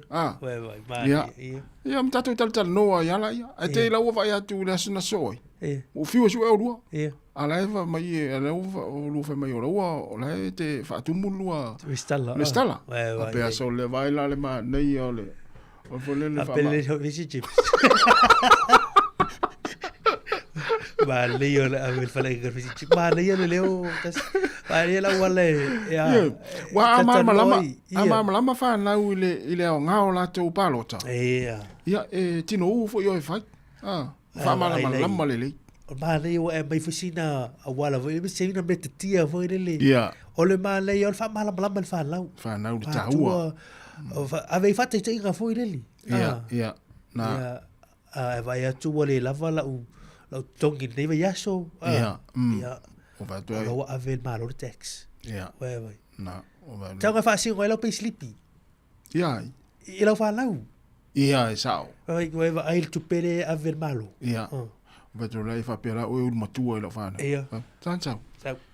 Betul betul lah, masa tu pun sahu kita tu me, ele account tu betul ele albuang ele account, fer, ele ada account. Ortex, abel ba. Ai tu kai dia na ta si o metia, vai lo. O tu pela ia vai. Ai talo foi lo ateli sa malo pe siripi, La lova ai la le ala I va ngal pe siripi. Wai e shua ele fie vai atu e te le tu pere halu le tax na tonu e fa mala o tax la o tu pene aver balo le fa ti doi a wala fa le ba I vai o ma foi ai mala o le fa le o na ngai a le palota o vai fa o fie pe siripi la wala fa o fie wala na wai e le lo e fa na po fe le vai ngai e o mai le a o malo I te mi fa pela tu I ai lo e ta serva atu pe siripi o tax titir mele to mai atel le mele ya na na la gona I foi ina ya o va nga foi ya no sai o pe tu langa ni ata o yo palo ten le tu sa ta ua pe na sa wa ta si fu mai ai va fa ma polisi fa vai wai ele si me mane mai lisi pito ya ele si me mane foi ne ya o fe e tu wai lango o fer vang fa fa tau le mo mana onga ma me te fina ngalo na tonua mana ya nei fa mana ton nei ta ya o le wa to yo minuto na channel se fulu ya el tatu pola me tu la se fulu mare programa mo le leva le ta ya ma le programa o fa malo tata no tu le tu la se fumartas ya ta nei mana ya ai tasi ya tu fa nga Graham Fox le Ryan Fox ya eu washo tu te vai lá ia o le songo fu Ryan Fox o le songo fu o le usu matanga ta fu le fainga ruenga e tau su intup ale te tongi Ryan Fox ia matau ria la o le pauni peritania ia lo ninga atu tu pe Sāmoa ia pe se fu lima se fu 5 miliona tu mai ani usira ia pe se fu miliona o te leo tu pe sole il mai tau atu le ia Faftai fo ia Ryan Fox a to ia pe o si matati ale o ia au sia fo ile vai. O la tala la fai la kari tu so o fate dingo o ele e avea atom o ele ta o le Ryan Fox a pe au ta avea atom fa o melta po ia ta ia la o so ta ia ta ia la fa Ryan Fox ia la eu tá tu si e abu ato vo stay with us so tá ba so al me vo ile o fa betala car Ryan Fox vai la carry I want to go for it o le mani la walu ia la walu ile to in fatolo o le mea fo ile na mafofau ile taimi fo ile lana ta alo wa levan vai aso atole na tamai pe i le pule asuma le valu lena pe ia le faia mafili o le o tamisanga atole vai aso atoa ai o la tala le na fai na keri la walu ia wa ana sa sau fo ia lu fo ila na tulang fo ile le pe to na sina tai e to fai ai o tu ai longa ai longa i le pe o fa pena na tal na Ryan Fox pe na isi te mi fa pena na inga watu fa pe watu me ai ai watu pe o finga na mali na tal fa me na fa tu na kere I'm going to go for it sa sao tua ya watu vai tu alu sto wai tanga ta fo ie amisia ia to inga tanga fo le tau va ma e la ngona ya le mon me fefe tete vole le mautonu pala ai ia pe fefe vo ya ma ne yo le matua tu le fefe ma ya la walu ya I'm going to go for it walu ya hel watu o le mea wo yai ana oela la kari vole watu I'm going to go for it mai o fa tu lo ia le la mo ini ai anu malu le fa malu le la mo ini ai ta le mo ini in lo na era ia to pula tu wala oficina tu ia e pole hale la ai pole hale va tu la patte tu ngai ne temi dia no padro ia vai le patte na le pi numero 4 numero fitu ia o i patte numero fitu na le o numero fitu o numero ta o numero tango la ia patte na ia te o fatu e fa ia le la o fatu ia malu ia atale lo mo ini in lo na e lo la ia ai te watu in lo ia tonu ia mo ai lo malta miliona ia ai me sili lo ta mari la ta ia wa tai wa tai tu be vela no tai ni le o ave atu ia o la sun ai se o la sun ave atu ta o for kari ni ta si o ni mana tu tangata ia fe o ai mai ia afu tanga ia mo ia ele o tanga foilele ia ata fia mata i talonga ia ta sile tanga ta fa mo ina fesili i fo il tanga ta alo ia poleale to inga ta ia poleale pate fa ngal va pe alu pe fa mo lunga le alu ta pe tifa foilele fesili uma va pena ole ata vedinga ile data no se me voi io me si leva tai le atu ya unia so ia verso o mota atu ia ai me voi le I'm going to go for it ia aloi le ya so Sāmoa ai te lo ole na o ma le fa o foi mo moli mai Ryan Fox agora se agora para ai se me foi le o e tua la tang wifi ia agora o te para ai aloi I'm going to go for it ia na Wai vai le upu na fai ilana kari ma na ia hoi ma le upu o te mine le ute le mai ta tu telefona ute no fo ai Ryan Fox ma to ma fo o la me le tupu le ute o malo 4 miliona pauni le o man malo ile vai longa le au kusol open le Britania o ta o te tele ia la man tua le o le tu nei ta o tono se vai o Ryan Fox ma ta ma fo ile te mila le o pula ia le mau mai muli mai I'm going to go for it wa ana isi ma fo ai lupe ai longa e hit pe ai longa e aule le mele la foi ia lo kona fa pena ya tato ia le me sa le lo fo le mana yo le pula le mana yo le laina le na I want to go for it fo le e ta mai ai tole loto wa se fefe al watu wa o le alme ai ia ole na ia ona fa pe ia volele pe fa lo lua ia te lo e feina te lo le mo le man malo aftai fo ia o eta si la mai fo i se foi ga liaso tai fo ia mo fa ato o lenta ia me si le o ta malo ia tau ia le ta malo ia si o lo si be mai stable la mo tu pe Firefox ya ta u la mo me tu yo Moa tu pe ran fox ele fa ya ma vini mai tato ai ngai fa le molimu sa fa ya te to fa moa ya va te la le tai al programi tato mafuta pe le tato nanga mar tu se fonga la mua se pa ele tu lai lua i le fia na nei le tars fulu se va tu se fa fia ne vai foi ya tato mafuta rea ya ni se programi o ta pena mai fa tal fatu ya ilini se o tal fa ilini manuel le tao so valu mala uso i ngaduenga ya le sunga ya Joseph ikenasio ya manuel lava le tao Joseph te tele lava le mafta mai Larry Barnes ya manuel le tao Chris ya manuel le tao fa tai lava mafta mai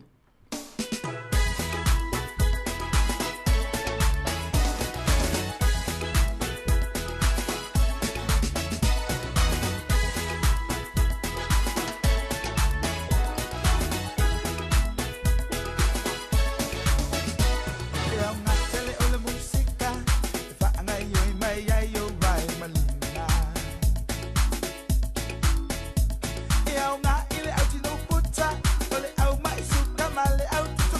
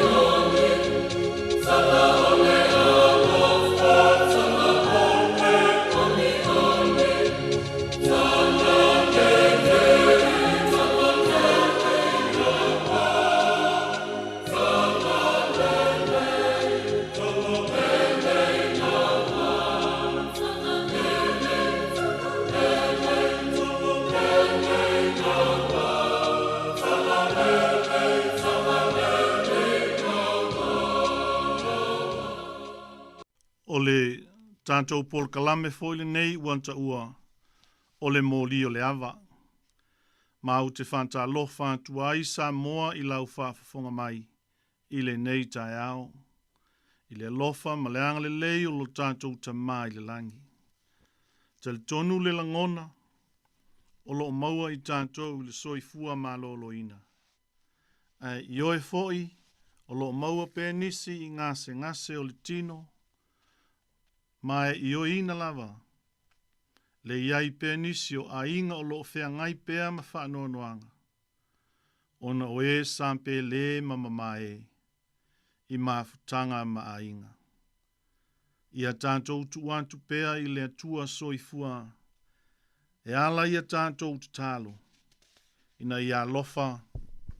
Ma whaamalo ina i tātou. Atoa foi malona nganga whaamawhanawhana mo i lātou. O whea ngai ma whaanoa noanga. Ia. Ai avea ia le nei taimi i tā ua.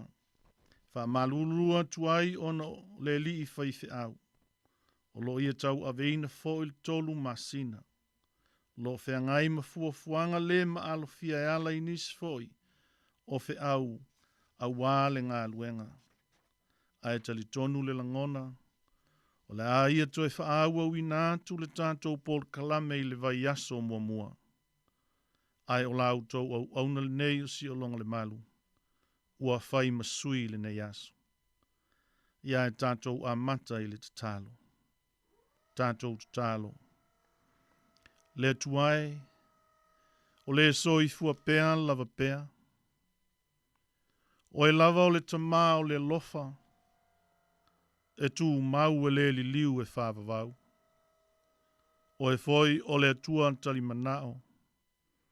Ai o le tamā foi loto whamangalo. Ua mātou whamanuina lo swafa le silisili e se. Wa tumu pea le langi ma le lalolangi lo mamalu e le au noa. Whaftai mo le ola mo le malosi. O lanu mangangana ua au maui New Zealand nei. Whaftai le ka peneta mana whainga malo. Ai mai se o lo mātou sio manga. Whapea manuia lau tele i tonu o mātou a inga mai ka le sia. Tal tonu foi. Wale ngata i Wellington nei. Au whamanuianga. Ai whapea foi o na nuutua oi. Ma Sāmoa ngā lua lo mātou utua. Whamanga lo maia i mātou umalava. Ona o lo mātou o ese pea mai lo wa lofa i tangata. O e o lo whai ma o mātou tua oi. Ai mai se ai foi o le mātou le whamaoni. So se fe au ma ngā luenga ua wala awina ai i mātou. Ave ia le toto lo walo lo mātou wali i o Yesu Keriso. E mangalo ai le tangata fiaola. Leli ie. Ie lo fangia o tangata o lo ua whea ngai mga luenga i le nei aso. O whanau foi ia onga. Sei e anga le leimo i lantou. Ai mai se o le ponto ma le anta mai. Ua mātou wole antuai. A lo fangia e o tāpua i maota malawa. O ai foi o maua i so se ngase. Ia iai lau wha malo longa. O e o whano noa. Se e wha mawhana ina i lantou. O ai foi o ia ai o to ese.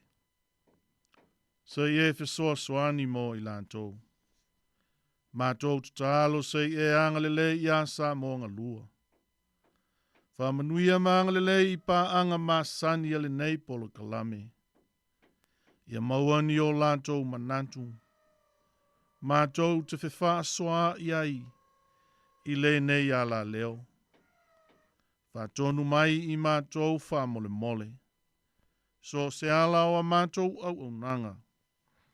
Ono Yesu Keriso lo alo lo mātou wali i. Ua mātou wole matata lo antuai. Amene. Ia, Sāmoa. Toi wha malu luatu. O le a o le whaasoa atu e tusa mafuafuanga sa fafonga i nā atu e le li whaithi au le nā vai aso. O le wha moe moe. Lea ia toe tufa atu i le taimi, o le a ia toe tufa atu i le taimi whapenei. Pe a whaola tia mai, nai whai ngā malanga whale kālesia.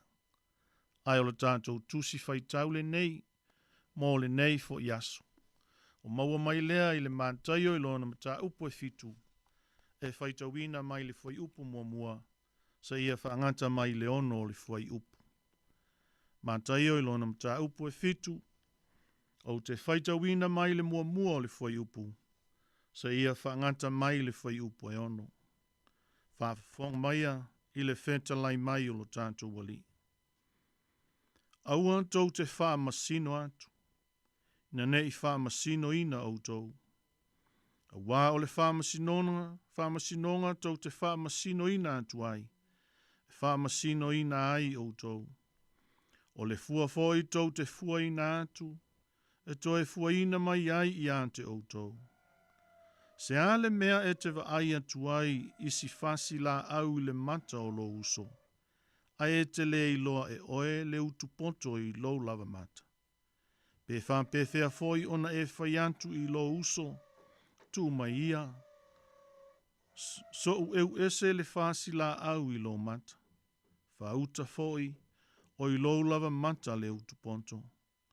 O oe nā le tangata fiami o tonu. Ia e mua i tia i le utupoto i lo lava mata. Ona e i loa le leia i lea, eu e se ina atu le fasi la au, i le mata o lo uso. Aua tau te avantu le mea pa ia i uli. Aua foi tau te lafo au tau penina i luma o pua. Nei lātou soli ai o lātou vai. Maleliu mai i le saia ai o tau. Wha malama tiri mai e le anganga o le atua.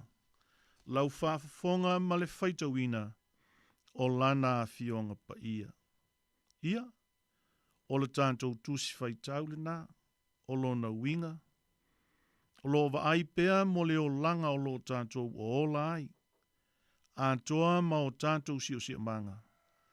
Ai maise foi o ainga, o e ka le sia, nuu whala potonga, tā alonga, langu foi manga ngana, anto ai manisi vaenga o loo e sila fiaina.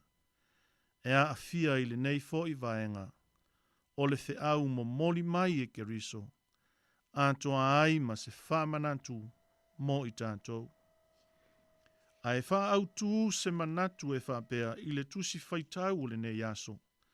Ia tā pena mua lou lonto i fale. Ia tā pena mua lou lonto i fale.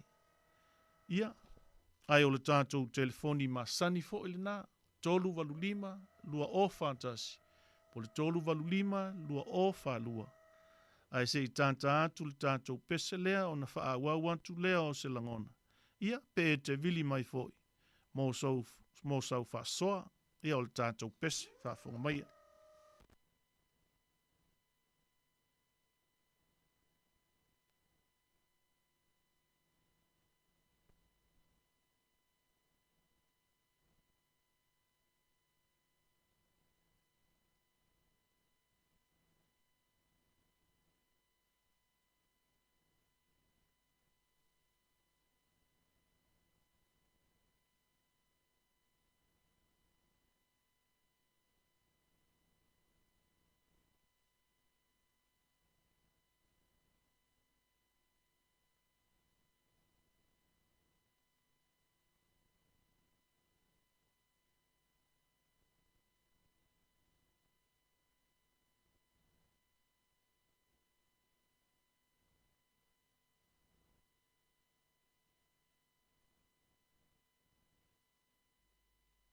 Ia o wha soa i aso whaiso. Ia e toi ti mai ai lo tātou wola, ia wha pēr foi. So mātou vai. O le nei vaenga o le tusi e tele tonu foi se manatu. O se tasi lea o vai panoa tā ua. Ua avea o se apoa i atu lea a Yesu. I lona au so. ina ia aua ne i pasi na atu le leanga i tangata. E ala i lo lātou wha masino atu. O wā o le vai taimi lava le nei, o le tau oso songa o le whiau alo tātou wali. I lana la unga wha amu ia, e pei ona iai le mata upu e 5. Na o mai ai lava leo lana mōri mau. Ia matoe a o atu i lona au so. E winga lava i le wha masino atu. Mana tua foi. O lo tusi 5 lava tangata iutaia. Ina i tangata o nuu ese. E ala i tū la fono ina ia. La tau tausia le lei. Ma ia la tau usi ta iai. Ai maise lava o le sapati i ona tū la fono masani. E pei ona i tangia ai Yesu. Malana ngā lue ngā lofa i so se tangata. E fia maua sefe soa soani mo ia fo iaso. O lea ua fai mai le vaenga o le tala mātaio. E faia lava e lea tua ia i tātou. E pei ona tātou faia i isi tangata. O lona winga, a lofa atu oe mau, ua lofa mai fo i isi tangata ia i tātou. A fai tātou te anga leanga atu, e te o foi i le leanga i se aso. O le vaenga le nei Sāmoa, i le taimi a avea Yesu makamuta, a o iai whaatasi malona tamā. A wā o ia, o le atali i o Iosefa le kamuta. Whama Yesu, e te le mawhai ona ewa ai atu i se tamai penu ili la i titi, ma e tau mawhai e ave ese sea penu ili, mai le ili ngā la au, o lo o i le mata o se isi tangata.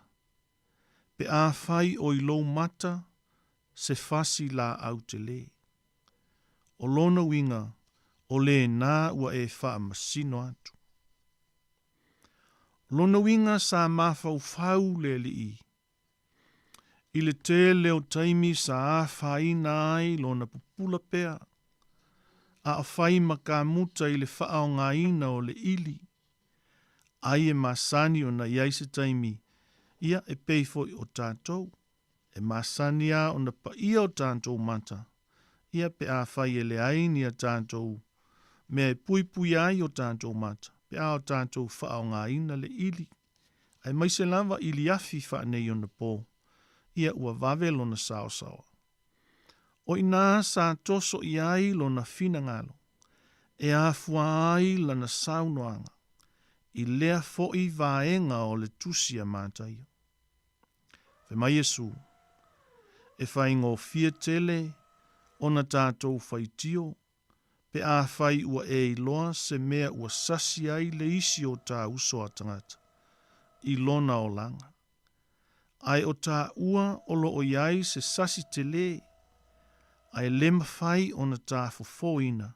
A wafoi. O lo o tā fia e whai le sua malie. O lea foi se se.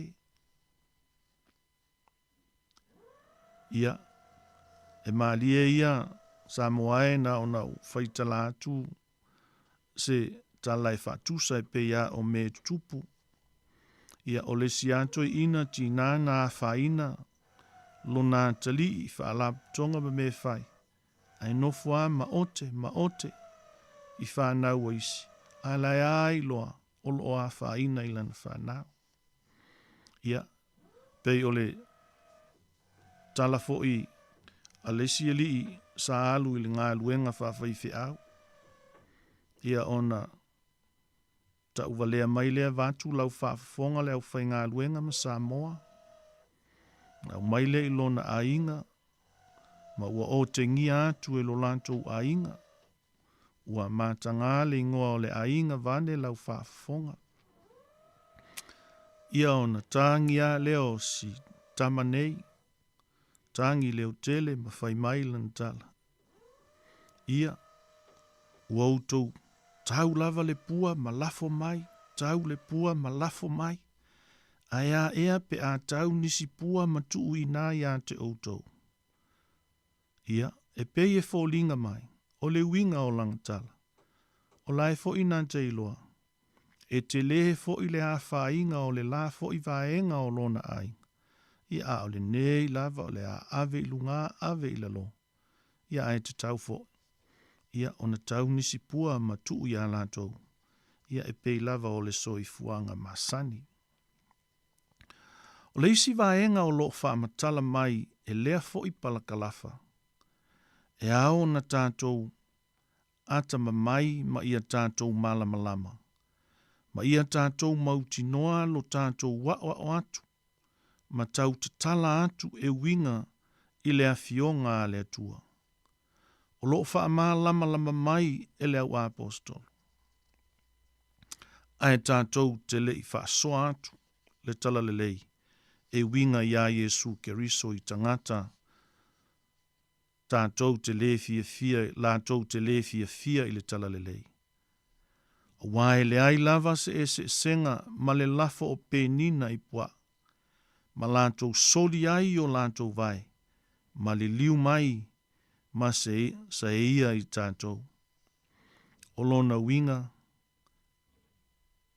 E va ai le taimi e te tau na ave ai le feau. A wā o le penina, o le vaenga tāua o le soifua lava. Na winga e tāua lava i ante o e mā pe a whai tāte maua se penina. O le vaenga lea o le afionga alo tātou wali. E mā sani a o na tātou tilo ma tātou whātāwaina. E ala ila tā whiau mā tātou ngā luenga.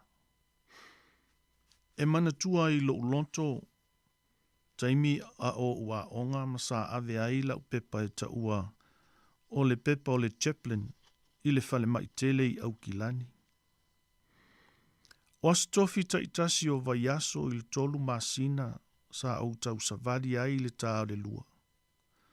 O le nu me laono i le whale mai o tangata mā, tutua i le pito i lunga. Ia,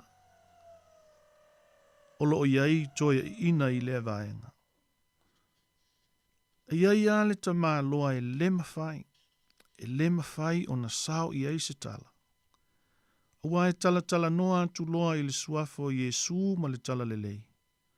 E u mai le pātua, alo le nā ua tango toso le ie. O na turi le oa ui fafu.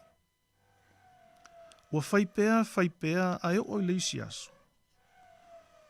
Ua owi loa, o le tangata le nei, o le tangata e sau mai atu nuu e fia i le soka. O le tele o taimi e mata mai i le paka i laloifo o le whalema. I tā alonga e whai ai afi o le soka. Ona o se e mai lea, i leisi aso vane lau whaafonga anga ma au nofo yon tafa. A mantaloa na whai lau tala e winga i le soka. Whaamatala tuai le tangata soka o pele. Ia antua ai ma isi soka. Mata ua tuai le whaale tonu le nawa i taimi o le au soka a New Zealand. Ua au te ia i le liliu mai o le tamaloa. Matala noa mai e winga i le soka. O na tuu leo le mea na au walu tuai ai mantala noa i le soka. Ua o a iso se tuai ngā soka. O tala noa i ai. O na o walu lea e lea i se lotu. O sau le isi aso, ua walu atu, ma mantala tala noa. Wai ua ina fia, ia maavea ia o sana uo. Ia ma whaaofi atu loa le tala lelei. Nei ua ina mantala tala noa i le soifua o Yesu malona maliu. Ia ma fia ma whai mai. Whaafitai tele lava i le ngā luenga. E whampena uma lava so ulangona ma so vai. I le whetalainga lea a Yesu i le penina. Whaasoa i le taimi e te tauai. Ave i le taimi e tala whengai. Ai aua le avatuina. O u mai le muliulu po o u mai le pātua. Pe le o fia mai fo. Va ai i le taimi e tala whengai.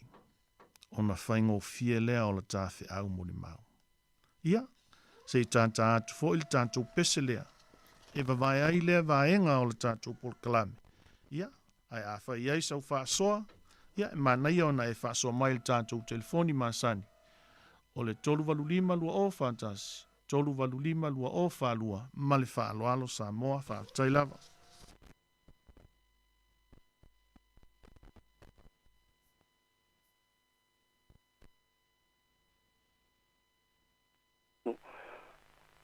Ia e mua e tia i le utupoto o lou lava mata. Ia o le upuana o te fia mawhaina, o le whaafia mi o tonu. O le upu le na e tumu ai pea le nei tangata.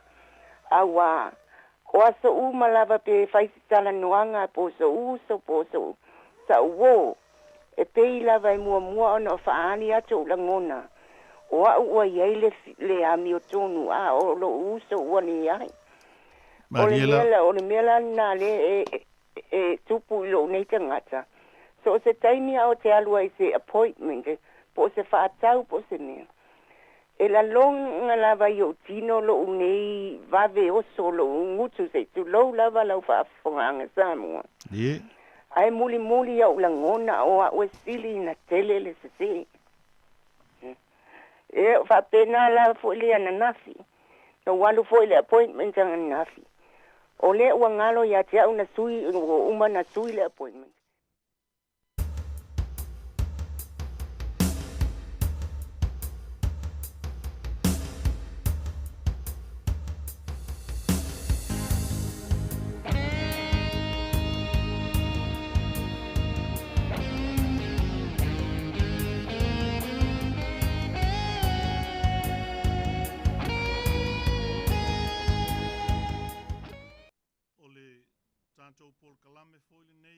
Ele siri ese lo ma fau.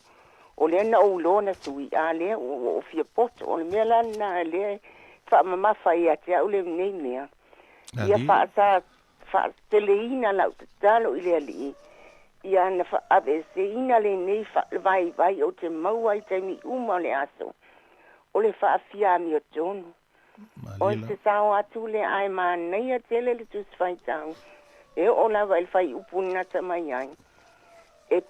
E sili ona o fata wa ina le nei tusi a wa o le mea le nei e tupu i lo uolanga i aso malava o te ole atua i neni i a lo fa a atua se tula po se aso asi o te mawhai ai ona se te i le nei tula fono e sili atu le ona anga i lo le ai lava se tula po se minute Alila fa taimo le amanoa Whaftai tere lava la sela mo lau whasoa, whaftai fo i mo le tuwha mai, e se le tā ua o langona o el tina, i o le winga leo le tātou wola mo le soifua i aso whaiso. Ia e pei e whapena le whawina o le tātou polkalame, i e whatal whatu ai lua ma le whaaloalo? Whatalo whatu, i lau sunga le whawhengainga, si alonga, hatun walewa fo i aso to ato e. Whaalongolongo le polkalame tā ua ne yaso. Nā lol soifua. A tono le ale a toa fo i se manatu o le lo matua. Awa ia. Ia o le nei lava vai tau. E la ngona lo whaftai lau sunga. I le mata upu e a mai le nei tai au matango fie. Alila. O se mata upu fo i e sili. Ona tā ua i lo mawhawhau le nei vai aso a tō te mawhawhau i ai. Ia O le nganga le mata upu. Awane i e whaitau atu le istangata e whaitau e oe mua oe. Malila. O le nganga na o te no wha mwhaaliliu iai. Ma o le whaaliliunga ne mta upu nei vaitau e esel whatau ai a te au. I le vau au ma lau whanau e mai se fo i nai whanau a lau whanau. Mali. I whawhitau li o lo tupu mai a tonu o le nganga fo i lea. O le mata upu wa mai. Awa a whale tonu fo i a tātou whanau nei vaitau. Tātou te tua i ta maiti wale ustai. Ia.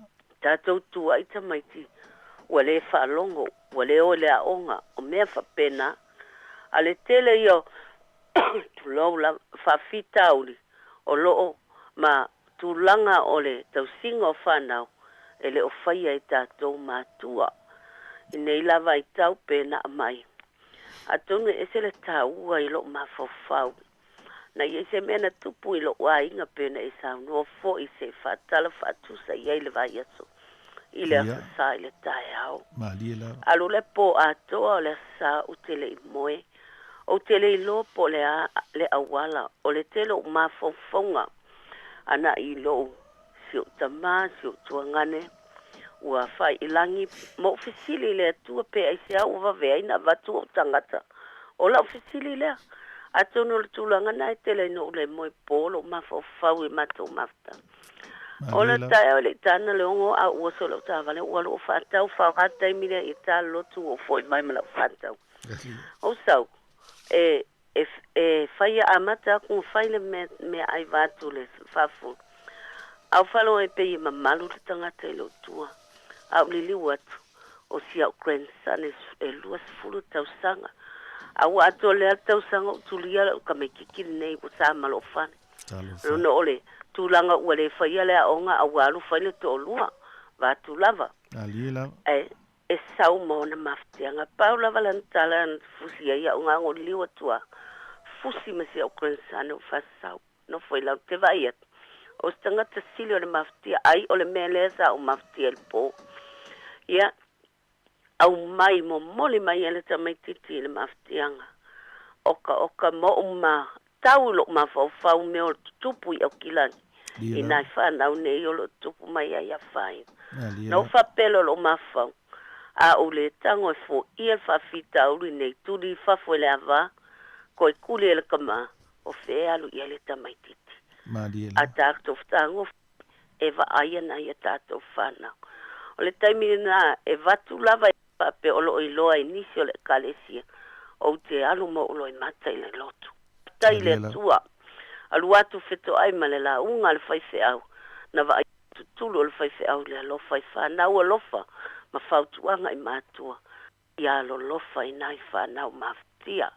Me le pei lava na mai e lau whawhengai. E moni ma whamauni. Tātou te eu ma tātou whapeo, tātou whanau o le anga. Ai ngalo ia i tātou, e le o whaialo tātou titi. Te tonu ma leo tātou mātua. A maftia mai pela vole tala. Ia a mai ai watu iai le ango. A mai a saunta mai titi a kua kuri whawhea. Ia e o mane taimi nei na ono whawhtai le tua ma te le iftau ma lau tamatama e o ngala kali. Ai o ki whawhkai le kua whaikali ai lātou o mātutua. O lātou o mātua. Ai va ai nai whanau iti. E pau ale ole mea o iai tamiti. Ale ole nā, o mai lava le tala ne ne tamititi le asorea. To e a oe nena, a uma oe, o whaila o whai unga, o ole la vā. Ia va ai iai nei tūlanga. Ia le mele o te whaftai le tua o le tamititi ne usire lata iai. O mā whau. E le kai o le ua nofo ia mā ua le ne vaitau. Sei sold out fo i ma fai fale lei ia mea uma ia ona toi fo ia i lolo nga ainga ai ale ai le ai o la ulava fai unga o si au kama e pele lo loto o au na whanau whaftai tele le manu whaftai lau sunga le matango fie fitau i ta opu uma e mai alu sunga so se taimi o whafitau li ai mai taimi o lo tātou mana umia so soani whaftai tele ia manu lau sunga ia manuia le au whafonga nei tae au. Tai atu ai lua, mo lo sauta ua, ia ele ngata i le polokalame. Ia au lo whafonga le te leo tātou tangata. Ia e whampea fo i mātou whea ngai ma whawhitauli, e manuia lava le oel tinata, whaatala whātu tua ina, ma lolo soi fua ma le langi mama. Whawhitai lava lau sunga, rau tātou i whailua i fhoi. Ia, ma lo lava. Lo mawala wala soi fo ma lo ina lau sunga, ia. Fa pe foi lo batua dei. Ma lo lava. Tato te via ile tua. Ia tato mata upu le tao. Ia. Io se mata upu tato lo fai inde la unga Yesu. Moi lava. O matua. Ia sa oilo sungo fa lo so iai. Yen me foi le fa lo ai faia. Ia. Dei lava fa lo ta. Ia lava. E ser mama io ne tulanga ile la unga Yesu a me sa te piki me ya peale. Tūlanga le whamsino. Malila. O le mana ia tatou. O tapena o le loto I fale o le tangata lava ia. Aliela. A le tapena ina o ta loto I fale. E leo ngā whalanta whai atu I lesi a leo tapena ina mo mua ita. Aliela. Pe o le ano tonu leo fina ngalo o lo tatu ali o Yesu Keriso. Ia. Ma whai wasila pia Yesu ia le loto I fale tangata Israel. Tangata Iuta ia. Fai a Yesu, mi so mo tau whamasino. Ia tau whamasino tonu. Moni lava.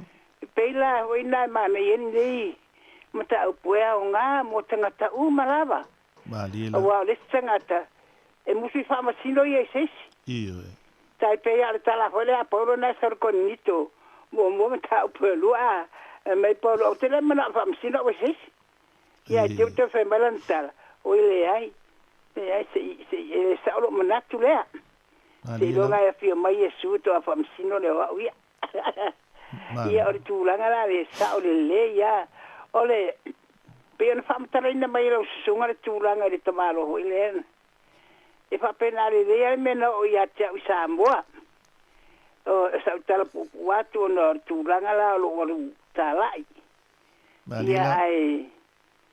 Lapo mai ai upu mamafa ele toi ina lava I ate au.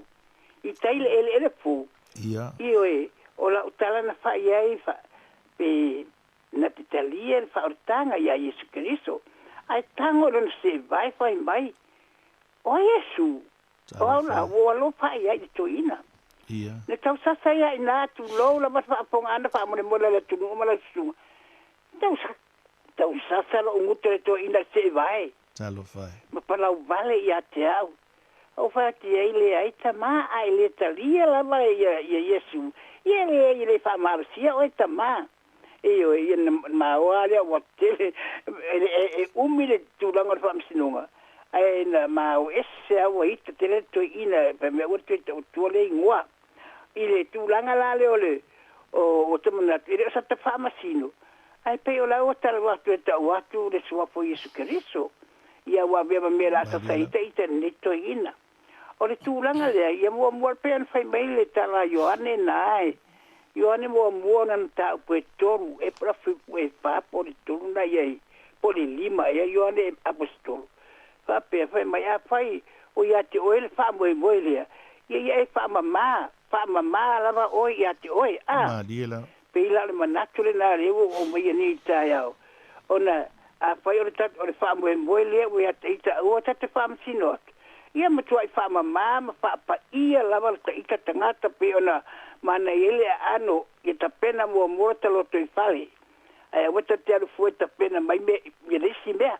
Ia ana whai mai Yesu. Se tango mua moe esere mea nai lo mata. Ai au ka wara fue eu mea mata mua oe na I lole resi. Pa penare ta le olanga le ta tu te iai. Wai tu fari tangata malona finangalo. Ioi. Aore upa mai la fionga le tua le se mesa. Ore matua I matango fie tele. Ore me fai la o te ata ialo ingoa la le. Wa na ore ingoa na sa mateo. Mai amuetua ina fua. Ia mena te fia I pui. Peto ina fua la u ia Yesu Keriso ia utara I pai ma walo te watu le tuapo Yesu. Au te fia la va ia. Aliela. Wa pe yo le mena ta pena mo ta loto I fale. Ona tai lole fa msino atu se tasi ia po la ta fa na u foi.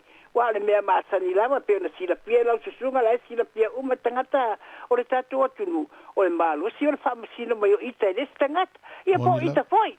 I teimi a lava la suga fe I teimi ta tele fa ola ina. O io ka fa masino ia. Beta te musu foi le I tu wai mai ia ita se mea fa le tonu ia ile o saula lo natu lea. Ina ua o nei lo tangata matua ia mo ua o wo foi le tūlanga. Ia le wata langona I le se na taimi a tala vole o langa. Ia peila se la pata ina foi I te fato te o ia te la pota ele ai. O se pessoa soani. Wala fe mai tala e peru tu se peru na por ta pespuru fa e lo fululima. Fa pea o ie po fulu. Fa mai le tala e peru. E un alto awertu la fo iner to fa poto so. e au ngā, tō te whe murumuru ai, tō te whe lapatai, pe a popo ai whaatas. E o sere mānei, e mau ai poi la tupaanga, pe tupa i o le tala le lei. Ai mai se lava o tina, i oe, e sere mānei o tūranga o tina tatalo, i le lalo langi atu, ai mai se kale si o nau tina, i tūranga le o le tatalo whaatas. I e sere mānei o fia wa i e tūranga na. Tūranga na, i le whapeo te whai atu nei, wa ato toa le ai, o no le tau mo whai o le o langa, e alaina, na o mau whai au na tūranga, wata tūrou lava, lau sunga whapea ngai mai, o parangolonga mai. Wata le fia i le mele ta o le whamsino pua o le tere. Wata le manau whai au whotatu, wa e sale mea o iai, ia, na pia na whaitau le, le loma le nama ta upe lua na esa wai upuna i le whaasara fua e lesi o lesi. Na, ma nei a, hoi na mi whatau wa e a te o tau leanga malua le atua. E oi, o le atua lava ia o i e whamasino. Ma nei lava le teo mua te ita loto i whale. I ona mawhai lea ona tau talatu i lesi na te langona. A ta talano atu i lesi i le whauretanga i Iesu. Ona na te langona, wa po le wa. O teu le leilo te loto i whale i whaamamaina mai a. E te le whaapirata te whai atu o ta ato toa. O le alawa e tau mawhai, whaamaro whaapitai le tato mta upu. Wa sa sauni atu la mfo ni mta upu e limo le roma. Ia e te wali liu ia i sauai. Ai o si o toe, o te whaanatara tatu, o si o toe, ia i whaile le tato mta upu o na amalanga whono ma tue au kilani. Ia ka te lei lopo o where taimi tatu e whoi mai ai maana. Ia tato mta upu. Talo fai e le ngalo, ia pamuni le atua ia te otou, au na le atua lo to tau asaina le waupita ma le whaingata, o le auminga le tala le ina ia tasi tangata uma, pe ona whaavai Sāmoa i le atua, whaapea foi la tina ngalo to au na, ina ngalo lue whaatas, ia matangata o le tatua tunu, ina ia sanga tupu le ola pa le nganga ma le whaatua tua le tuapo i Iesu. Ia si au tui tala lea, ia manuia lava lau susunga al whapea ngaiga. Ma le tatou au, o lo tali pia ma fia i le neime ta upuia saruru ta itasi. Ia manuia po ia mea uma lava e te inai tatou uma le anganga pa ia so se mea tatou te iai. Ia manuia lava susunga al whapea ngaiga, ma le wharetua ma le nofo alo. Whaatuputele ina pea. Le anganga pa ia ma le whauina i lunga o lau susunga. A wale whaatenga iei ma le lafu mamoe. Ia manuia soifua. Ia, manuia voi tu ina e mai se foi o whainga malanga mfuafuanga mo lumana. I soifua ia whaatal whaantu lua pō ma le whaaloalo. Ma lolo soifua. Whaatalo whaatu malanga whaaloalo. O te fia e vili atu i le nei fo i mata upu. Whaatai lava. A tonu pe o mana tua mai le malu au whaafafonga. O a ule tangata e maasani ona o whai atu i luma o tatou talanoanga i lunga o le tatou letio. E le eisi awa o ngā le tusi pa i e saa ona e whamasino. Ua ia. Maasani ana o whai atu whapena. Le alau o mai le tali e lau sunga i le aso. Pe ona wha au tu i e lau i o finga ngalo. Tā pena mua lolo toi whale. Madi e lau. O lau no winga na la o whaapunga i leise meta o se whaasari tus pa ina whaamasino. Ai whai mei tā pena mua lolo toi whale. O na mawhai lea o na efe sosoani i lesi o usu a tangata aure tu whaualo usu e pa ua tu le malaya. Pe o na mali ere pesare e whakasa whai mai. Ia ma mao ma oe manatu e le aisau mea e whai. Mo a nganga a o matu i le mea e malaya ai. Ai whai mai ia lofa i lo usu. Le wala talata mai ia nga lue matau toso na ile mea e malai ai. Ai mawhai ona whaatino le ngā ruenga. Pe awa uma ona tā pena mua lolu to i whale. E eile tamaloa mātou te so whale i tutuila. O le tamaloa le whatu pese le to ina fo ilele ona le pese fo ilele oka la uani. Lau le te o tua le suafo le to ina. O le to ina lana. E inu wale to ina. Ai le pisa to ina mo atuala ni ka kungi ngono fale moe. Ai ela si ona fa fine faya onga upolu. A saula le tene na itu le e ti fo tu wanga. E o na ya so uma. ona failo le to ina le ilona fina la reta o to le ngole te pa to ingale senga se lo fa tu ulau pia ai fa mai tene de e tu ulo le pia de tu fo le pia fa mai le tu spia au e te fa masino atu a wa le fa masino nga te fa masino atu ai e to e fa masino inai oi ai au ina ta pena mo lo to e fale ona mafaile ona e so ana i le sio so atangata awa le tasiri nei uporetus pa ia o fai ma fa pulo lo e ma hulu ye tangata lotu ma diela ala tu nei lua po o lo po se sele me la tu ai ai saulo o so atangata fa pe mai uso si tau suiela wa me se sele me na tu ai ona o wita la ma fuli lo pa tua ia ale me te tau na fai ma ai se ava no le piano e fa matala ina la o se singa fa mai ma ai se ava no le uma e fa ya sole tua ma diela ma ai se ava no le e to fe so ani mai ai ina ia maua fo ia lo po le na te le te a fai o le na tu langa ma diela a fai te fa sa ia lo po to me lo po tu le mera na ai lo po e no me tasi o ina la le fe bentus pa ia awala te famasino atu. Ma diela. Ina nei tu e famasino. Ina o e ta pena mo lo to i fale. Ona faile on tato fe mulu ai pion fe mai Yesu. Tato te ola fe mulu ai. Ma diela. Ia ole winga na ole ola o famatanga le fe atu so o.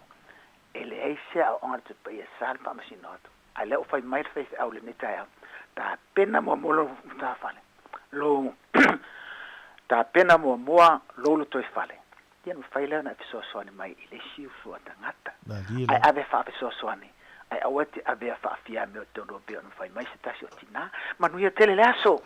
Fa tai tele alu po mo lau fa soa ia fa tai tele ale ta ua. Ia fa manu ia le tua mal fa lo alto. Fa tal fa tu ulai.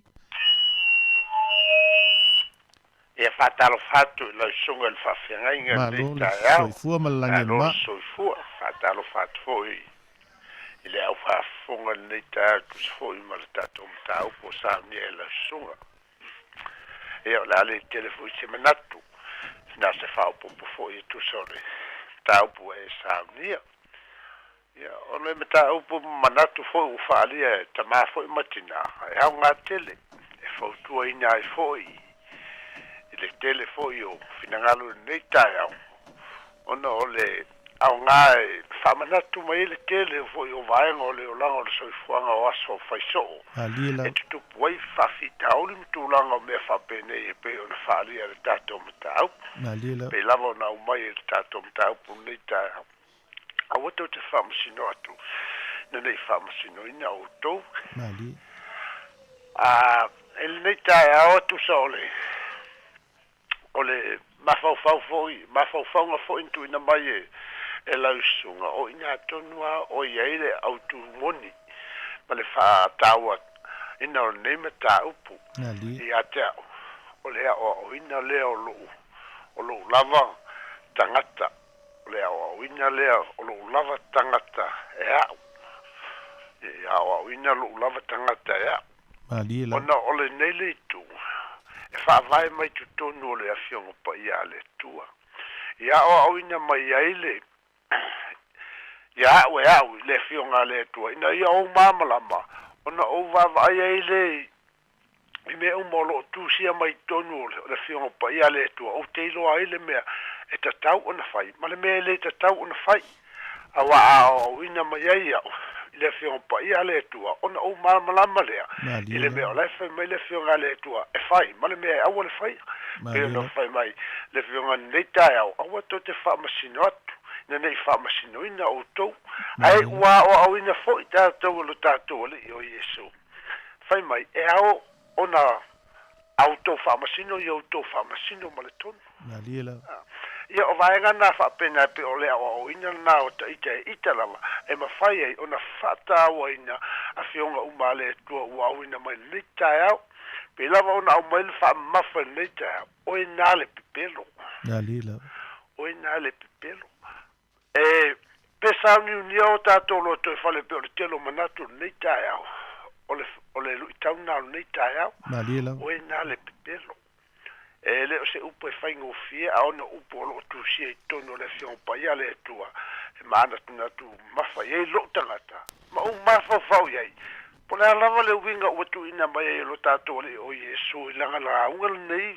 vai on nei o na le pepelo Malila. ye e tia ile tu poto lo lava mata ona ilo le ona e se na tu fasila o le mato lo uso ona tu fa pe mai le a o tu te avatu le me pa ia awa tu te avatu le mea pa ia I uli awa foi tu te la foatu a o tu penina I luma o pua I o la tau sori ai I o la tau vai ma le liu mai I le sai ai o tau ona wha pea lea ai foi taimi tātou te tau mawhai atua I se mea le lei po se sosani alofa ia po se fautuanga foi mo se sosani se tastangata o avea le sosani alofa po le sosani le tate tuina tu se istangata ma mea ua toile liu mai le tangata fai mai se mesi le atu ona le fitaui ma le lei Monila ia taita ia pe oi tūlanga o ina I la taita I le fionga pa ia le tua ma mala mai ia fionga le tua I le mea e tatau na fai ma le mea e le tatau na fai ona o whaatonuina I le o au e au lava ona o lole ona mamlama I le vai ino o fionga pa ia umalo tātua li watu umai e sauni ei ma o tātou loto I whale taito tas ia ole ona whaaso nei tai au ia alo fitele le tua ia whamanuia I toi taimi o tuto nei aso I lo sunga ma le whenga I ma le tātou I tau nga te fui leo le au whenga luenga o loto mafuta ia whaaso I fuen Tai te le lava I ulai mo le whaasoa ma lo lava tai mo langona ma mawhauwhaunga I whai mala I vi ielo tātou wali whatal whātu tu mua ma lo le soifua ia whatalo whātu lama I lau sunga al whawhenga inga siulonga ia ma le fo le nei tai au tātou toi wheiloa ma li lau ia la maleli ia masalo ele te le asino manatu wa mala ia manatu tala mai lau sunga ia whapea fo ile mamalu o le atulu ele ngata ile o le moli o le aba mana paanga tamam tina ua whafsanga I tolu wale mata upule nei wa e toi saunua mai ai male mata upu fo ile ana e au mai a fo I o le afio mai o le anganga pa ia Malila o le la ua whaatonu mai tātou I le la unga muli a Yesu aua tātou te whaamasino atu Malila o le olanga tuai lea pe a tātou mawhauwhau le la o mawhauwhau au ia ia o le whai upo tolu Malila te ale mea e te vaai tuai I se whasila au I le mata o lo uso lona winga o lo whaatonu mai la le tangata e ia ia la le mea te mua fua ona e tusi lo lima I o ai le tusi mai ia ai le tusi fo ia te oi Malila lona winga mua mai fo ia ta whapena fo I le ata o le kevisiano Malila o le winga leo le tala le leia a Yesu na fio mai ai o le tautala atu Malila o le tala I atu o le winga lea o le au perfeta le ta atu lau sunga fo papea fo I le tofilawi o le ufa solo mai o le winga o le tala le lei e tatau o na tala I atu Malila e le mawhai o na whaonga ina le tangata so peila o na tātou wawa ai le mulmuluina e Yesu o vai o na so Malila a le whaamamaina le aufai ngā luenga e le mawhai o na whaonga ina e le atua o lea laua toi au mai ai lea fo laua ata mai ai I le tātou mata upu I le nei tai au ai se au te whaamasino ai atu I le si ouso pe a whai o te loa lava au e le anga lo olanga e le mawhai ona e sa au au te tau tala pua ai se mamamua mua au e whai ngō fia I ona tā lai atu le upu le atua I le lalolaki awa o lea e te saunua mai na o tātou a lai alu atu e fia atu nuu lai alu atu ai le upu lea Malila awa o le winga lea o le tala lelei ia o e tala I le tala lelei ai mua o na whaamamaina pei o na whaamamaina Yesu o na so Malila pe la lea na tā ofi mai a Yesu I le nuu aua tau te whaamasino atu Ina le whaamasino ina mai o tau. E mua ona whaamasino ia tau. O le kerisiano whaamamaina. Ia whaamama e fia malao e tau tua i le suafa o le li ima le ave o le tale. Ia mua ona o whaapea ifo ia tau. O au lava o le tangatanga sala. E tatau ona ta ofia ua mi o le anga se tulo. Maliela. Wa le mawhai ona talia le tala le lei. Pe a whai e loa uma le vaenga a ua mi o lai whai lungo le awala.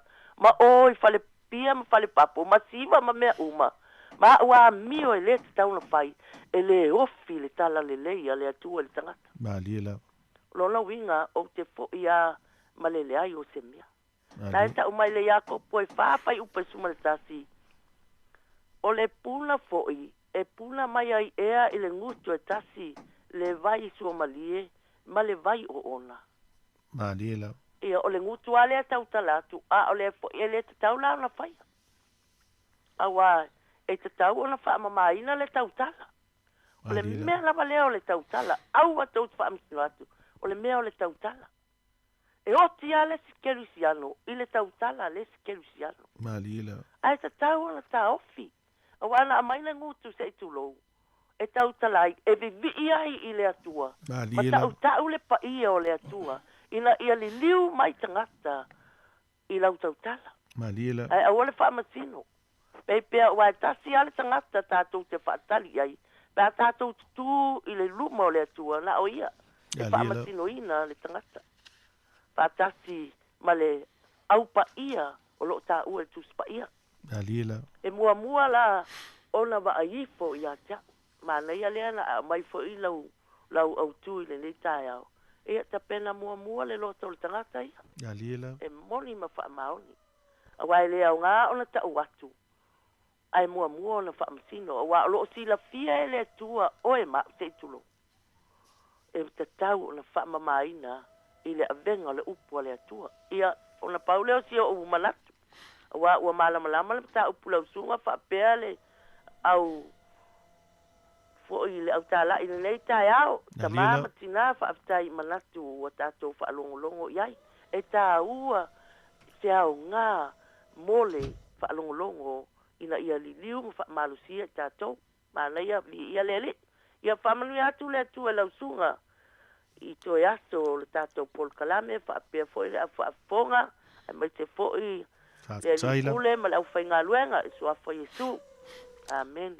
Ia, whamanuia le atua tumua, ma lo lava mo lau whaasoa o te le fo i se awa onga mo wauia, i lau tau whaasoa mai Sāmoa i le nei tai au. Whai fo i malu i tau e ala i le whaau ma le ngā luenga o mātou pūna no wai.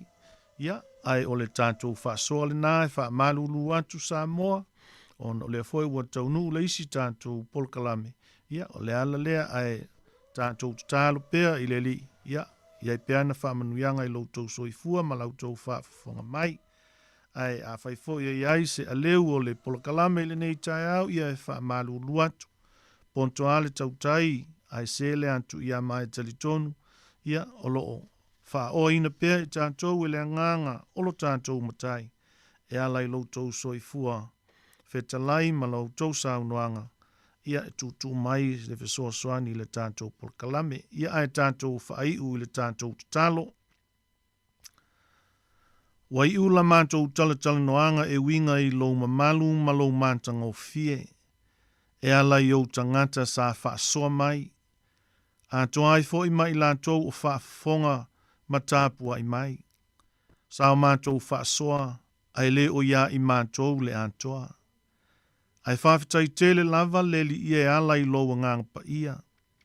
Wa ana le mafuta mai mātou. E whai fua le au au nanga. Wha mangalo mai se upu ma se tala ua sala i lau whaafunga anga. Ma lie lo fina ngalo se e wha mangalo ina i mātou. Ai mātou te tatalo mō paanga māsani ale nei polo kalame. Ina i o lātou maua le file mū mai a te oe. Ina i tutupu ai manatu le lei mō lo fina ngalo. Ia maua fo ia i lātou le tino malolo ina. Atoa ai ma o tangata. Le li e. O lātou ti ngā se ia e a lofangia. Lofangia foi lau au auna o lo whengai ma le nei polo kalame. Ia maua pea lana tō whā mai langi, a wā Sāmoa ma tāpua inga. Anga le lei foi mō le nei o fisa whaasala lau. O lo mamoli atu ai lo fina ngā lupa ia, a wā o tangata whaafonga. Whamanuia ia New Zealand nei mana whai ngā malo. Ma ia whapea foi ona e anga le lei ia Sāmoa ngā lua. Tātou malau fio ele nei aso. Ma ia ilunga aio i mātou umalawa lo manuia e le au noa. Ono Yesu Keriso ua ole matatalo atuai. Amene, amene.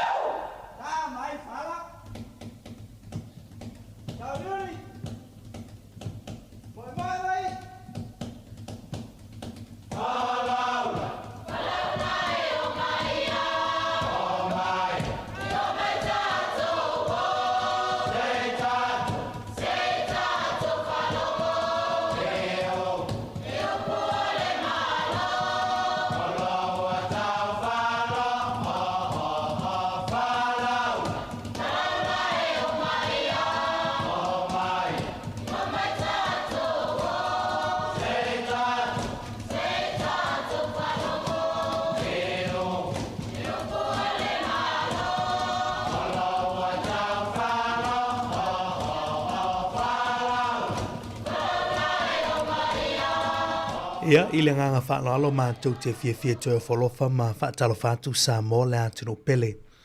I le nei tū lao na tae au, mā lo le sui fu manuia, mā lo foi lo na sai I le nei foi vaenga o le tae au. O le so ngane o le tātou polo kalame o upu whai o mā lo le nei foi vai aso. Tala tala noa tuai I mata upu tauri si usio manga o porkiki, upu whai o mā lo, upu whai foi wha loto I whale I Aotearoa New Zealand nei, ia, e foi niso mata upu tātou tala tala noa I Sāmoa, ia ma niso I tūre laulangi. Ia masani mat fa so atu mele fionga ia lawano ati lawa I tae au aso lulu te tasi. Manatu neiva yaso ia ono niso tutua ngia fale aingo lo o fia ngai mele fionga ia lawano. Ia o lea la amwhaiona o tartan noam fa so atu e le fita fa fonga mai foi o le tatu tunu e le so ongo le tatu proklame o upu fai o malo.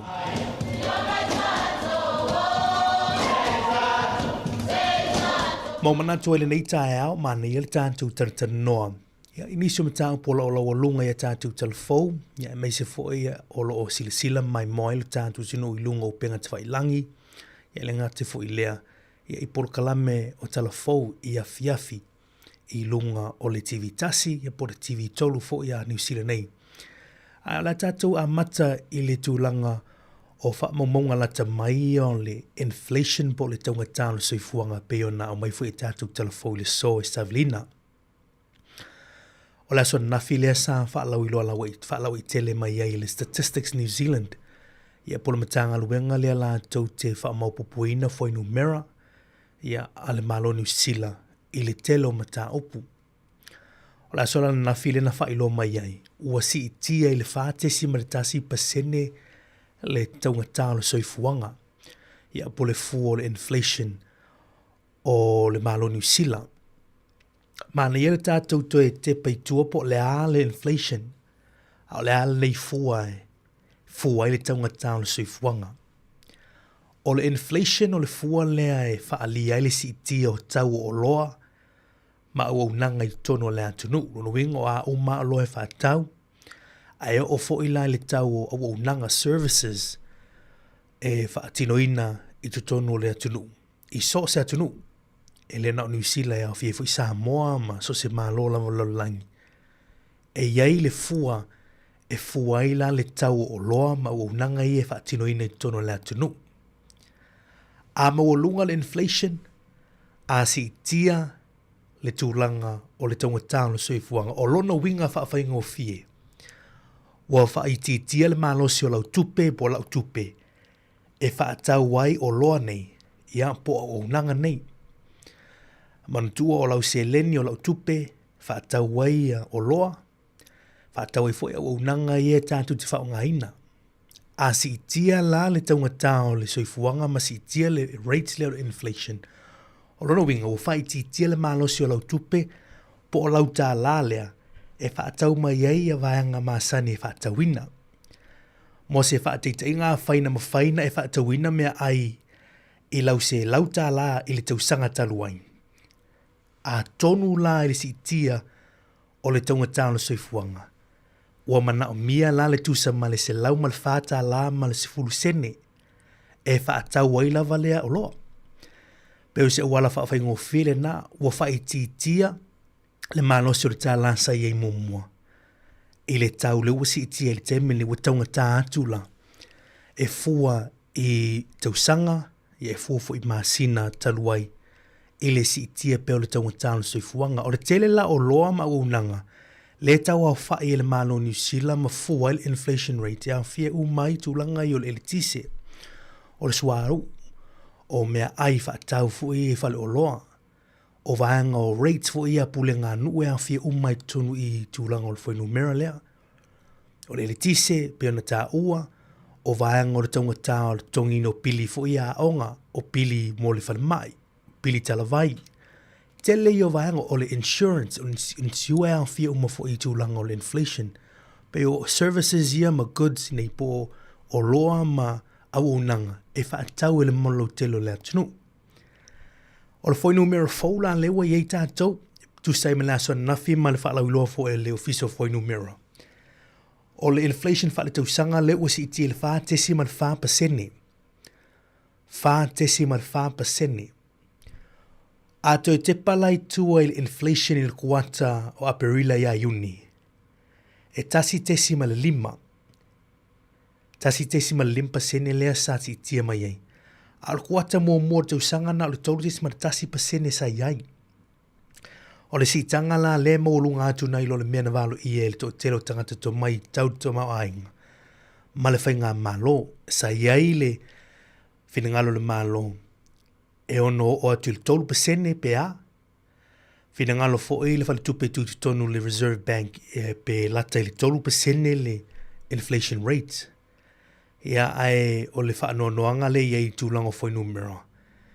Ua si iti el whate si matasi pasene tusa le ua maulunga atu lo le meana valo ia pena mate fo i lau whaito whai mta upu tau tamau aingo le atunu. E le tata no nei foi numero pasene ai au te iloa le mo le maulu tātu tunu le te mala malama le whaingo le pakete lo ainga. Ia e le whaasoa fo i lewa yaso. Ua le toi tu sa lau ta lale na alu i whaatau. I telo isi o loa i o i le vanei vai tau. O le mena e maasani ne whaatau wa i le sfulu ta la, ia usi atu le sfulu tasi ta la. Sfulu lua ta la, ua e whaatau le sfulu lima ta la. O le mena whaatau le lua sfulu, ia au whaatau le lua sfulu lima. O i nae te moli mawina i le alu whaatau i o loa i whale o loa. E o el pensini la tau ia, ia o tātou i loa umam moli mawina le teimi. Le taunga tau le soifuanga. A tātou mata i tūla i le whate si maratasi pasene leo tātou iei nei. O le mau le Statistics New Zealand, o le mafua anga pito sili o na tele o na siti ai le inflation po le taunga tau le soifuanga i le nei vai tau. Ia, o le fai mai le foi numera New Zealand, l'officio foi numera New Zealand, o le tau o le suau. Ia, o le tau o le suau, petrol, ia, e ua si tia le lua sulfitu tesima limpa sene le si tanga o le tau o le benzini. O le sua au le o le diesel, ua si tia le fitus furtasi tesima le tasi pasene. Ia, e te ma ofa i fui numera nei pe ae wawa i nei e. Penisini to telo tātou i tātou ta wale liva tasi, o le iwa lima foi, lua sulfitu tesima limpa sene o si tia ai. Au le tiso la tau ia, o moli mawina alfa inga tā o le si tangale i fitu sutasi te si maratasi pasene. O le foi numera le au mai e le Statistics New Zealand. Ana le ei le taunga tā o le sua ule i le teimini. O le foi numera po le pasene ono e iai le inflation i le teimini pe a tu atu i foi numera. E le o atu i le tolu pasene, lua te si maratasi pasene. O le lai tu tonu o le vale sa mate ma valu ia fo e whainga malo ia mes fo il ofisa o le wharatupe tu tonu New Zealand Reserve Bank. Lua tesi ma le iwa pasene e ono iai pe ana whai e le isi i lunga tau o le suhau. Ia lono winga. Ana nafi la whai lo mail whati si maratasi pasene ia manu tātu tanoi le lua tesi ma le iwa pasene. Ai ona la o foi numera leo si tia o taunga tau al penisini la tau i marasuau. Ia, lua sur fitu tesima lima ma le fitu sur tasi tesima tasi pasini. Fai asi na taunga tau si tanga le motu lango suau. Le tatu te moli mawina. Nisi o pampinsini di tau nei o lo o iei le tau tala maseni. O isi pampinsini le fa o ngale card. Ia o la loi fo le tau tala le lua tala valus fulu sene le tele o nisio pampinsini. Ia ae ele o tau maua ni penisini fo ila lui fo lua ta la lima sursene se vanga nā se aso fo ile wha pitoa mo nisio pampinsini e la tau pa o wha pitoa i e masani na whai. O lo wingo le tele o titanga o maa fo mairi tau ngata o le suau. Mai o le mau mua le le o tuloi na le whainga maa lolo tūne le foema le minista o tupe a Nicola Willis. O lana alea mau lo tau loto ma whaasoa i le nei teimi. O le tūlanga mua i lana mai tau. O le taua le isa sa i tūtonu leo wa fia i le sapalai o le sua hau. Mai le pepelo lea tūlanga leo tātou muli mawina. Le poloka o le vainu lea i le Strait of Hormuz i le whangasolo i o waa la o sua hau. Ia e whaangasolo mai i le vaengo lalulangi ma le vaengo lalulangi. E isi mafuanga le au mai le minister tupe nafi. Mai lana saunoanga le aso na fio isi vaenga o mafua le siti o le tūlanga on inflation o la fonga po tariffs. Le ufa e mai le president o America Donald Trump i o loa mai isi atunu. Mai taun tele o atunu is 10% le tariff po la fonga le tutongi o loa ia a wina mai i tutono America ia po o lofu ia mai. Lela mai tau atu le si mafuanga le mawale ala minister tupi mai le pepelo foi o le moni mfa maoni e ile taimi o la matanga o tau sanga ia le mai tau atu foi niva yaso ua toe lui fo el president o America le ono toe fa tupula ia i tu lango tariff se po la fonga tu ilungo atu nu pe ona ika nata le na mai tau atu le niva yaso e tu lango o le tau ngata o le soifuanga e meso o loi fa tau mai o le sivaanga o le fetena inga le i tau whaatau inga i lalolangi. Ia ua ia suinga ne nei vai tau le tātou muli maua i tūlanga o whaatau inga i le vāo le antunu uma le antunu. Ua amatana to eo isi atunu eo e toe soalau pule ni maali lianga o whaatau inga sa loto pe o free trade agreements bene e ini tia malamalo New Zealand i nei vai aso le imvai atu nei leana tau numa i le pāle mio in tia ia Narendra Modi. I masai ni ai le malienga leo le whawhetau inga sa loto. Tu so leo tum whai malo e o e sa lau pule nisi au no manisi atu no nisi maketi e mwhaina whaatau atu e lantu olo. Ono le whetai na inga la nei tūlanga o whaatau inga maisi malo a mesa malo te tele nei. A tonga tāla le tūlanga o le sua o le tātou te mautuina. E taunga tai fe malanga inga ia o le whalaua inga o loa o awhianga na ia o whaifatu anga ia awhia foi o whangotanga o company va lele ia ana tātou mai tiktuina foi le muli ane ua si itiaila le tau o loa o tātou va aila le follow mai o le tūlanga leo le o le si itir tau sua au ai tele i o vaenga e o no awhia ima tūlanga elena o tasi se a awhianga e o tūrai mai si tir tau sua au ia le feo ini ni loli se asan feo ini loli matulang fa pena mol fela o inga uta a feo ai fo i wasi i tau le o lau o loa le la mai mo pisinisi ma company e umai fola wasi i tia ile tau mo pisinisi ai fa solo mai la company pisinisi lungo tangata fa tau le ai oi ma o tatu tano ni ta o ta opu o tatu tano ai o tau tano so ifuanga ma inflation in late time ma ye lisi vaanga o tatu fa sore ni aso e tua tu i utafa fa yeso fina ngalo o wale anga ia tu lumal finga feeling on ni tu sang why o pinga pa loto ni tu sang it's a cost of living election o se finga feeling po se finga pa lota o le ala o lunga ia le whawhi tauli ni o tango tānu soifuanga. Ai a tātou mātai tūl vaanga nei. Whela uinga o loa, whai whātu anga, whāngotanga, company va lele, o aunanga umaia a fia i le tango tānu soa o leo tātou mauti no le teimine nei. O le whesiri la, pēna o Donald Trump le mafuanga. Ea, ua fuai o na si tia le tango tānu. O le soifuanga, marfoi no mera leo tātou ilo nei whātesi maritasi paseni. Aluma tau roto le whātesi maritasi paseni. Ia a ewa ai le tau ngatāle penisini, o e loa whātesi maritasi paseni, ewa ai le tau o loa whātesi maritasi paseni, le tau ngatāle soifuanga. E ui lava la o lo iea a fianga mai fafo. E ui lava o lo iea a fianga mai fafo, tua ia el minister tupu New Zealand, le president Amerika i la fonga mataris ma vampia nao le tau le sa e tūtutonu. Ai elena o le paule o le mafuanga e mafuaina si tia le tau le soifuanga. It's just one part pa mai tau atu.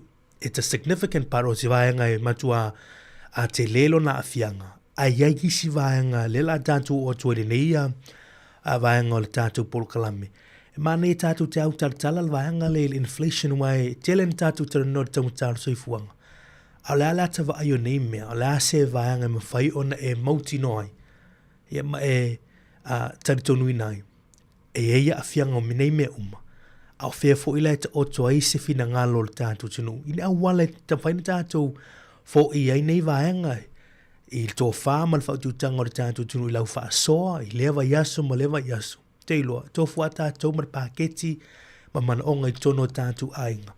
O lo manta I tūl whaasoa ina ma le lufi lufi ina o le seleni, ia hau lau tupe ma lau whaasoa I lesi aso tongi ma ngā pēnā. O le whataita inga le ala mātou lesi mafuanga ono si ti ai le tau o le soifuanga, e ese mai le tau ale I sa tutu tonu, a mese la fonga I al President America ma le whetaina inga I whewhatua inga I vāo atunu. O mafuanga ai e mawhai ona wawa ai ele atunu I tonu ai o New Zealand, o mea la ele tupu I whafo, le tupu I loto I whale. E te le tau au tilo I whafo e tali mai ele whawhita aure ni lo tanto, iai whataita inga. O le pili o le tise po le mōli, o le mea lana o le mea whaaloto I whale, lua, council rates, o la fonga I tonu I pule ngā nuu e pe na ipo rua, o tona e alala I Hutt Valley, o tona e alala I Wellington. Council rates, e whai o le tongi lau la fonga masani le maloti pila tutongi maungpena. Ala e ave se fo iau la fonga mō tūlanga o le pule ngā nuu. Taimi nei la lewa I tiaki wai lewa ave se riswa vai. Ia a lea la ua e se tiaki wai le pili o swa vai la antou ia. Ala e tutongi al swa vai maisi au unanga le tfa ngā ine le pule ngā nuu. O le si vai ngai fuai fo le taunga tālo so I fuanga o insure. Teo leo tātou ia whaia tātou insurance. Ai mai tau taimi nei le insure wa si tia lunga premiums le tongi le tau e tutongi ia ia le insure taimi nei. Po le insure ta vale, po le insure fale, o le insure mea tō tino fo ie. O tele yo vaanga e whaatino ina i o life insurance o le insure fo ilele mo lo soifua mo lo wala health insurance any insure mo le soifua malolo ina. O si itia uma mea na o te iloa nai te iloa ili tele o vaanga o lafa atu lau pepa tusi le meli in vai atu ia. O le ua si itia mai le whataita inga whai tutongi ina luasu tā lai le a luwa yaso ia le ututongi le luasu lima a molau insure lea. O le si vaenga tātou te mata I tuina o le tau o whale. Tātou mata I tu tau o whale le anga I lunga o tau o whale. O whale o tau o tāna wha tau whale le teimi nei. Ia maisi a o unanga le ua si itia le teimi nei o lono winga. E rena o mea o lo tutupu I whafo wa fia le inflation. E rena o mea o lo tutupu I le lalolangi le teimi nei. O a fia le inflation. Wa a fia ma ia tūlanga fo ia e oi mea whaanoto I whale. So ila lea e mai tau atu fo ia e whaalongo atu o whai mai le whai ngā mālo ia. Whātesi matasi pasene le wa iei le inflation. Ia o le taua le tupu mai se sa e tutu tonu. Ia o le tonga tā o le sua au. Ia o whetena inga ia wha le whao mālo I tūlanga whawhatau inga o la fonga malea. Yes, o mea nā le tupu le teimi nei. O mea la le tupu I whafo, a iei la mea tupu ai le loto I whale o tātou I le nei atunu, pe nā fo I Sāmoa maisi atunu. O mea la nā lea a fia fo le maa fo I fo I si tia le taunga tāno so I fuanga. Ia mana e tātou te mata I tui nai le nei vaenga o le tātou porkalame upwhai o malo le nei a vai asu. Mana tu e mani tātou no pe le taunga tāno so I fuanga, e mese lal pasene le ua whailo mai le ofiso fo I numero le aso nafi. E iei le upupo le term o le na a matana u whaalongo ele niva yaso o tala no ele tai o li tua ngai o le Labour ia Chris Hipkins. I se tasi o whaatanoanga ma le RNZ li aso nafi. Alo le aso nafi o le aso ngafuan o whaalongo ai i le whaatanoanga le tai o li tua ngai ma le morning report. O fesili ei la ia Ingrid o le tamaitai leo o te olua ma John Campbell i polkalame o le morning report. I le taitai o li tua ngai po le aso na fina ngalo le taunga tāno so I fuanga le wei ni teimi nei. Ai a whai fo I le tū mālo I o ani mea ma whai ona ia whaia e fo ia I le whawhi tauli leo le taunga tāno so I fuanga. Whao ngalo e Chris Hipkins le term leo o le administered inflation. Administered inflation o tau e pū lea a fia I le mālo. Ia ua fo ila yosu e po le hale le vaanga le altala Chris Hipkins ma nei fo I whawhaingo fie fo ilia. E iei vaanga e mawhai ona na la ai pe o ai le malo si anga ma le pule al malo. E te mo fai e fai titi ai a pe fa mama a venga i mo le malo te lo le atu. Alona winga e mai te want to administer inflation po o le tau e pule ai a fianga al malo. E yei vahenga i mawhai on na fisoswani i le malo. O se upu fau lea lewa a mata fo i ona tala no ina tangata to mai a tau tamau ainga. O le administered inflation ia po le tau e pule ai a yainga po a fianga al malo.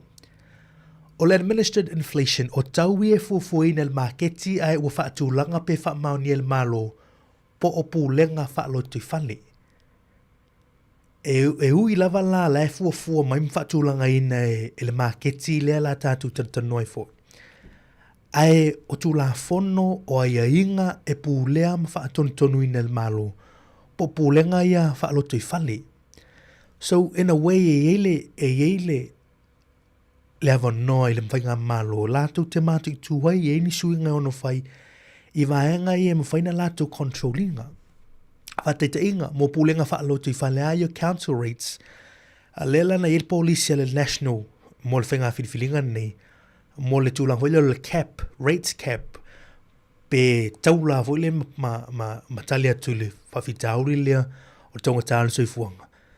Ia tapu pe eise fua e ngata ai ia le mwhai ona au mai ei la fonga pulenga no fo ia mo malautele no winga ele si tia mal 4% a fai mai il malo il 4% ngata il 4% ele si tia tu il 4% ta sina wala len au mai au le si vai o le pili o le tisi o tele o company le tisi ia mai tawantu ia le share le malo i tulango o nanga nei ma pisinisi nei la tu sapala ia tulango le tisi tono la tunu o pili o vai le si vaenga o lai sene ave ta vale o tu si for lau ia ma le nisi a pili al malo e tanto te mati tun pili fo i al fal mai o vaenga ia la ma faina ia le puli al malo e le ila se tulanga fo ile fa pe e mafai o fo il penisini la to ia wa e ini so vaanga na tula i mai lua fe lua suma lua ile time ole no fo ingal pan mi e tsin antern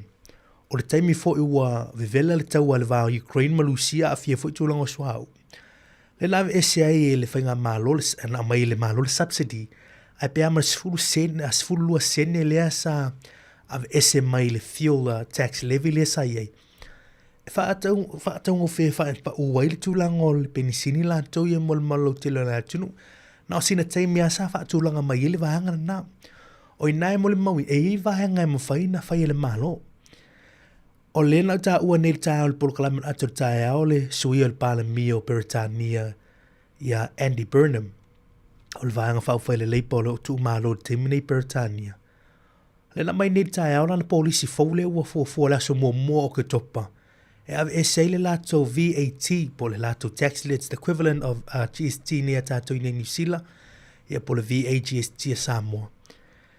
E pe ai 5% na le la fonga na le la ave ese mai pili ili tise po pili on moli i tutono Peritania pe a mal fast full 5 tala na o sefe mai ai mo le ainga to tasi e le fofuanga na o leo te tala noa te leo whape a tula whape e au ngā moni sila mo te mine wa te leo ilonu mera ma whai numera pe na ai o nisi nao a wala lai ma whai na whai e le whai ngā malo e o oila lātou pule ma lātou a ma whai fo ile awa noi ma whai na lātou a whaatino e nini suinga i le tula whono e whaatonu tonu waila e le wahanga lea e le ma whai lai tangata on whetu na i nei tau ai a whai e pāsi e le malo po le kanto ni si itanga e te tau lao na te tongi. Pea tātou mai tau ina fo i le teimi nei. Tātou o to le market inflation o isi i o tau e fufu ina pisinisi ma company. O la waleisa le whaatau o le whalao o le susu o lau TV le whaatau o le telefoni o lava lava o tau ia e mawhai au e tu se pei e tau vai lis pisinisi ma lesi pisinisi. Ai o le mawhai e le malo o na ilo. E whaatuai ni si tanga o pili. Ia pe whaatele fe soani mo le tise. Le i le tātou winter energy payment le alo o wha ngā soro le teimini mo nei o tātou stua asin sina ia wa lātou maua le pensione. ia o lo ye fo le working for families ia pe faititia nisi la fonga pe fe sosoani mo ainga mo lalo tupe maua e tele o mafuanga fo ia e tātou te mata i tuai i vaanga e ono mawhai o na o tuai le lango a me se foi ia aole malo e sui e niso vaanga e faititia mai ai ia wai ona le lua nao ni faititia inga le o vatu 5% le wa ese mai la so mo topa mo Britania la to i la lo tai folia le leipa Andy Burnham le a Palamia Britania pe man faso 5 ta la le la pa uel pili al ainga ia ilanga ia tu ile fa ngone ni fu tau sanga tau marulu a faso 5 ta la ia o se fiso soani ia ta o tele loe ta o tele faso 5 ta la ese mai pili le tise ya o se tūlanga tātu te mana mia mana o ai tele ia ai vanga pena lua fe lua su lua le na tātu mati tuina ese a mai le subsidy mo le tūlanga o fuel excise tax sfulu sene le pa uai le tūlanga o le pensini le lava i tau o mea ne ma faina fai le malo pa tātu mati tuina o mea ia leo o le lato pule o mea ia fafo le mfaina lato ai ai mea ma fai administer inflation le lai ma fai ona la toa ngā lue hai. O le visiri pete tau e la ona tau whiere māloni si tanga po pili e se ia taunga ma venga mo le atunu. Ia sina pa umai lalo la inflation lea. Ia o le tūlanga na o le wha mua ma le tūlanga e sila e fo le minister tupe ma le whai ngā mālo i lea taimi. O a vaianga e ma whai ona wha tino ina. E tu i tia mai ere tau tāno soifuanga. Ia mawanga o manei. Ala vare tātou poloklame spese. Ia, toi te liu mai. Alfa wau tu le alvanga muli o tātou wha asoa. Au tātou tantanoa i le mta upu. Ia e winga i le tau tāno soifuanga nei vai tau.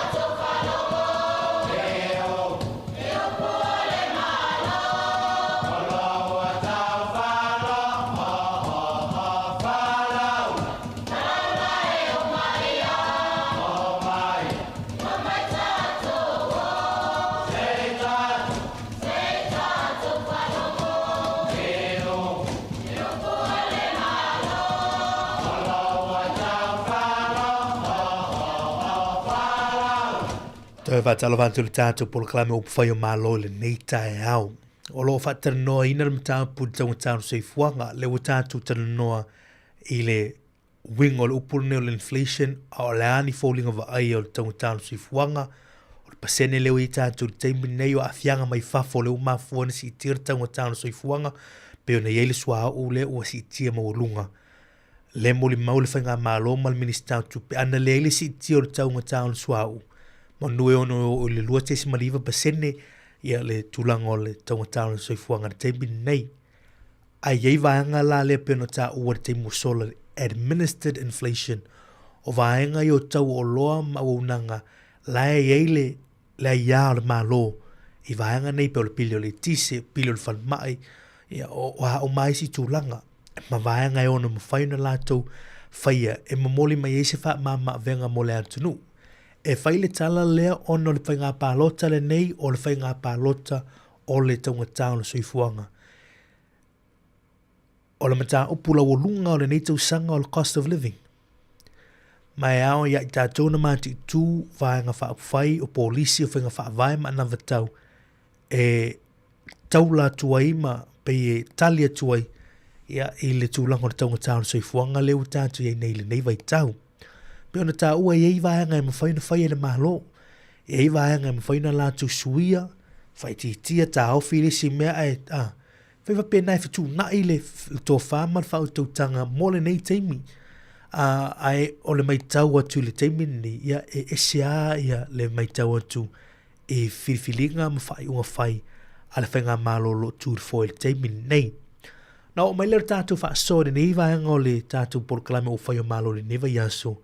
I le whainga pāloto le nei tau sanga o lo o tamo whai ar tātou porokalame e longo pueli le tātou tunu e ele pālota le whai la sofito novema a wane ingalo ya oe e ele whainga whitwhilinga le tātou tunu i Aotearoa New Zealand nei. Ma le waa mata o na whaalauiloa e vaenga wha upu whai a lātou fuafuanga ia mo matau putau matau tamau ainga o soifua maloloina o onga ia o tau soifuanga ia awana e fiu e te whaalongolongo Sāmoa e le tele o polisi ma na matau ia mai whaalongolongo le lei whaalongolongo tutoa o le ase tau o nei polisi moau ia molo ainga ia mese le anga iluma ia ma tele o isi tūlanga a ei fo ila isi fo ie e whaalongolongo te whaalongolongo lisi wang whaufai whaalongolongo lisi wang whaufai e au manongi mai fo ile wang whaufai ma lisi wang whaufai ia ona whai leo lan whifilinga ma lan whaiunga e o atu lan so fitu novema wai loa wanga whaufai e lātou te pānota iai ia wai loa fo ila le sui tau vā lātou te whinangalo e whai mo lātou whai pule le lātou i tū malo o lo e nofo ma e halala hai toi fo ia i tuel vai aso te nei le RNZ Read poll ena iai o le 2% le pa uma iai le vai nga whai le national i lau au lango e le suega fau le ana whailo mai o le vai nga whai le leipa leu whaatele ina la tau lango Greens Act New Zealand First Money to Party Māori ia lo tau wā pia mo le lango tangata pānota pia ma le 10% anga i lunga le 10 so tasi tesi ma lima le New Zealand First ia ai o fa moe fo ila le ma party le ma ori por van fa te party Māori ile to fo i mai to fa le lima la tu fai pule i no fo i tu malo Māori o ma tu nei fo numera lo ni un ol fenga palota ai o se ato lo vali mai ai la ngon no tanga te palota ia a faila e o tu la sofito novema ai tu la lata fo numera ia ile por palota e te leo o vaenga o no fai tula i mai ai whenga palota ma tu fo le o tu la lata le vanga fai fo le opportunity party pe ma le tolu le fa palota o tau va mai le vanga fai le ia le ua mai tau antu e ono sao mai te tonu le parliament toi ta ser pasene au sia 5% le mo mia fa te si maliva pasene le o lo i te minei ile sa ili linga le RNZ Read poll. Ola so na fina fai loa i se tasio fai pule si nia ia o le vai fai le national o se tasi fai o minister si nia a le fai tui ia Chris Bishop ia o ia leo lo fai pule al Hutt South electorate in teimin nei ia moutou umalo alala i nai le Hutt Valley ia ele au fia tui nai pitone wainui mata ia me se fo ina i nisio vaenga o Lower Hutt. Ngata il tuli manuna o taita, fatu a mata tuaila rimutaka le whaipule mai ia le taitai o li tua ngai ia Chris Hipkins. Ai ufa ilol fina ngalo Chris Bishop. Ia ua mata o na talono ina. Pia mawhai ona tua tu mauro na fua pe a whawau pia o na suia mana tu tangata pālota. Ia o le mai tau antu ua whailo mai ia ele whaipule ia Chris Bishop, it is highly unlikely he will retain his electorate seat. Ia, olona winga, olona fina ngalo le i teimi ni malana ai atu. Ai longa e toi tu maure no foa lea ale Hutt South mole ministale ia Chris Bishop. Pea fai e wha mao nia foi numera ni, lua sulvaru te sima le 5% lo i ele national. Ia, ai longa e toi tu mau ilona no foa. Ia ai longa foi. Ia e mawhai ona toi uru whale le palemene. Ia pe a whai le maulunga lona tulanga ile lisio le palota le vanga whai le national. Ai lai le national party list ili teimiri nei. Ia mo le anga ia tu le whainga whiniwhininga. Ia olo lona tolu le whaipule la lea.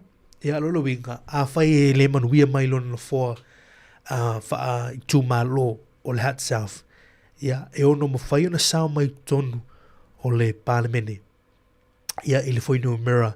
Ia o le pasene, 4% o le lātu vāng whau. Whai e manatua foi la. Ia e a o fo ia ia pelona tolu fo ia. E ia vaenga ono le mwhai anu te sao mai. E masani ona silasila tangata i tūlanga foi e o tangata pālota i e susu e ngalata mai e mai tau atua. O mata upuane e mata i tūina i tangata i teimo le pālota. E ai o e mau. O le tau o soifuanga, lua o ngā luenga, tolu o fale, wha, ia o le soifua māloloina, lima, ia o le whaatinonga le mālo o unanga male. O pei o mata upua ia le laulunga. I lea taimi. Ia mo le mea lea masani o na vea ili tamau ai mata upui pia i to Silia. Ia o na tau i tau sanga o whenga pālota. Le wo mai fo le tau sanga o le mata upu fo ila le wala walunga i le nei taimi. It is a cost of living election. Sāmoa ia after fa manatu atu o le aso fito November le whenga pālota tele New Zealand. Ta hua i o Loristala a whaiu a tōlo sifuru varu tau sanga o oio sitiseni po se tangata no whamautu mau i tono New Zealand. Ia e te tau ona e mwhai ona Ristala we anga wa Ristala ai a whaiu o suilau tu atusi e te tau na toi saki pe o sao au whamamonga mau whamatalanga i lungo le vote.nz vote.nz toi whamanatua tu le vote.nz a siasi i lunga i nā a whaiu o suilau tu atusi e whai na toi saki ma toi update ma toi sui au whamamonga na nei fa pea ua e mautino fo le masa no salo tau mate po meu e ristala pele ai po meu e ristala o suila no fanga tianga ia ta o tele fa mo tu langa na lua te fa mana to te lua pa lota tasi o pa lota o le vanga fa fai party votes lua o lau electorate vote ia po le pa lota le ave mole tangata te mana e fai mau fai puli ia i te tonu o le pa le mene i le tu ma lole na o lo e ai. O le nei balota e fufu ai pe fiona fo e maua e vaanga upfai party votes lea ta hua i o le vaanga lea. A o le whiriwhiringa lea o le sui o lo tu malo e o le electorate vote. E ta hua tele le vaanga lea. O lau palota ia Sāmoa o lou leo lea. A whai tele palota i o tu inatu isi tangata lewa no e whai le whiriwhiringa mo oe. O lo pumoni ale na a whai tele palota ia o lau e tu atu isi tangata pe o mātou i e mātou te fie palota. Ma tu e whaile whiriwhiringa mo oe, e tu sālai pe tele malia i vaianga leo mātou whaia, ia ma le vaianga o mātou anga i. Ia o le whengataha i o le mawhaina whaari i sau whina ngalo e ala i lau pālota.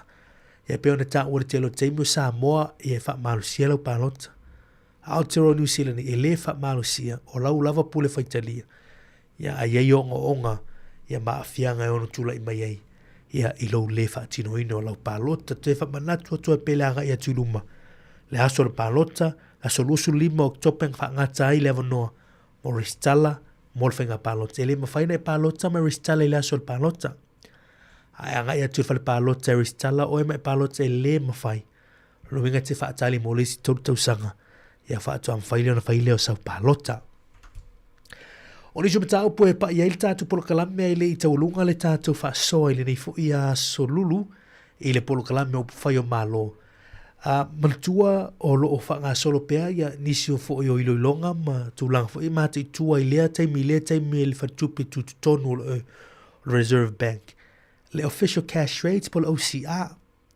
A whai e tu mau pea le maulunga inflation e tono si tia fo i le Reserve Bank le OCR.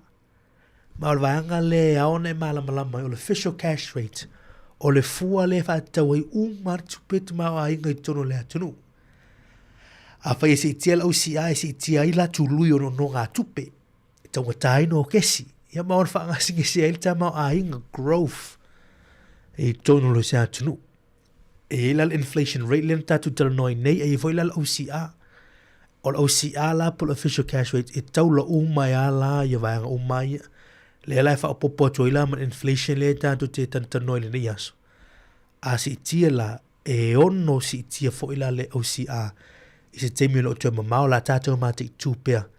Wai ia e awhianga o tūlanga ia mai se al interest po tulu yo no ngā tupe mai se i mō kesi. Ia mō to telo la tunu o lo tongia la tu mō kesi.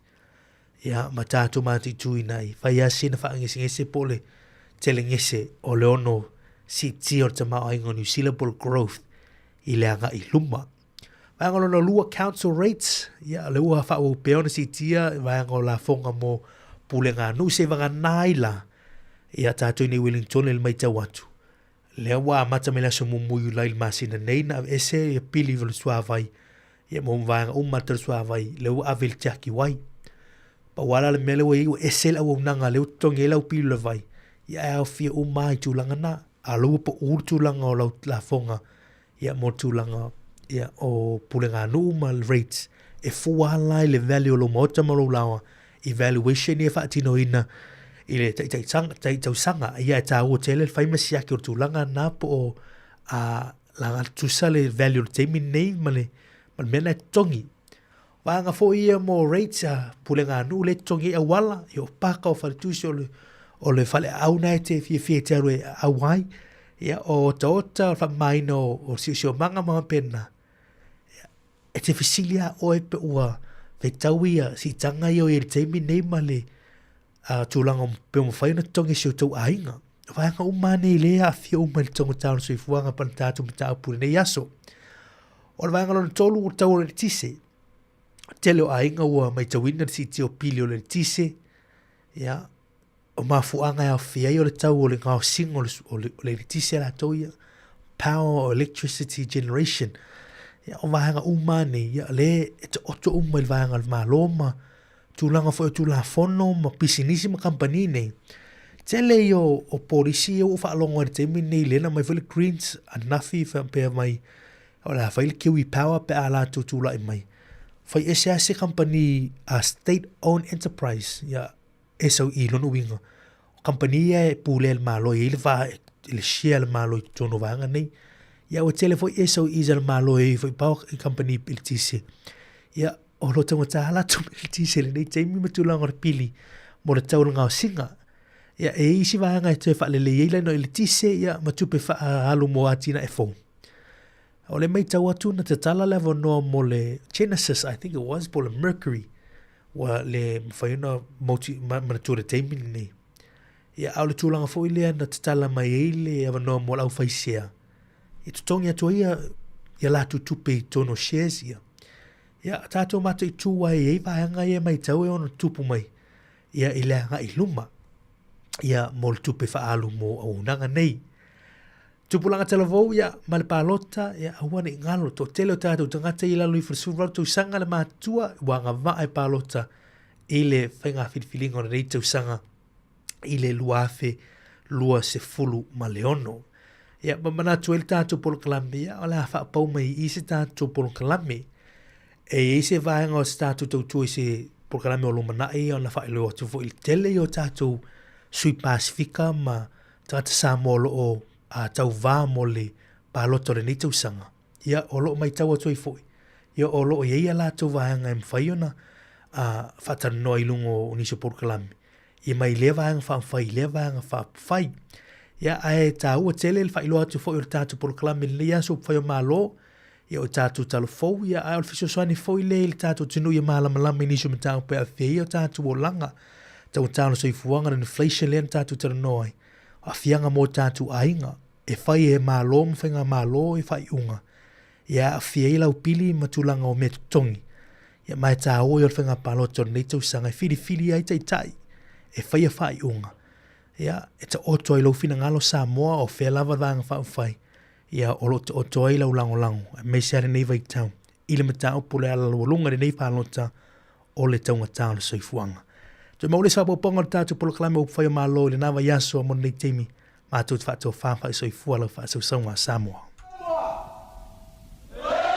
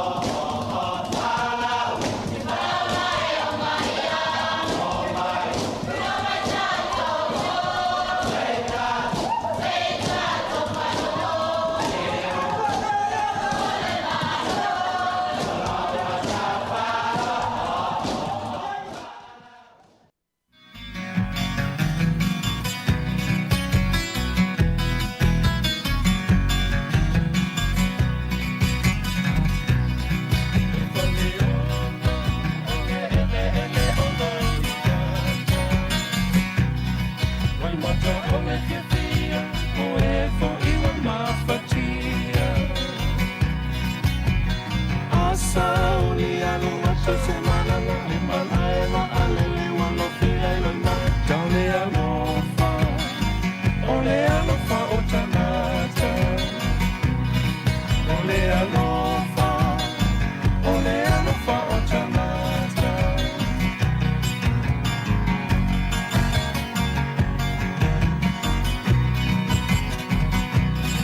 O matua, ole amalanga tufana, ua leilo lava ona fai o se whaatata.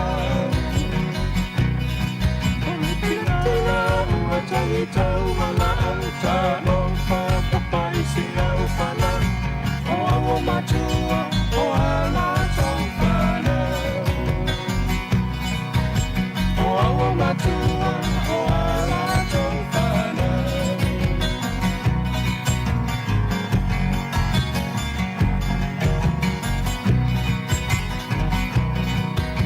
O whainga wo, o motu si ana mawhutanga.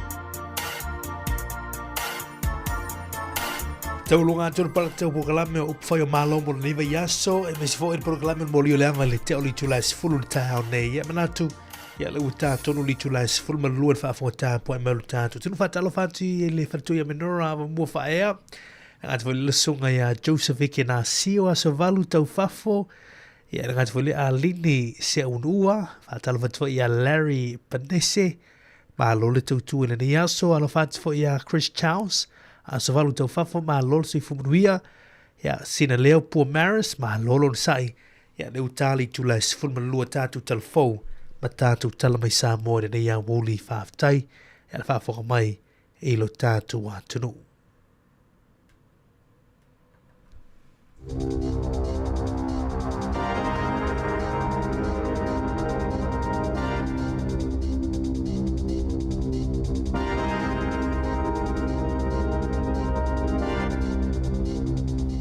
Tui whaatala whātola whaapoponga o talafou mai le si ufonga o le laumua. Ua whaiese whai unga le lo ia si le whaapea o le tula whono e tā ua o le leai o se tino maliu, leai se palola, e ono soli ai lea ia ta tau o se tangata. E sa o loto mai le tau fia whaasolo tula whono, po o le tau fia e o noma se whaavae tala fia ngai. O le tula whono e tā ua le Concealment of Location of Victim Remains Bill. Lea o lo fina wina le whaipule o le National o Tom Rutherford. O la tau fia i lea wano o tangata na whaasalaina le whasio ti tangata whaamoemoeina mo le palola pe a whai mo musu e tau po fea o tano po o nanai tino mali leo o tangata. Pei tai i le vaenga fito o lana li poti na whaalia ai e le loia sili Chris Bishop o se whaipule o le National e le o ngatasi ma le Bill of Rights po le tula whono moa ia tatau. Taluai, o le taimila vai mai ai ona tuli le vaenga a mata po le whaasalanga pito mawalalo o se tangata a whaape whaawawana toi tau fia le whale pui pui e tatauna whaamai lea whaai unga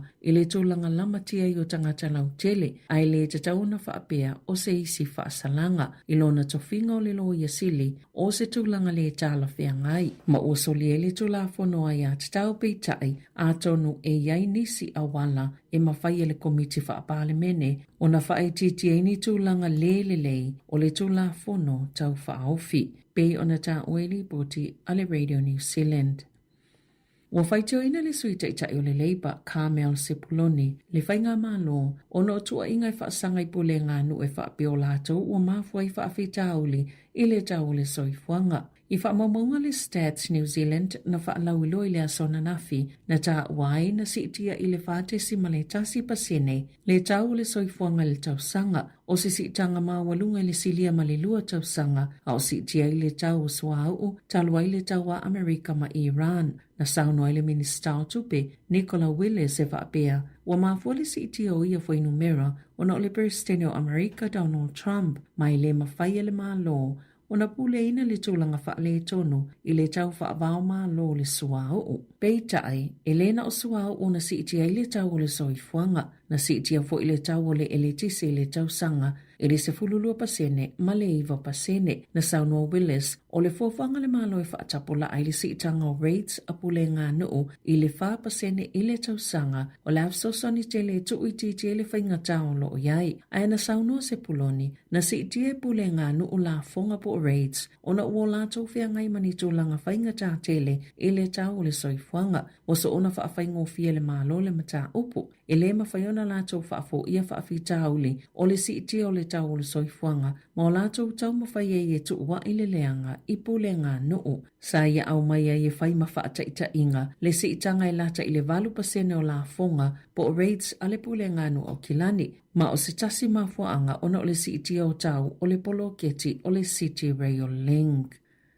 Nei o le palo taso il pole nganu au kilani e langlango ina le whaunga o fale e o atu i le ta i se fulu lima fonga fale i tafa pe la talata i no fuanga au tu mo feo inga i pitonu ulatane i le o ngā tutono o le a aipo le taulanga whaata seima fale e o atu i le ta i ono fo ngā whale i no fuanga e whawhato le 10 kilomita mai le no fuanga au tūlo i eile tele o pisi nisi o le taulanga po le a ai. O whale o atu i le ta i 15 fo ngā whale e mawhaiona whauina i Pitonu e pe o Kingsland, Mount Eden ma Morningside na whaali e tangata i te e ia whausanga e whaapea o whale maua lulunga o le ale mawele pui ngā monisi o whale o i lātou e 5 se lau pe ta ina whaali e i lātou e langolango ina le fuafuanga e tā ua tele ona o le whaatuptupla i o le whaitaua o whaai o tangata o Aukilani. O suinga mo le puipuinga o whaamaumaunga matulanga patino o tangata, wālanga te tawena whailo i tangata ngase le taimi e awai eni tangata o lātou ainga po ni tua oi o lātou whaamatalanga. Na saunoa Dr. Vicky Jones o se fo mai i kati o le atula i maini whaafita hauli pe aha oina whaafsota i tangata fo mai e whaailoa iei o lātou popolenga e winga i le mawhai po le malosi anga o se tangata e mawhai o na aweta avale. Na saunoa Dr. Jones e te tauna malamalama le atunu o le tiute o fo mai o le pasiato whaamatalanga ia i le tangata ngase a whaila e tu inatu e se isi tangata ni whaamatalanga e au normalo na talo sangaina. E ta tauna ia ta o atu i le ngase po a ia whaamatalanga na tu ina atu e ta awa tele lea mata upo o na ua whaopo po ina le numero avita avale mātutua i lunga o awala te tele o New Zealand. I te tono le se fulu tau sanga utua nai e 5% na si iti ai le numero avita avale ta i fitu 5 anga i lunga tau sanga le mātutua. Ma ua silia ma le se fulu ta siafe leo wha inga o tangata i le atunu ua silia ma le ta iwa se fulu tau sanga le mātutua e iei o lātou laisene avita avale. Na sauno Dr. Jones o le lu i tau mo fo mai o le fetuutu na i lea o le mawhai ma le leto e mawhai e se tangata o na ave le ta avale. Whaasanga ia afianga o le leto e mau o le laisene aveta avale o lea tangata. E te tau i aveta avale i totono New Zealand o na whaia o lātou siaki fo mai le ta i fitu 5 o le valu se fulu ma totono tau sanga ta ilua ina ia mawhaia na whaawa waipeo na iei o lātou laisene. O le matawhai oi e ilo i le malosi po le tala whea ngai o na aveta avale le tangata e pa ule i fo mai ainga po GPs. Na sauno Jones o whaamatalanga mai tangata o ainga whaapea tua oi po oe e sila fia le lei se tangata e mawhai o na aveo ni vaenga tā ua o a lātou ilonga po o toe saunga le mu le aveta avale o se tangata o le asa mua me le tausanga nei na whaieni suinga le la fono o le Privacy Amendment Act lua whelua 5 e whaatatau i suinga o le whailoanga o whaamatalanga. Na Sāmoa Jones o le taimi nei o le uatau mawhai e whailo i tangata ina ia nofo sila fia ia afianga e o iai e winga le i whaamaumonga patino a o le i o lātou whailo atu o lātou atu ngalunga e winga i se tangata pe o na tā uai e le One News. E eini au tau whaavalea o whaafolinga ini leo sue ai whaapitoa lātou ngāio i ngai tangata iei a lātou cryptocurrencies. Po o tupe teo i kompiuta, mga o iele whaitau miliona o tupe a tangata, pe ona whaalia e leo. O te leni le poti o tau lima ina e leo ina i vai asau tuana i ato, e winga i tu ainga o tau whaase, mai fōlinga mai o whaatuptupula i a pea. Na Sāmoa Detective Inspector Stuart Mills, wa mionga ia le autau whaavalea o le whaafolinga e peoni leo sue, ma o lātou mawai whaamaumonga patino o tangata. Mana mawhai o na maua ni pepa o iei whaamaumonga o tangata. I le tangata le upu e ina e leo na whaia lea a mionga, o whautua ina malo se e leo tangata ina ia pui, a lātou whaamaumonga o lātou cryptocurrencies, ma awane i toi avea i se isi tangata i le masani ai, e moni e fiso ta i leo i tangata, i nisi o vaenga o lātou tiu te peitai na Sāmoa Mills e le mawhai o na fasili i tangata, moni o lātou whaamaumonga e pui malu i ai, e tatau i le tangata le vili atu i ai le vaenga tau whaavalea, o na fasili i whaamaumonga o le leo le vili atu, o na tuulo le i lalo le telefoni, ai vave na vala au i le tasi o 5, ma tu atu se talo sanga i le leo lea, ina ia whaamautino ai, o le ofisa o leo lea na vala a watu, pei o na fautua i nai le atunu e le matanga luenga o leo.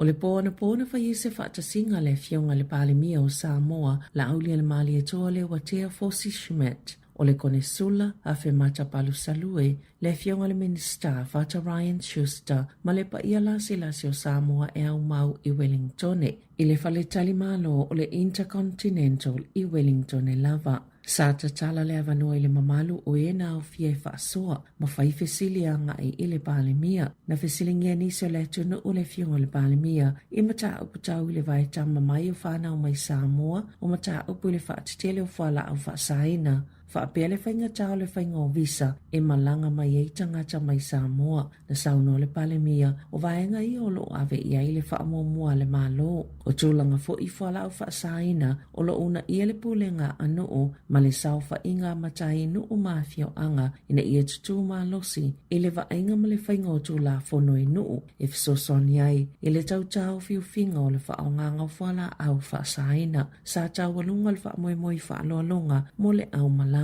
O le aso fo ia na fina feilo e atua i le palemia o Sāmoa i le palemia o New Zealand ia atu i sinave maulu muto atua Christopher Luxon ma wafo i le avano e feilo i atua i le komisina mawalunga o Sāmoa i New Zealand le fionga af masanga wha amatala to le afoa malana au whai ngā luenga o le taio nei o lo whai malanga atua i Plenem e feilo ai tangata malanga mai i ngā luenga wha avai taimi o lo o au mau i le avaenga o le atunu o New Zealand. E silia ma se fulu afe tāna. Le tau o loa se fai pisinisi o fale wha atau atuai wila vilivai Wellingtone na mawhai ona toi maua ina ua ia whaangaina masini o le GPS o loo i totonu o wila. O le tai au le asuto nai na oso whai ai e se ngā oi le fale o lo le switched on bikes. Ma ave se i skuta whaapea ma se i pai ke whaangai tangata vili wila i lunga o maunga. Na tā ua Ryan O'Connell le e ana le fale o loa. Na te i lunga ina ua e le whaailo po o le alarm, ma ia siaki ina i lunga o lana telefoni, ma sini pu e ata po camera si tutono lona whale o loa, ma ia i loa i se tangata, o ngā o i se i skuta, ma ave i se taavale, na vave o na ia wala au i leo leo, ma na vave fo i ona taliane leo leo, ma ta o fo i ai, e ai GPS trackers o loo whaapipi i le skuta, na whaingo fiona muli muli ai leo leo i le taavale, ma o le lua se fulome inu te muli muli ane, na maua i Vivian Street. Peitai, ele i tū le taavale na ua tāwhia leo leo. Na whaongai nei leo leo whao ai e tāwhia le taavale i tawhatawha le Basin Reserve. Ma loka i nai se tau lele e tolu lima tau sanga le matua. Na toi whaafo i leo leo i le whai pisinisi, lana i skuta ma le e-bike. Na tāue o Connolly lunga le Radio New Zealand. Ua whaailoa mai eile le lei o lana polo kalame le whaonga mo le puipuinga ma le saunga le mu o lana whale o loa. E tūla i le ngau i luma le whaamsinonga wha i tūmalo Wellingtone. I le aso se fulu au kuso e tali i ona mōlianga. Tala fau ia mai le si ufongo le lau mua mō le nei au auli.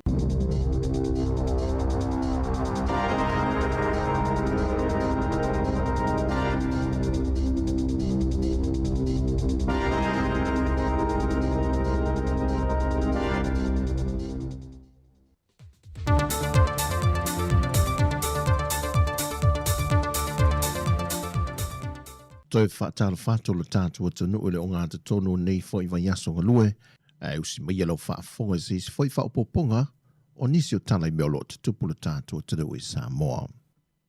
Au yeile tanu ule vai tau ule El Nino wa a fiai lona si o manga e le tūlanga o le mātūtū ma le manga o le mutia le fwoi wa whaai loa ta inga le pūlenga o le swāvai e le whaonga te tau ma le sefe no le swāvai maua a mese la no fuanga le tala whantai i a pia, o lo le lifa i e wha maunga le tele o le swāvai i wha o ngā ina, e le ngata o pisinesi ai wha pēnā fo i le toa tele o le atunu wāu ma wai, na visiri Yesu i le pūlenga o lo ngafa ma le mātai tuwino le swāvai le taulanga, na o la wha i loa ai nisi o a fianga masani vai tau wha pēnei, o le uti le o le swāvai maua, ai a o fo i na palasi te tele timunga, wa a fia fo i le swāvai mamaa, a matamai le tui sa e vai lele, se ia pa ia vai tele le tui sifo.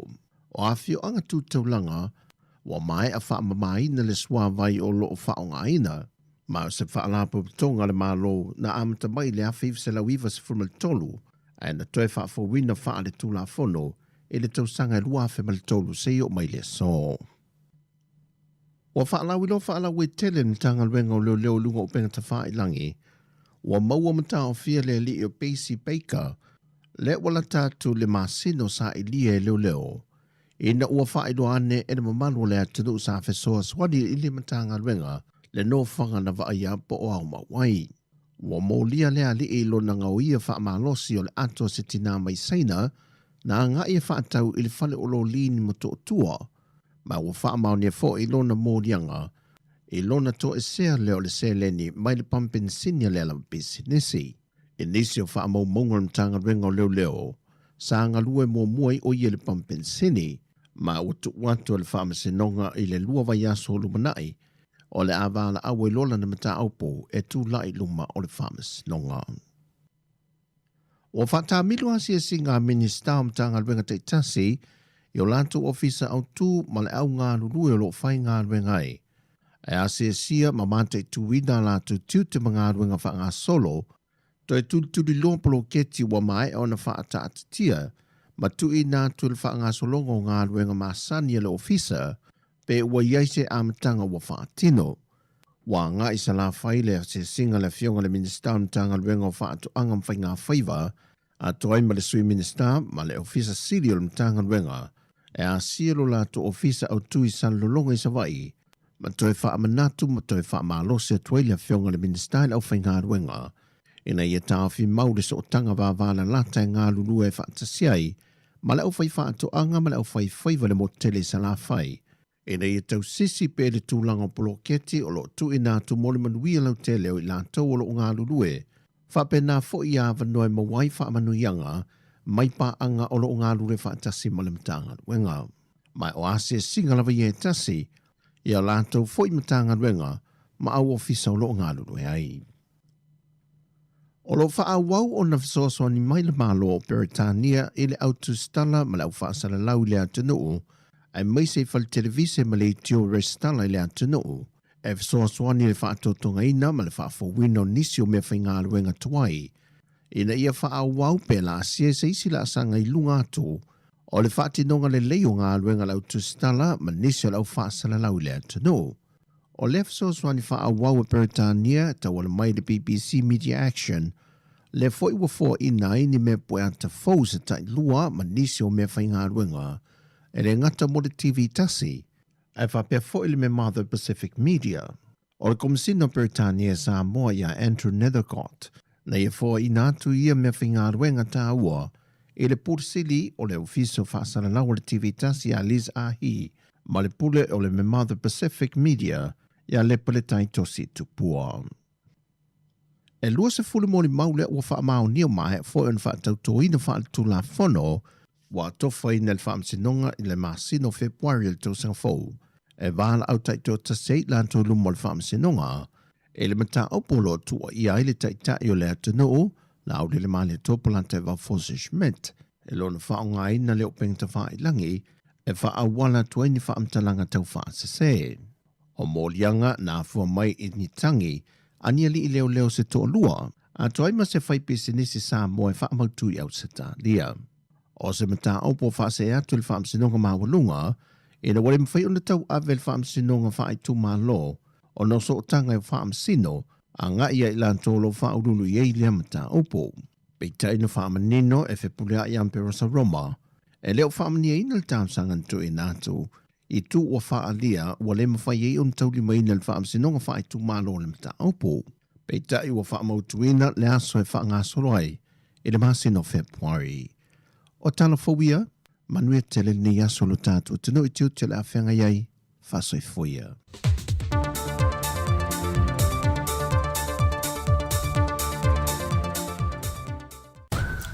Talofa, si ufofonga o le lau mua.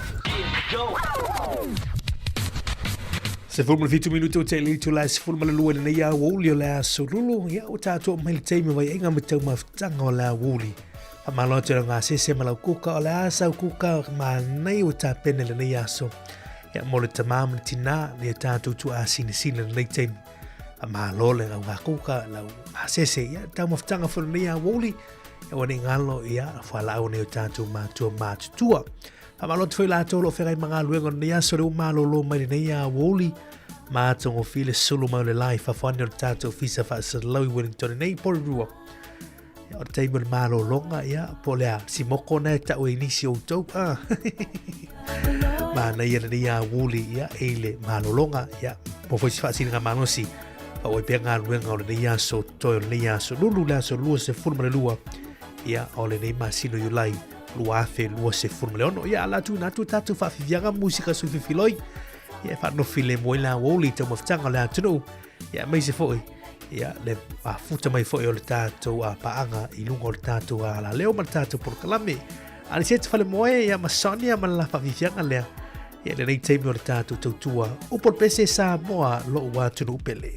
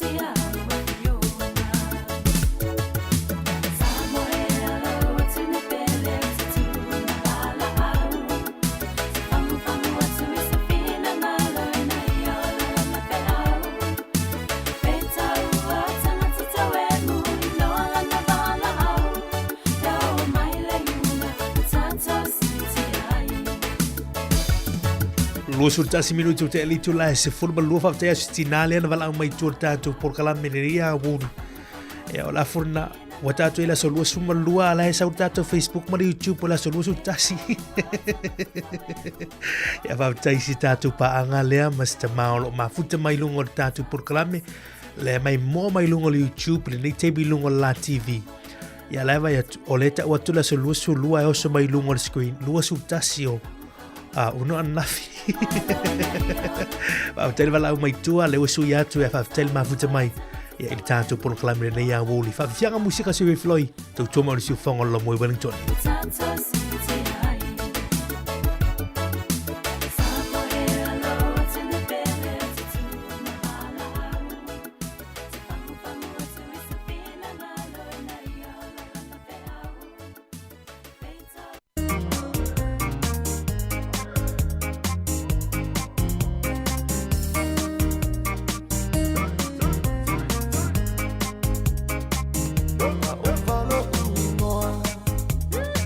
Bye.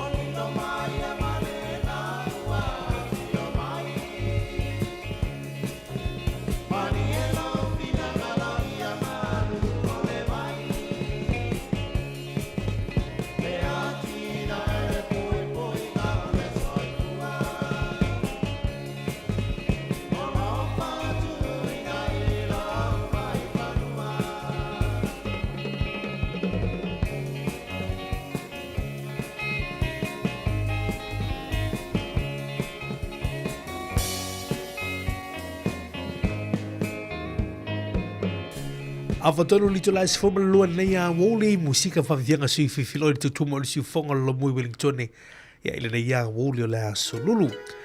Fafianga mai ani seta fale moe fafitai na itua a o lo fatu tatu proklame nei o tatu matua matutua le o tatu tu a sinisina pese nei o lo fatu tatu proklame mo utou.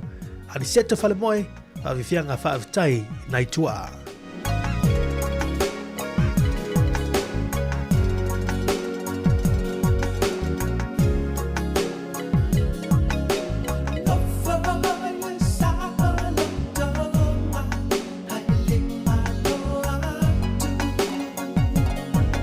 Moi tātou I lunga le tātou YouTube man Facebook mai moan tu ia I vai ngai savai.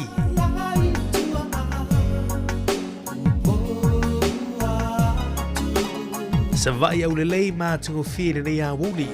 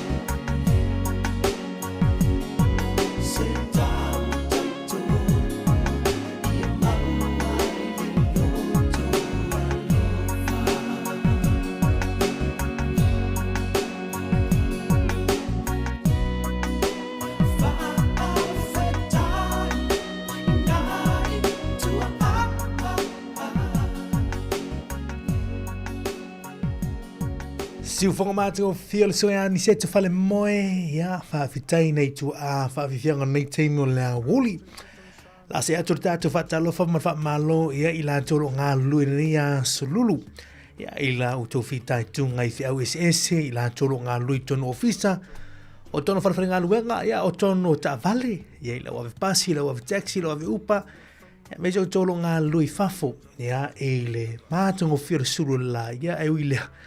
Oro longona le mahalula tu ia tātou nei laumur. Pese nei mea vani to loa mahalo ngā lue. O lo whatu whaile au ngā lue ngā lue ngā whawai teimo lo mafuta mai lei teimo lea so i lungo tātou tutu i lungo tātou Facebook ma YouTube.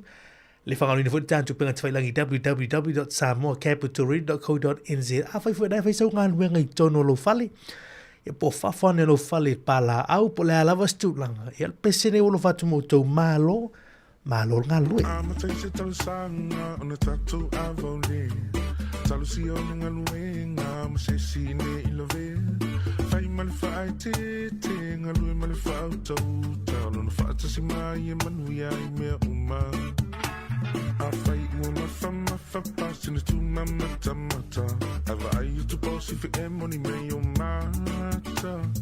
Awale whaai mango kolo ki la lole taimi sa ope. Ova mai lau pe ai le mali e o lo mana o. Piki le uso pe ale ai sana lifi. Fau fau tua ia anko pe a ki sifi. Ia e lima foa I lau la nisi. Ma o tu wha Sāmoa ale au ingirisi. Let's go. Tatou, ta fai whamalo, whamalo lo si. Topili nei aso, au mole whau ai I tau Sofia. Au e moa I le nei ngalona sana vi inga. Au e tatou, ta fai whamalo, whamalo lo si. Topili nei aso, au mole whau ai tau Sofia. Au e mana wa fifia. Au le fusia I le maso la whalongo. O le malo si e le se whailoto. Whamalo si tai titi tali si moko. Whalo I le lea posa e sau ta oto. Aua o tisi pasi e sa ili e langa luenga. O longa lu e fui ai lo tutongi. O lo sa ili e pule so singa luenga. Ele ole tu si pasi a ole tango ta whamaoni. Tatele to e pule pule ingi tatu si pasi.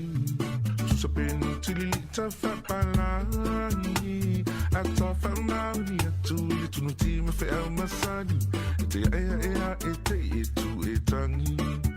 E umane ua ye sir tu umasati ni ele ami. E manu ye nalo nei e toi manu ye ele langi. Wow, tatou. Fai whamalo lo si. Topili nei aso, au mole whau ai I tau Sofia. Au ai le nei ngalona sana vi inga. Au e tatou, tau fai whamalo lo si. Topili nei aso, au mole whau ai I tau Sofia. Au e mana wa fifia. A fai ua yo a olo tutongi. Sele ilonga lue male whamaoni. Whaate alau tau langa ona fai leo fuafuanga. Ma mana tua Sāmoa I lau whasomo sa whamamoli. Fai lau sila masani male oli. Toi tutu foi mana vai so I loli. Ai se yo foi la I le aso tutongi. Whaatata whauma au whai ai la mai fui sa masongi. Au ai te ai u ina le ia se oli. E ai se atu se aku ai whaali mai pa umoli. Mawaloa lau ngā luenga ko anga I kakalo. Loko mawalalo au ai ki chiki ai whaalo alo. Ko anga I whisili ma wawela wao. Au ai ke papule fua o I se mea. Au whai ngā luenga lai le vālea. O lai loa mai o le ngai ke pase e o ngā e se le so enga lo pasinga o le le I molo pi. Ele fai lau tax, ai le I mau au pepa. A e usu mai e relax, waka kau o ngā pase me malo I low pack. Sau? Back, shit, au e te ta whau. Ai oi I tuli ele usu mai taiao. Backpack, bow ship, au ai ke tawhau. Ai oi I tuli ele usu mai taiao. Mai a kile ni askali e kau ia skivi o I wharangi. Musika sika mani I le suki whiwhiloi ka me ki sasi u o kilang. E tātou, tau whai whamano, whamano no si, tau pili nei aso. Au an whau ai I tau sawhia. Mua I le nei ngaluang sana I inga. Tau whai tātou, tau whai whamano, whamano no si, tau pili nei aso. Au an whau ai I tau sawhia. Mana watu, mana wawhiwhia. Whaaita o e seisi. Ia e ono sa I teisi. O ala lilo tama wana lo. Na manu I whale e manu whafo. Au whaingaro inga whea lo whani. Mata utile na ka mupani. E amu I le na pula siri. Ele so ona fai e seisi. Se amu ele na polisi. Ele teitai fica e seisi.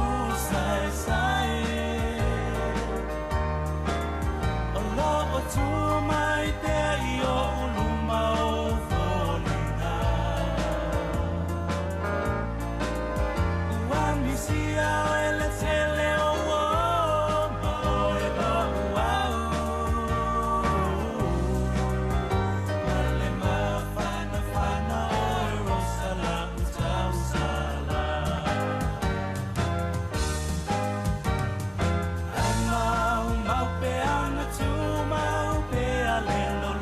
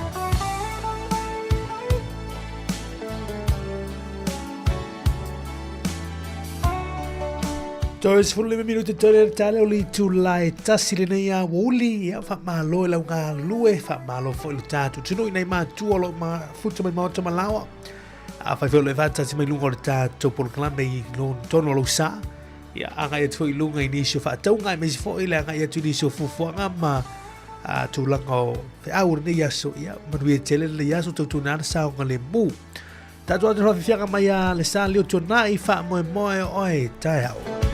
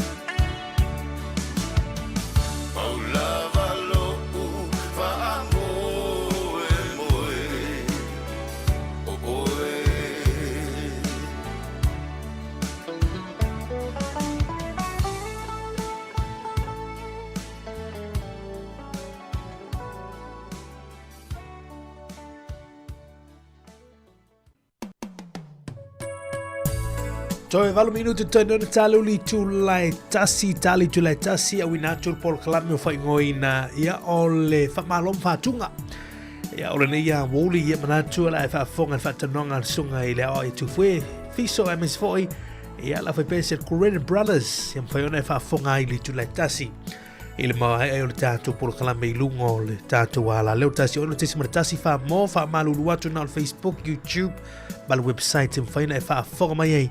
Ia ile tātou pol kalame na ia ona wha o tila musika se whiwhiloi mo lafi tula muli muli ia taurunga le tātou tautoi li tula e lua mo le na iaso lula wha maloro na sa ilu tātou tino le tātou mautanga le na iaso mnatu ia tula lata li tula e tasi taurunga le tātou pol kalame i lunga le tātou ala leo e vatut pesene iman whawhiwhianga mai aso wao ia Felice Mikaele a fuli mai lau tua ai tō mai timunga ia e leo se ua ia wha uma mai o upon pese a fonga mai fa viaga musika se velo nei a oli to tor si fonga la moa o lo va to por kala mel pesanga nei ia i pa o martatu ala leo mai mom fa fonga mai e de nei a solu a fule mai lo tua swao Felice Mikaele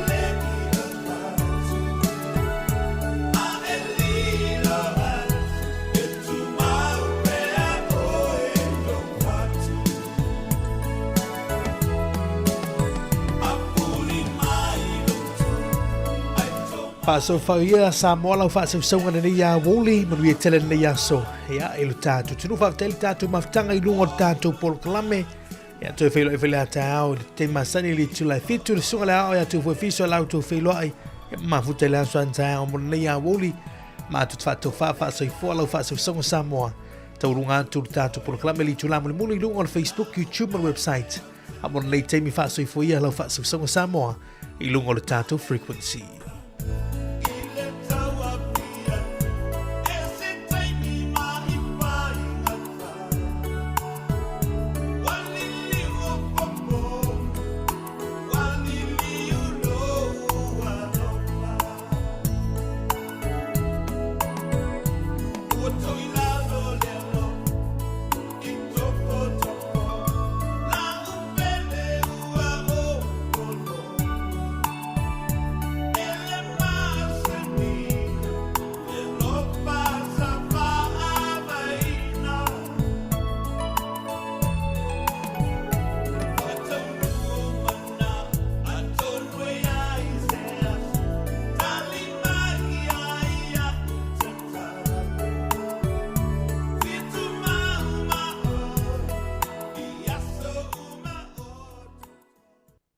Terminei ia fia failo atu le ua maua vanoa tala noa i foi ia i le sui foi la foi pese le Kurene Brothers o le sunga le whawhengainga ia Ferretti Kurene. Talo whai lau sunga Ferretti ma lo lava le soifua? Talo whai lava i lau sunga foi ia a mai se foi nei. O iman manu lau whasalarau e o loto iei whatasi tono loto fisa nei fiafi. A talo whai pa iman manu whasalarau le tunu o e lon pan whawhonga mai nei tūla le fiafi. Ma lo lava. Lo. Whaftai lava lau sunga Ferretti, ta tonu o manuia ia lau sunga ma le ainga ia o lo manuia fol tata ofisa nei a mesa lau mua. Ia, o lo whapena lava i le lo whamalanga lei o le li, whaftai le tua o lo maua pele manuia ala e so mai o lo tatu tamai lang.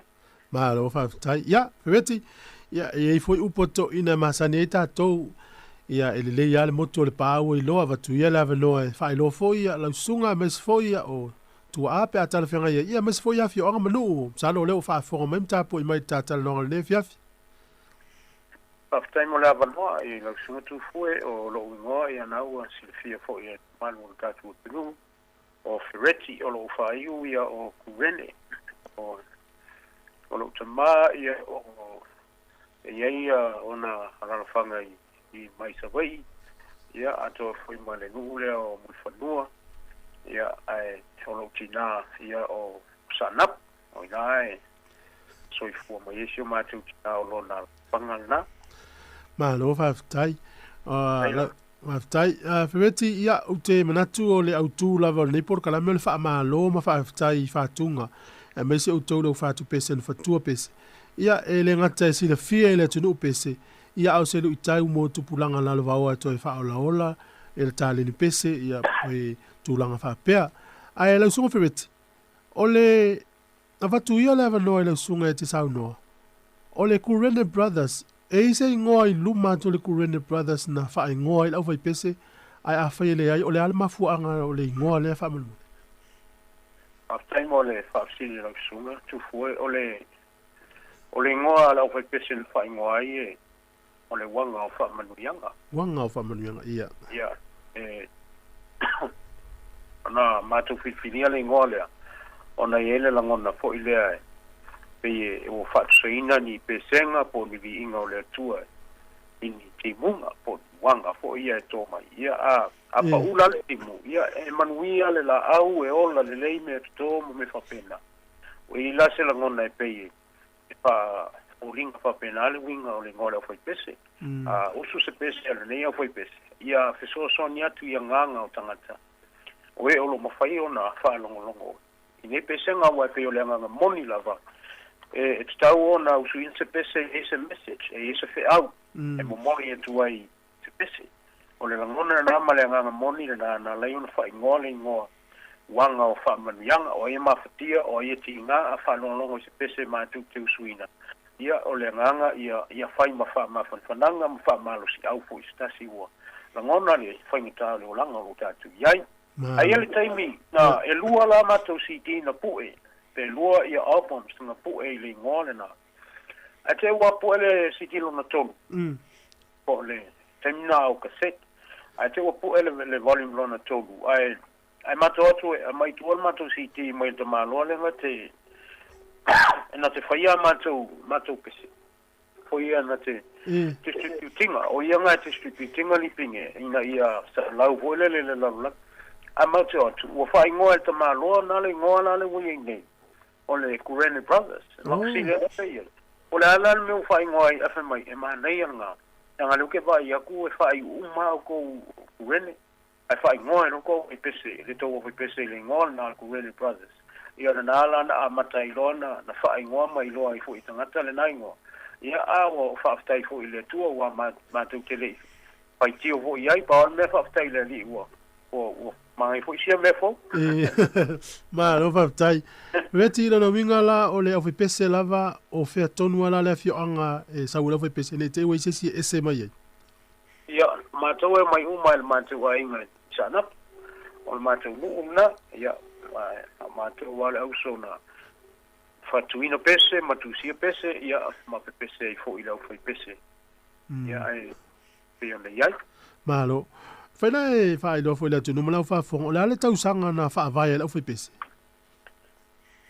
po te mo ki no po le tau sanga e pese la va tolu a mata ilo le albo mo ana po e nei o le Kurene Brothers po le wanga fa mundianga po i nei New Zealand na fa ia a mata ia mai pe ia nei ale na a mata ina watu pese masara la watu pese le rangi i tangata wa i fu tangata America o va na o America pese a me ko pena ona le o tangata le nga distributinga ia matu pese timina tangata le ngo ia Terence O'Neill Choice al tau sanga na o le tasiva valu tolu ina ua i ula hotu spa ia le uso ya sulveta i Sāmoa ia mafau ia mangalue fa faife au le nu o matou ia malanga mai o loni sila wa alu la onga ala wel fa mo ai u ia o sau de sila matu te point fa mo na sai malo o ila sui fa vai ala o fai pese o le Kurene Brothers po le wanga fa manianga to lu ama to nei ai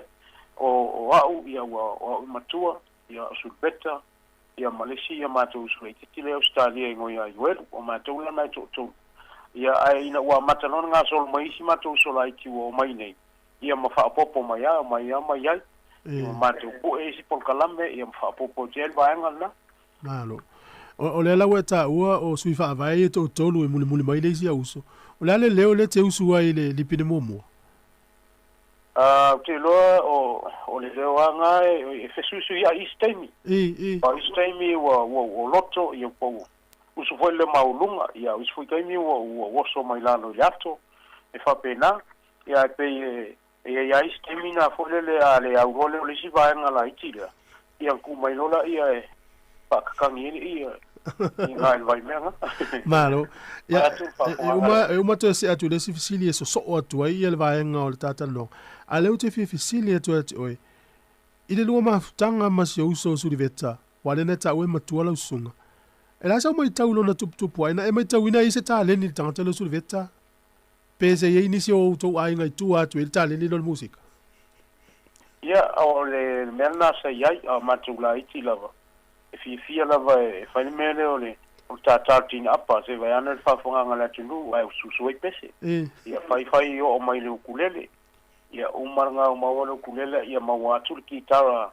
na vatu nei le Yamaha le ile pese asuli le na tusi asuli pese na le taleni o le amatanga na o le talaanga foi na o le tulanga sai ai o te loa o lo matu tina o sangata pese e le fi fa pe wala wilongi nga pese ai amatula ichi masangi nga tatar ki tara lo mutua ia ai ususuai nga pese foi ta fi fa long wala ia pe a pese lo mku ini lang ki kala mo ususu nga pese o pela o matu o mai fo ia matu le ngona le so le ma ia ke le ia fa tai le tua o te ngona o le mele o le mea lo fo po taleni mai le tua pa nga yo matu o langa ia e pe ona ia malo o le al pese na mua lava tu sia la we pese o e mana tu nei te mi wa foi Foi na mo mai fati o pese mua nan tu sia. Mas se pese o emana tu le tem. Ole pese le ma na ia le langa ma na ia le langa pe ana le ai ni pe ana le fa le anga ile anga sala pe o wal pese na la ile siti mua matou o pese na ala na tusi ona matou tutu po ai Sāmoa e pe e fai a pese nga fo ia fa le langi ma fatu I pese fa le langa nei ai tau ana I se pese e o so mai ni tai me tusi ni pese fa le nga e pe la o ina na ilo ai fo ile matou e pe wa le wa o pe te mila na matai na sausu vete nei ma wa matou fia loe ele te fatuina di pese fale la langi ai pese fale nga pero ina na matolo o me ala valale an tu ele tu o matolo o le mato ministry da o le memorial tal le le tu I meta musika ai o le pese na pe na fsinie por ase pese na mata pero pese na le te manatua na tusi ia ai le foi na mo tusi ai Sāmoa ai le wana matu tusi Sāmoa pese na ana matou mai nei ma matalo siti mole abo mo tulo I man pesena ona mana afanga o ni lilo tawa pe o pese foi sa tu langa is foi tu lai mai I langona ma fo ngo tangata wa ui an fai nei o langa ta tu te yai ai ale aso ma mai ma ai pita ai o le ola fa va u tau na ta tu sa ili mana wa panga al me tu ma Ole vaenga le uti fifsidingi ai. Ina utu fa tasi la pese le wanga family yanga mal Kurene brothers. E fia atoa lava ni pese no o imana tua na utu tu si el taimi auto fa tasi mal usu asu veta. Pe male se fulu lua po se tolu ia au Ia afa kele la se fulu ia o se lauto. Tu langa va pena. Mahalo. Ole fesili le fia va tua ele pese le no fa longo ele pese le le IP I se fi auta wala mo moli mai pe o le va e o se ainga ma se nu le fa malo si pe la sa o le le fi au ne tono le pese na fa mo le febeti ole pese na tu si ele uso foi a sul vete o mai atu na tu si el pese na o te mitonu a popuanga ole kalesia I Sāmoa I matu nu o wai o matu nu o se nu sa fainga tatele I taimi o fo watu le kalesia le fa tonga le tua ia sa ia foi langona fa fo ile fa Sāmoa pe o natu o le lotu ale na mo ele taunto ia si lotu ia ta sia le kalesia langona fa pena ina taimi ole sa le o malama fu tangata na laila na o poponga I le kalesia ama I taimi na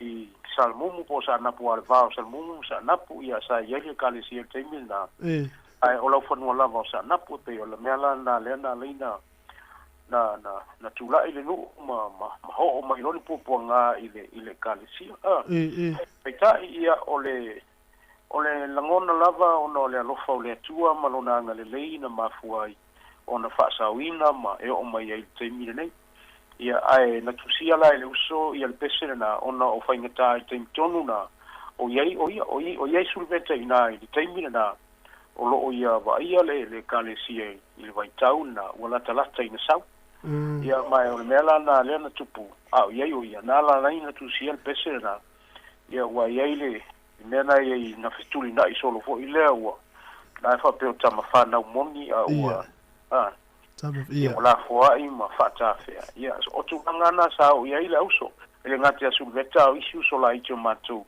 awa na fa santo no fo o no le no fo solo ia pia ma isi mea ia ona o le fina ngana o le tu ai fa ftai le li o matu na tai manaso ia le ua va ai o matua fa muia le tu ai I le ngata I le kalesia I Sāmoa ia ai o larolangi ato Ole tusi ai no pese al to ove pese. E tusi to tase sul veta pe tusi fa tase auto pe tusi al pese tangata ia.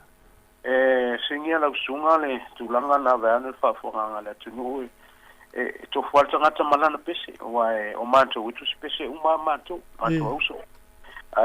A faila te tusi ala pese o manto wa foi tu la fon o tangata tusi al pese e uso ana ia ai se ibanga na wa ye se ngona foi le va pe tu si pese o tu ya su meta maria lo su ka pese nga manga ye pe su ia nga su le ngai ai o le ngona foi na si o matu su mo vai a fa pe o ku si pese ia e mana ia lo no fo o mo sa fa pena a matu e fa me alo foi na le tu e li fa tu nga o pese ma le pole tu si na o pese pe ona tu ICT se pe ona ia o tu singa la pese tanga lo su le veta o e mai tau ya so ia o min tu singa se pese a foi te mi tu si ia pese ona vai ai lo so e la ngona lo suli le se la ngona foi le wa te lo e ia o tanga fa pese fa pena e ai al te me te o so mai lo mana tu pe fo tanga te fai la a fai la unga i la fionga le tua e ai te mai le tua ma natu e te oi por fe au nga le la sa wi na no fo le fa mau la lo ma tu singi no so me na u fai lo mai le nga ngo le tua ya te oi ina yo te me te tape nai a la wa mau la lo ia le fe au le na fai lo mai e fa penga fo tu singo al pesi ai te me te ia wa fa lo tu sa fa punga ma nei e lo roto mai mal fati o te mianga o tau na folo la lo fa ma la lo mena ia ma matalon fatu se pese o le foi ai tangata le suli e titilo ai fai taulan tu spa ia ma tu sia inga pese e fa penale la ngona tate vai ai foi lo so i te le temi pe fa penalo na ia le fa mai na le tu foi le ia ona ai ile le olanga pa le maletulanga pe ona ia ma tu le fatu ino pese ia e fa pena penale ele umi al fatu se pese ele atole a faitula ata no foi la lo e tu se pese ia ele atole a faitula ai uma tu se pese vai e fa penale sau la ngona sau manatu ia ato ai mal fatu nga sau lo manatu ia o lo to ta fia tu lo mela fai a tu si lo a io e fa penale ngona wala nga a yeiste volele ta tito ma vo ngalo ya te ital fati le na manatu na o mai ia e fa penga o istemi fai la tala o lau foi tu singa o pese wa fai no fo lungo la keyboard ta keyboard night o te ma wa se fati ma wa se fati ia no tanga lo le fa maulalo ia ma fa pena na matan tu si up ia malo ngona na ma fa penale wingo fai ngole malo pa me lo foi na le tu le futai le ase pese o foi ni pese na moa na tauta ua le foi pese nei ale wanga fa manu yanga po le Kurene Brothers ile vai tau no te siva varsfu io ai pe yo pese lenta ta la noa nei fa malo si pe ia o le si pese na ia io le pa io le fatu tua pese na te la te mana tua pa il fatu tu le fa però na matanga lima tele sa le spese na te mantu fo te mina io le fangata le savalinga le fa pe pangale fangata sa o le nei savalinga sa malo spese fo ngai ai to fi fa longo tasi la pile sa o le lo filima lofa o le lo filima lofa la na tu sia sul ventre fa tau matutina e pe ona fa matala mai ngasi ma tu tina e pesena malo ia il pesena maungo ki le poa fungo sagona ia dari se te ofo tu la i mai failona fina ngalo kasinga pese ia ma le spes foi le pe ma diero mo fainga ai mo kwa ke le le message la ia o le pes foi le mo fi ai na lo mo ai tana sa le ia ia wa langa na ine ya tatu ia vai ko lo si me ila o so ko lo ia mulmuria ia ulen fainga kongi ko solo la ia ai fa mai pese fautuanga si so fo mo vai si dia le mo fi ai ngai lo mo tala o le mo pese le fatu ni usila le pese la ia pese na fatu ne i fatunga la ia ale foi pese wale o maua ia pe le valu fulu temile o tele me fai fa ile ese temi to balanga ta milo ai live fa pe to pese ale afekse la valuono na mato na lo mato tu ai Sāmoa ia na so ia po mo sabai i mato tanu sanga na ia mai fa nga le tinu ia me suela usunga o se me mutatia foi le fateta inga a mato pese ilumo o le foul market o i market le tai savalo o i fe ho al market kuai ni yeso mi ia e rumor sami market na na matou no nof matou pepese la luma o le fale lo fisonga ruenga ai fa sanga ngai tai o le mena tupuna poloka uma pasi wa foi o ngafe o ipasi a o makwango ngo fol mamanu le tunu uile awala o le ai masaka vale ko fe agua o fatu mo hia ngai le nai tanga o no fo mata ia ai matou pepese ina ele ngata la ile tumo ina sa va ia foi le mamanu le fa uma i pesenga ia toa i foi me uma na fai ia matu tamilo ko so vai o me ana sa fai o tangata o isimu o mamao a o me pese ia foi e muri matu atangata e si fa longo pea ma va ai pea ile o fai pese terminal matu tansa la se li pine muli a suli le valawina lo soifu o le li pine muli ana matu pu e fatasi ma si matu sole pese na iai le lipine na le iai ia pese foi le toyo si lutanga ia ma le pese foi le o le taiao sengi ia o le pese na fa matala i foi lana talini le va pe se io tala le tu malu ia nga ia o le siti muli ana matou musulveta ia te utu pufala la vele na mali o lo si matou atira fia feveti ila u falo longo li pinena i pese na to tonu pe ia nana va valo mai a suli ia aso pe ia uma lona alu no ia sa ora usa no nga tu fu wai o le falo longo i pese na pe o mena na foile na matua fainga tate ia matou in timi wa maliu ia si so ia ai tasi tinga pese ia e peia se me vole la uma sa uni ai ia ma pei folinga mai wailoa e uso o lo teimile ia esa ai o le me foi lana e a tarsi kinga e malingi au talo i mata wa pei te la ngona pe ia le ia fo lo uso na teimi mato maftanga le fanga loina mai sa ole leia awal me monia o pese suli e pese o na pese to ina pese lo mtua pese tamu talavo eso stanga tana te pese suli ia so se taimi fo ia ta ia le turia na la sa fa ina ta tanga so taimi ala so e fi fa longo ia ia mali na me wa o la fo ina market si fa ta o si ti si sto na ina li fo le sto le sta mano Sāmoa fa mai pe ma o si ti la nga le ele la masapata ia o information no fatu ile mau fatu ia ai fa mai tala si estam pese ale mai le wing o la fangu ia vai le sa o fa no ai vo nga la tinu ia na lo ta mau fa pe ia le ngona la so se to inga mea fa itanga ta fi va longo pese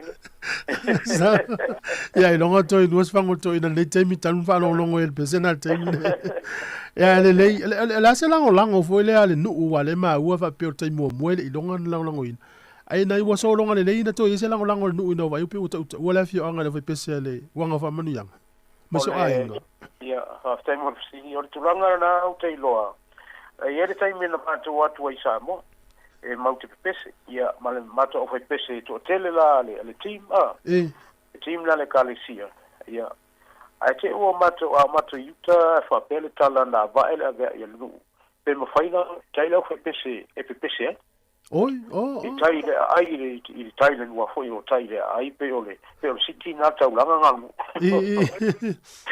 tu sa wale tu le o to tonga va fa mai to te atu ia pa mai pe mo se ava no mo te atu ia ona o le fitau le taimi ma isi foi e kale sia lana mana na oi ma le uma fa por kalamel ma tu por kalamel mo le fa solonga i kale si na leina le mo se ava no alisi me na uma foi mai lo malisi va nga no ngalwenga ia a ole ai se ava no e o i tai tu sa ia wile no e ana i tangata fo i le tai le ai ia mata i pese no me o pena malo fa tai lole la o ia le ngona mita fo i la tu lot langa o le ta o ai le la fanga malu sa o le ia malo feveti i le taimi nei o ia ni fa tunga o e mana tu o ni fa tunga suli le tu ni le pine sa tu ia auto ai malanga ai o ia fo ni fa tunga o to fa tu le taimi nei la tu lang o le Kurene Brothers mo le wanga fa mo yang o fa a wopea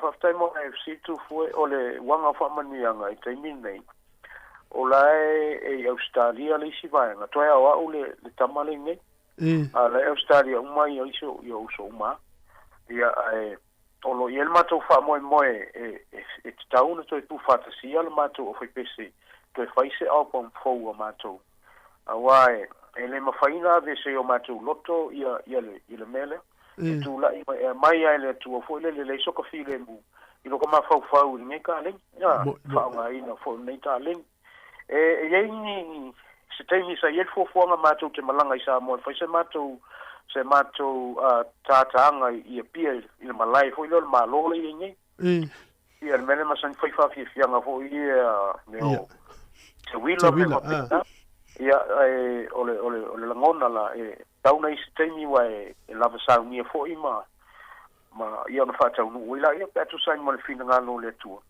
ai o temi ne ole lava e fatu ma tu pese ia le ole Australia ia wo ia le si ma tu so le ngai mo mai fala ia fo ina le lit ta fo i ma tu o fi pese si dis wa umanga nga faila nga CD nga o ia lava fai Australia le vola e te kopi o le CD nga ia malesili le tiki ngo ia musanga ia uma fon faila fo ia ala nga CD ia o una le New Zealand ia o le lava fo ia fai ia CD o le o volumes full file o ia kai menga ona walu ia favorite kurin alo ia favorite kurin ai le o se full file o volumes o uma fai nei o pese umai ale wanga o family anga mo ku le brothers na pui ma na time di copyright fo le o tangata ia wa fo langa o lenga na pe no ta o fo isa distributor le tangata le ngo ya Terence O'Neill choice for ODE o records la o le vaenga nga lau ke copywriting a musika ia pese ia la ia uma ia pese i tonu o lalo i fo le puipuinga na ale tulafono le ale malo ia wai ele to tele o mistanga ta wala tu fa usuina pese ai le ilo ai murmuriane o te alfalo ngatu la o usumai ia a wisi mese se ia ele fitaui mai le tau fai le vaina wai po ai ia tau fai usu pese se stanga ele tau wai mai ai nga matanga yo pese na tanga tau no fo moto wai pa fa ngala tunu malo reti ole fesile avatu ole asa ufa utuanga mo alo pepese la lo vao tato tunu nei tai militale ni ole pese ole asa ufa fonga i tato pese to e manu sa mo telo tato pese nei po man palang mano palang tele man FC ole o tai mi nei mal swinga fo we ile ia metau pesenga ai mai se a musical tato tunu ia wai atato manatu ile tu mana amata mai ia tato pesenga i fata itainga sa amata mai lava i Sāmoa ina i tua au mavae po tua sina fo le tu o esa fa me alo faina le tua o le ta le fala tu lo ai so ela tu pesenga ai ese le mana i el fa lo sa wai lava o ia le swing o ina tala au wa fa fonga fo i pese fo ia la fanga po nu e si tutuila po fe lava ave ai wa fa longola wa ta ile piano la o ta mai wo yel o keni wa ia ile keyboard fa nga ma kan palaula fa nga mai ai ya so ia sale fa penga ngal fa la ma ona e lo le winga la tala e swing ai mea e swing ma ta te fiu fo ia ka fio ku ka ko le fa Sāmoa monia le pese ma tulanga ta mai ai ia o le fianga fo le lalulangi atu e liu atangata mana tu taumuli ile mela wo anga ia ile mala le tu pulanga male tu pulanga e foi la tu pulanga o tatu fo le we ngai ia ole o tatu lo o le to fifia to nga musika nga ia o le mela se banga nana tu amat tu ai o le me foi la tu singo pese termina nei o tam fai foi la ia fa mali mai tu elu fai se pese fa mana ia ai fa longo al to ina mo lo matua ia fai foi ngai pese mo nai tu pulanga talvo awa a foi la mai salari tu fa le nganga le matu te tau aveina i meta musika ia wa e fa ngita foi no fia tu sa vali le fa le nganga po le tala le le tu ia pe fa longo mai ko mai ia ola i fa ko ingal fa ingal ka ko pese ia ngalo makuala ko ingal fifi ia pa tu le fa fo ngala tu ai tu langa na e tau foi fai mal potol nga wenga wa e nem fai ngo ka ko kam fai pe kuli piko e kasi au ka ko vai wa kele le mela wa fuli e tangata ia fai ngo fie na u watu le upu po le se au tala le fa nga musika iso stasi fai fa longo ia ai sa lo sunga o te le swinga wo ia in te mine ia ai pe ala for fa pa langi let's go with the flow longo winga o le cafe nga ka ko ai le nganga i te tano pe le tua i el fa unga i ni pese ngai fa o ina se nganga pe fa longo ia Fereti o pese tuai la vale wanga o whamanianga Kurene Brothers o pese CD a Suleveta o fea se mea maua i se sir tātou tunu e whawhewhea na lato maua pese. O le sinela usunga o pese lava mantou leua ia te au ia pese na. O le e whaina maua wa leo e whatau ia pese le maketi mangele. Iastona. Iastona e whaina maua i nā pese tuai lava. Ya, le CD na matu po e na mua na matu first album lava nga ki tala ta fua lava sata ia. O taimine, ua una fonto e ta uma ia me fai. Ia e fa longo la ia me la wa ia o makua me fo wan me la wa ia. Ia CD nga wa fo inga ki kala nga salu ma ia. Ya la ko e sui a ko la manga ia wa leo taiminga la ia sa manga ia leo. Ai nga me fai fai la ko fa popo tulo ia o mo ko manga ia o si atu no mata mo fi ai mo o market ko na sili la so na market ala i mangele mo wai oe a ia e fai vonga vili mai ile fale ile la mo pan ngai la sunga wa ngai ke si fi la mo pan ia fai fai lo e fo ila tulo ke fai mga o si i se siti ia fereti fa tai tele mo lo wa no le taimi ma lo foi mo fatunga na fatuina ile ngata ia o tola uso ia mai se le uso pele ia Suleveta Kurene pe fon fai langilan fo longa le ngalo lo si fonga manaia malu ia mana fatunga fo ia le uto fa wina ava tu lava no fie fai sa fa mlianga le tudo ia on ta fa to fai le ia aftai tu fo mo lava no ia vele ia va no e mo le tuile fa aftai fa malo ta tu nu Sāmoa ia fa so ko ia mo malu lo fai ona fa fonga mai le tio le taimi le fiafi ia o le nganga ma le fa moe ia maua pea le so i fu munuia ia o na le tua fatua ia mai se o le fa unga i meo lo tu wai le fat faita langa ma le fat faita langa ia moli fo ia lo fa anga i taita i le tunu e le ngata i nei ia o Sāmoa foi ia mai se fo is fa munianga mo tatou au fitu le la alo ai mo las rele ia nei taimi ia anga le leile tu fa mu fo i la usunga tu fo ia mai se o le fasalau le official le Wellington ia e mo le toile fa tele mo le avanoa ia o le anga moni lava ia fa penao na mau pea le muia mai le lita tu tau fa nga lu ai ia wale fina nga lo le tu mal tau tuina le malo ma si ta tu nu ia mai se o meu wala winaita tu le li ia fa muia le tu le po fa tai ia After tele lava la sunga fereti ia fa manu foi le tu la sunga al fartua no foalo. After so foi.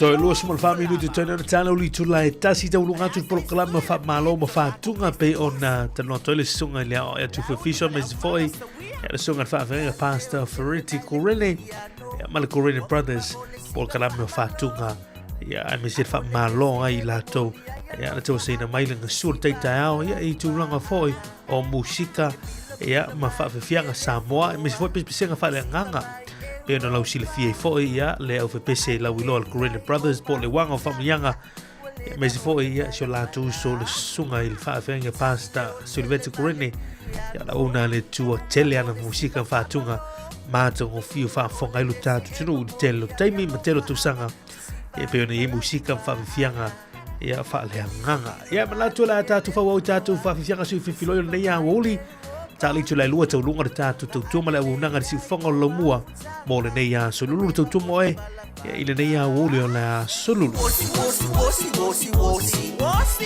wosi wosi wosi wosi wosi ele a ngale si ba ile a wosi efe aina i ai fo i wosi wosi wosi wosi wosi wosi wosi wosi wosi wosi wosi ifa anoile lei ai awale fosi amai lau kenge so wosi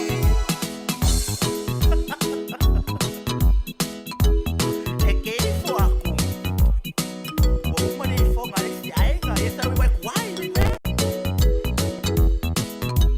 e masa inai le au matua e pe e fa ale ngoia ba amana tupu ole tau tonga ba fetai maloi mata ba ako lai seno le alofa lima le pui manava a o se wota amata o si ai fai sinava awe mata inai le au matua e pe e fa ale ngoia ba amana tupu ole tau tonga ba afetai maloi mata ba ako lai seno le alofa lima le pui manava a o se wota amata o si ai fai sinava wosi wosi wosi wosi wosi wosi wosi wosi wosi wosi wosi ele a ngale si ba ile a wosi efe aina i ai fo i wosi wosi wosi wosi wosi wosi wosi wosi wosi wosi wosi ifa anoile lei ai awale fosi amai lau kenge so wosi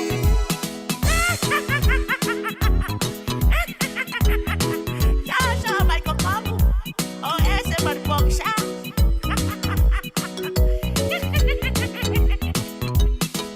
o lima lunga lona tau au anga vale betu matau musu musu watu ila natalinga wa fai so ainga ioi ai ua matete a e avilet maloa ai a umaloa ona tasi siba fai se taso la anga awe tu lo lima lunga lona tau a anga vale betu matau e musu musu watu ila natalinga wa fai so ainga ioi ai ua matete a e avilet maloa ai a umaloa ona tasi siva vai se taso la anga wosi wosi wosi wosi wosi wosi wosi wosi wosi wosi wosi ele a ngale siva ile a wosi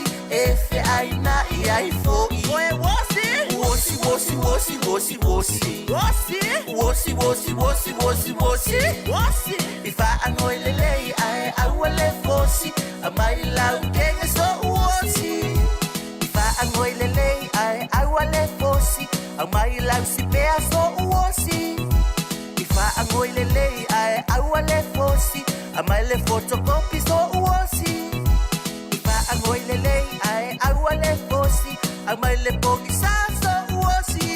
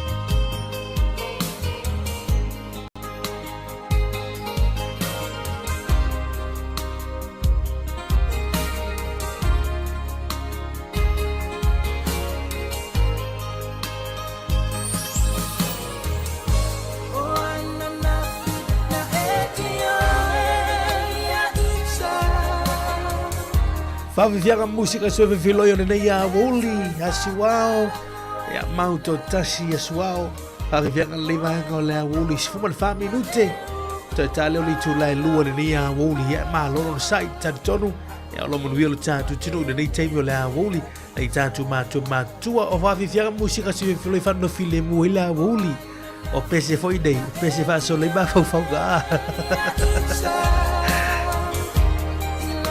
Malatu, ia, tātou minuto mua, ia, ona tau luga lor tātou proklame li tulai lua, ia, ai, to e whele ila so tātou li tulai fitur, sunga na ia tu whifiso lau tau whailoa i mafuta, ia, e manuia tele nei vaengo lai wuli lor tātou, sinu whia mga luanga i leo tu mamao, ia, to e angai voile maa tu e piti, mai whai nā nau, ia, ongo nei va ia sungo mua, ia, tālua to ia, onga a, ia, maa lor whaiva, maa lor sa i tu iloa e le whaingo whi, ia, ora kuataro na tolu leo tuli foi, leo te mau foi, te ulunga lea, ora ni tu sanga lua whilua sifumalono ia o ngā alon whanau. A ole mānei o le sulu mātou o while lai whawhana le tātou fisa whaasalau lei, masi mino la au lei lu mātou le tātou fisa. Ano inga tōra savili nei a woli. Pau au tātou whawhianga musika su whiwhiloi, ia nei teimi o le a woli. Nei whawhianga wawe ia mo nei teimi o le tātou tutua.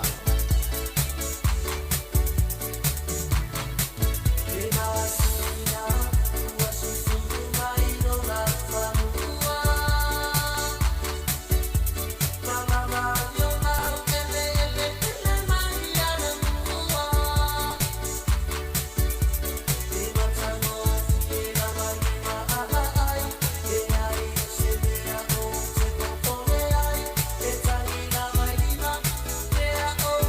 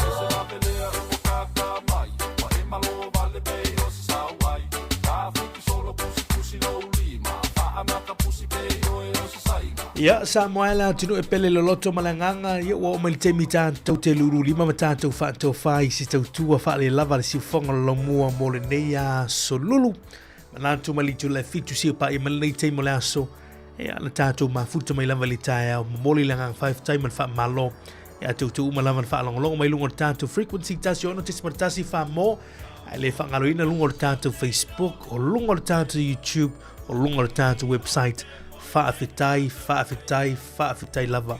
Mai maue pēna isi upo e sile atu nei lor whaafitai. Ia ai momoli atu wha malo ilu tātu, tinu tātu mawhtanga ni aso. Wha mangalo mai fo istau tua o whaale lava. I se upu, o se tala, o se ngana, ia o se tufo i se angana. Mai tau mai ilu tātu, tinu ni aso. Ia mātou tala atu wha mangalo mai. Ia le tātu tautua nei. Lafo i nule aina, se whaale tono le tātu polokalame.